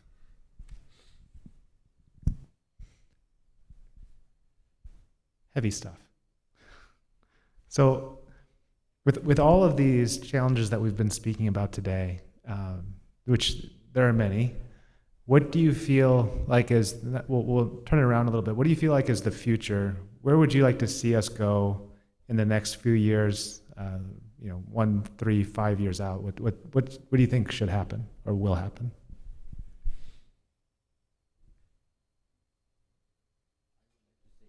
I would like to say the easy part.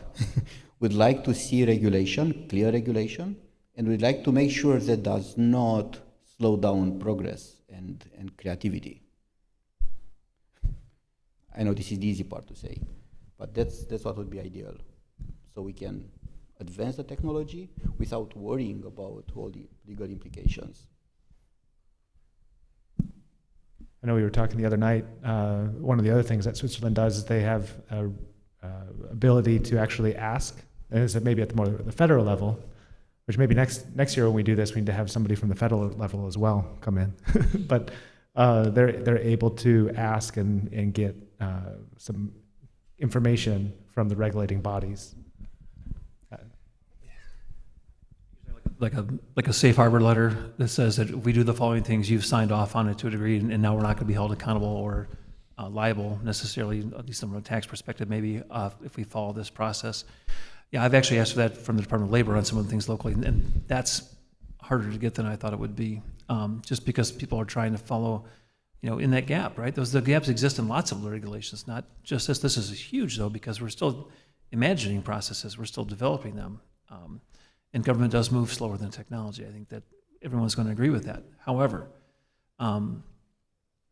those steps going forward, where we start communicating at a higher level about these things, is really what it has to happen. And I got 5 or 6 things I want to write down as soon as we get done talking, just so we can start kind of keeping those balls rolling in the direction from the state, because there's so many consumer protection concepts here that we can't lose ourselves in. That balance I mentioned before between innovation and protecting the people who want to participate but don't have a degree from the University of Illinois or Urbana-Champaign to protect themselves with. Even then, it's a challenge, right? So all those parts of it have to be kind of in a holistic view going forward. But in 1 to 3, 5 years, those are hard things to accomplish too. So I guess we'll go as fast as we can without falling over ourselves. I'm confident and optimistic about the future, the next 1 to 5 years. we have a good model for what to do here. Maybe not a great model, but look at what the U.S. did at sort of the dawn of the internet age. I was pretty young back then, but from what I've read, there were calls to regulate the heck out of the internet, and we didn't do that. We gave it room to grow and space, and didn't bog it down with unnecessary regulatory requirements and so forth. And I think largely it was a success. Of course, we have you can debate about that for years, but what's undebatable is that the U.S. is the global leader in internet companies and internet innovation and so forth. That's undeniable. And so I think whatever happens from a regulatory perspective, the most important thing in my view is to get the balance right, to protect consumers, but to support innovation and U.S. Dominance. I think that's so important. That's what I worry about more than anything else. So, but next 1 to 5 years, I think we're going to get more clarity. I think there's going to be more regulation at the intersection of fiat money with crypto. So I think the Coinbases and Geminis of the world are going to get more regulated. I think banks are going to get more comfortable and more institutionalized. The areas that you play in, Grigor, the Wild West, I don't really see that changing that much in the near term. But if you're trading, if you're staking, Avalanche on Anchor, using a DeFi protocol, I mean, that's on you. It's buyer beware at that point. Well, excellent. Well, gentlemen, I've really appreciated our conversation today. Thank you for being here. Thank you for sharing your thoughts. I learned a lot, and I'm sure our group did as well. And so hopefully you come back again and we continue the conversation. But thank you very much for your time.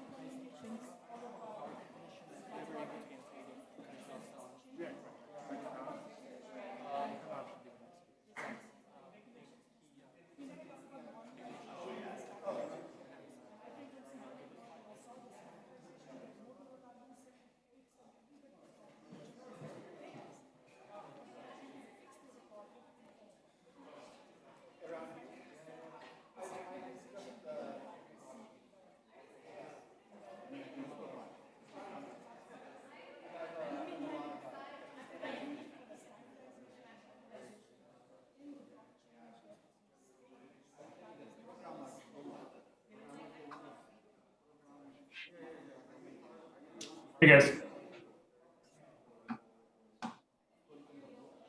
Hi there, Kenneth. We just ended our session and we are setting up for yours. Okay, sounds good.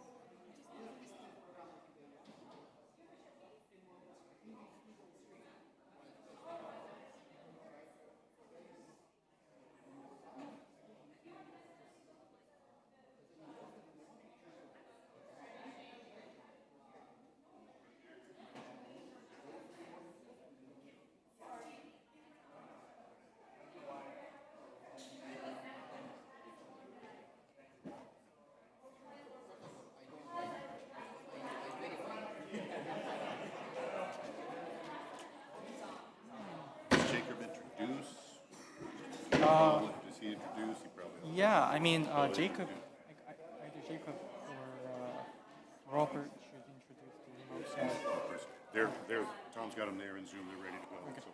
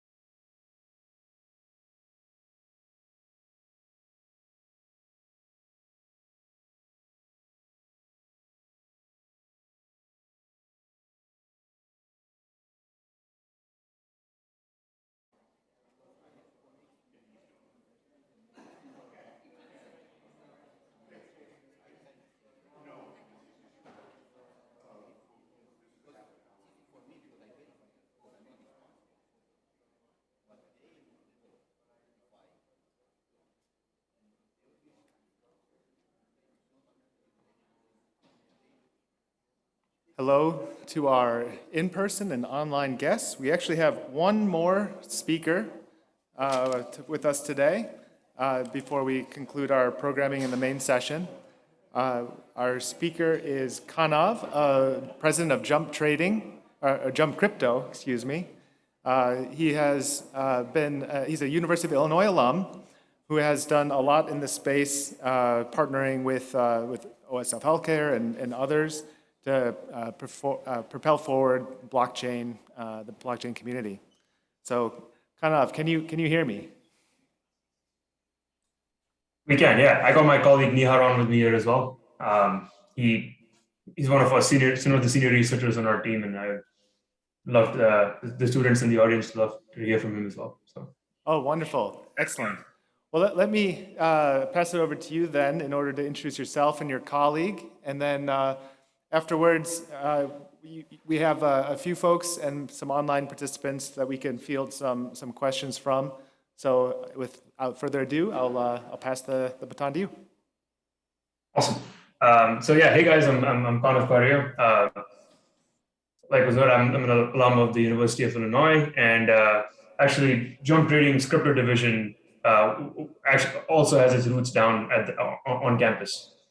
So I got my roots in crypto working at Research Park, where Jump had an office called Jump Labs, where a bunch of interns were designated to build early crypto trading systems as an experimental project that wouldn't mess with all the other high impact stuff Jump was working on at the time. And we had a mining rig in the closet, and we were working on a VR project with the Lavelles, and it was a really electric and fun environment. And that's grown to be what Jump Crypto is today. We've got 150 people on the crypto division at Jump, and we're playing across a whole number of divisions across prop trading, venture, and in building major protocols in the space. I have a little presentation on what we're doing and what we'd be excited to talk about, but I'll just quickly hand it over to Nihar to do an introduction, and we'll take it from there. Yeah, very briefly to introduce myself. Yeah, I'm Nihar. I joined Jump Crypto several months ago, and as Kanav mentions, I'm a researcher on the team. So my training, I got my PhD in economics. My training is as an economist, and for the first few years of my career, I did stuff that looked much more like traditional economics. But then, at some point, got pulled into the crypto rabbit hole. I spent a couple of years at Facebook working on the DM, or you might remember it as the Libra project. And then moved over to join Jump Crypto and work on a wide variety of things, which I'm sure we'll all touch on during the presentation. But maybe I won't keep you guys from it any further. Awesome. All right. So I'm just going to quickly share my screen here.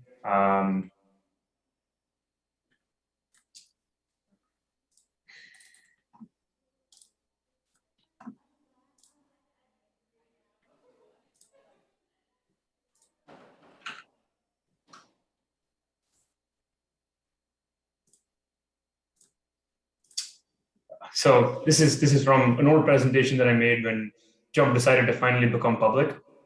We've had a history of being really quiet. Been a prop trading firm for over 20 years, is one of the largest quant trading firms in the world. And we never really had a reason to engage with the public or be a thought leader or a community participant. And we made this pretty big switch after 2 decades in the company because we realized that crypto was such a big community-driven space, and we were motivated to be big positive actors in it. So yeah, this kind of goes back to what I was talking about on Jump coming from roots in the pits in Chicago. And as you can know, there's a lot of kind of hand waving and a pretty aggressive reason to make your presence big to be in order to be filled on a trade. And this is actually how Jump gets its name, because the founders, were trying to jump up and down and make themselves big in the pit in order to be recognized and to get fills. Okay.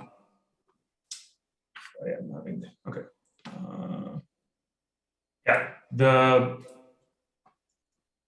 next iteration of the trading environment came when the founders actually took this particular headset up to the pits to communicate between the floor and the screen and to recognize an early arbitrage as the market became electronic, and to capitalize on all the opportunities that presented at the forefront of it.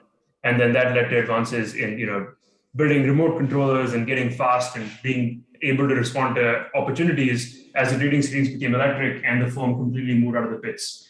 And to become early and big in the trading environment, you needed to have access to global information flows, build tooling, build software, and just continue to be quite fast.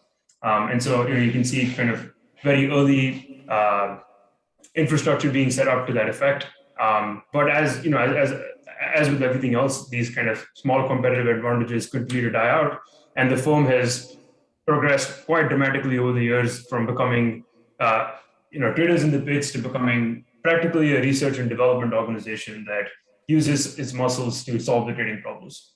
So this slide has some technologies that we've kind of dabbled in over the years. Jump operates a massive wireless network of its own to move information across the world as quickly as possible. It uses hardware acceleration. It uses hardware, both custom and FPGAs, to optimize its trading engines and to compute machine learning models quickly.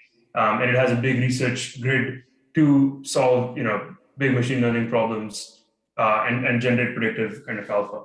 And I'll just continue to rush through this slide. But that's, that evolution has continued pretty aggressively over 15 or so years at the firm. And over 5 years ago, or 6 years ago now, we founded Jump Crypto. And it has this fancy logo here with Jump _ but it was just a small team of interns, about 7 interns and 2 people full-time at Research Park at U5. And that has become basically a completely new wave for us at the firm here. It's grown us from being traders into being builders of infrastructure and really becoming a fundamental part of Web3 in more ways than one. And it's not immediately obvious, why a trading firm kind of pivots into building something of this nature. And I just wanted to lay out some analogies here that would possibly be helpful. So I don't know how many people in the audience are familiar with DeFi or decentralized finance, but it's a phenomena that's really taken hold over the last 2 years in the cryptocurrency and Web3 space. And it involves exchanges, lending protocols, and various financial primitives built on these decentralized, trustless execution environments that run on Ethereum, Solana, and various other blockchains. And so some of these logos on the screen represent protocols and applications that have been part of this DeFi revolution, and were early contributors to a lot of momentum and activity. And so the Ethereum blockchain has seen a lot of iterations over time. It has a very, very large number of community developers and participants. And in its very earliest stages at this time, it used to sort transactions in an arbitrary fashion. And what that means is In order to submit a trade or to submit a request to borrow or a request to lend assets to the Ethereum blockchain, you need to submit a transaction reflecting that interest and paying a certain number of gas for the network to include a transaction in its next updates. And the Ethereum client, the Go Ethereum client that sorts all these transactions and is a part and is basically the instance that people run to process the network, used to sort transactions at a given gas price arbitrarily and randomly. And so the incentives that traders and participants had was to stuff the network with as many transactions as you possibly could to increase your odds of being selected as the winning trade or the winning transaction in the network. And that kind of like reminds me a little bit about the pits, and we're just trying to make yourselves big and known in order to have a good shot of being selected there. And then a few years ago, Henrik, who's now part of our team, but back then was running a proof of stake validation company called Certus One, as just another community member, put in a pull request to the Go Ethereum client that allowed for FIFO ordering of messages that came at a given gas price. And this very simple PR that came from just any community member and got introduced into the Go Ethereum client changed market structure in Ethereum completely. It changed from being this random sorting to a first in, first out market in basically just a couple of weeks, right? And the next iteration from there is this thing called flashbots that basically allows miners to aggregate these random bundles and do sorting ahead of time before propagating them to the network. And without going into the weeds on like how the implementations of the Go Ethereum client is or what flashbots means, all of this was extremely relevant and exciting for us because we saw the most dramatic evolution in market structure in a highly, highly compressed environment from a decentralized community of people that were just looking to experiment and build things without any kind of central maintainers or any one individual or organization driving it forward. So the way that we've kind of just been involved in the space overall has also progressed, in kind of a similar fashion. We started with just trading. We saw some of these problems, and we identified that there were some system design problems and computational problems in resource-constrained environments that we had the opportunity to solve, and that we could be a big value additive force to the space. And that's just led us to bet, on the innovation that we currently see. And so we've worked on a large number of protocols in the space. We've worked on interoperability layers like Wormhole. We've got financial primitives like oracles like Pit, and we've worked with various blockchains in the space. But I just wanted to highlight, the set of opportunities that are available to researchers and new participants in the space. There's work on economic research that Nihar will get into. There's system design, VM compilers, and consensus work. There's work on the networking stack. There's work in product marketing, systems, and design. And it's a big, brand new industry with an infinite problem space, and we're committed and excited to build in it. So with that, I'll hand it over to Nihar, and then just want to keep this as interactive as possible and take questions. Yeah, thanks, Kanav. I'll just very briefly add to that. So as Kanav mentions, I and a few of my colleagues are starting out this very nascent effort at Jump called Jump Research, or at Jump Crypto's research arm.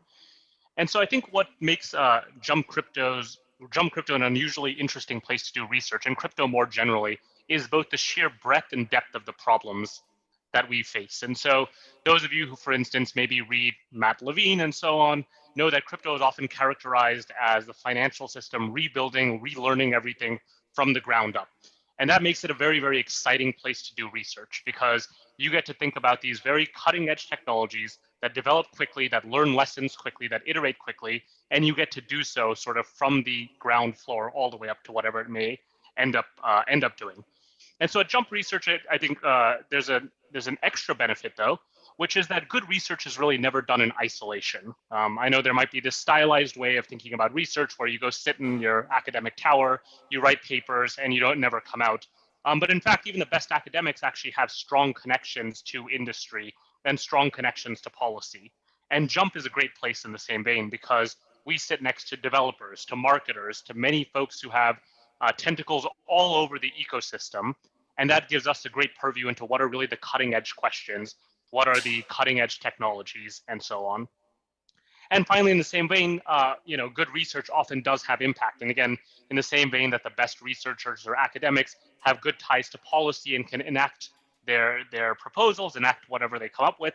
At Jump, because we have so many bets across the ecosystem, many of the projects we work on can be directly implemented.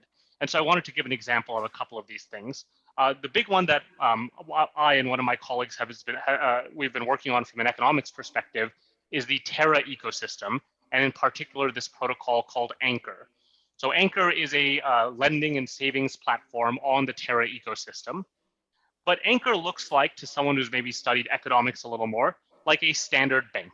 It's got all the same structure as a bank. It has, say, a balance sheet, some deposits, make some loans. It has to, keep the lights on and kind of make some interest differential.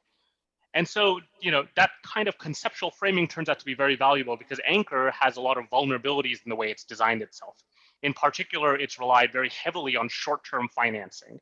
And for those of you who might be students of economics, you know that in the past, banks that rely too heavily on short-term financing often end up undergoing vicious deleveraging cycles that causes big chaos.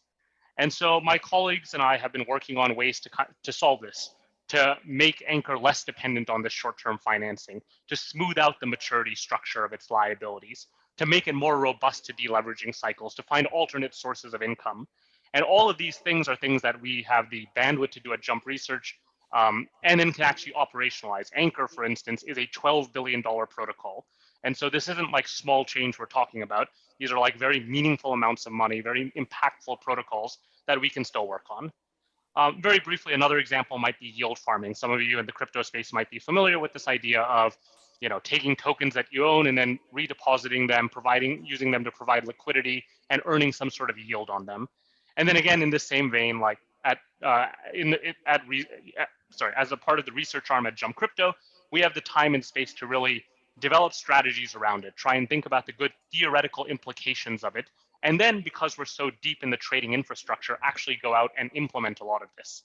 And so it allows the research to both be very connected to what the developments are out there, as well as to contribute actively to those developments. So I think it's really a wonderful place to get a lot of this work done.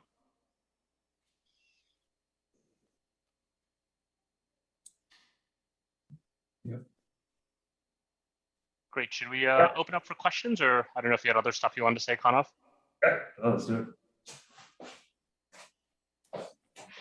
Okay, I want to thank Jump Crypto for speaking, and let's see if there's anything online, any Q&A stuff. Hi, Jacob. It's a little hard to hear you, but we can definitely read one question that we have received in the Q&A. And at this point, I do want to encourage our attendees to please post any questions into the Q&A that you may have. But we got one question from Chris. Given the limited financial and quantitative metrics to analyze within each cryptocurrency, what are some of the key attributes of a cryptocurrency that Jump Crypto focuses on? And they add to that both from a qualitative and quantitative standpoint. Yeah, that's a good question. I'll start with some, and then Nihar, please jump in with anything else that you have in mind. Early crypto networks and crypto protocols are like any other business, right? You're looking at a lot of the standard startup evaluation things that you think about in evaluating their potential market size, their potential role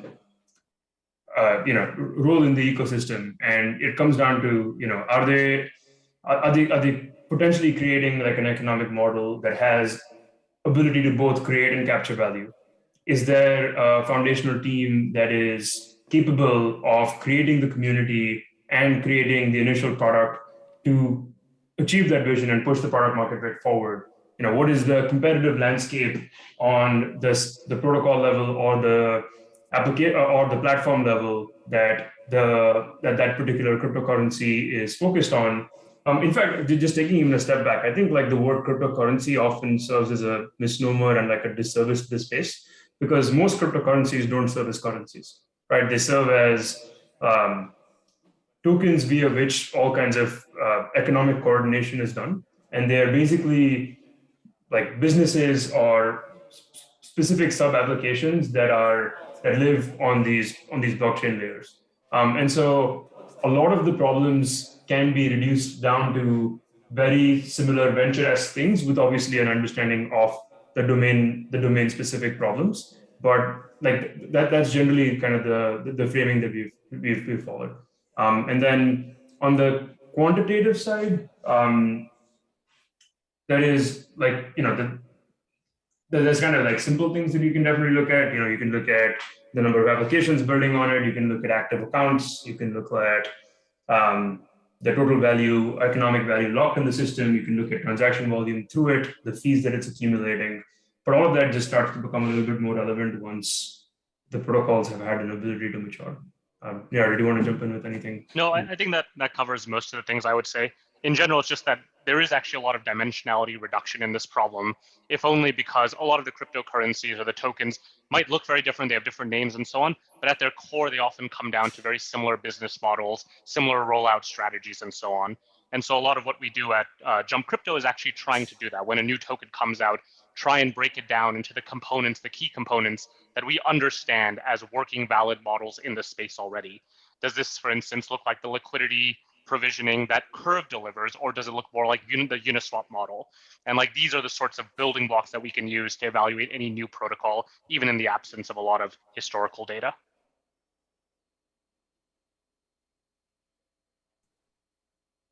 All right, thank you so much. We do not have any questions in the Q&A. Jacob, are there any questions in person? This is Jamie Nelson. But no, we don't have any questions here. All right. So I want to, I want to once again thank Jump Crypto for presenting. Thanks, guys. Reach out if there's anything you can help with. Bye.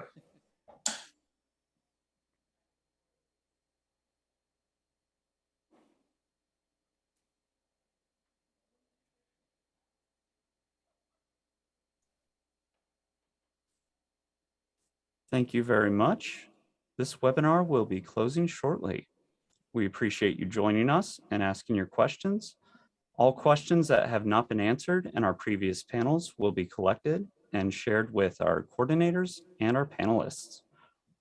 We wish you a good morning, a good afternoon, and a good evening.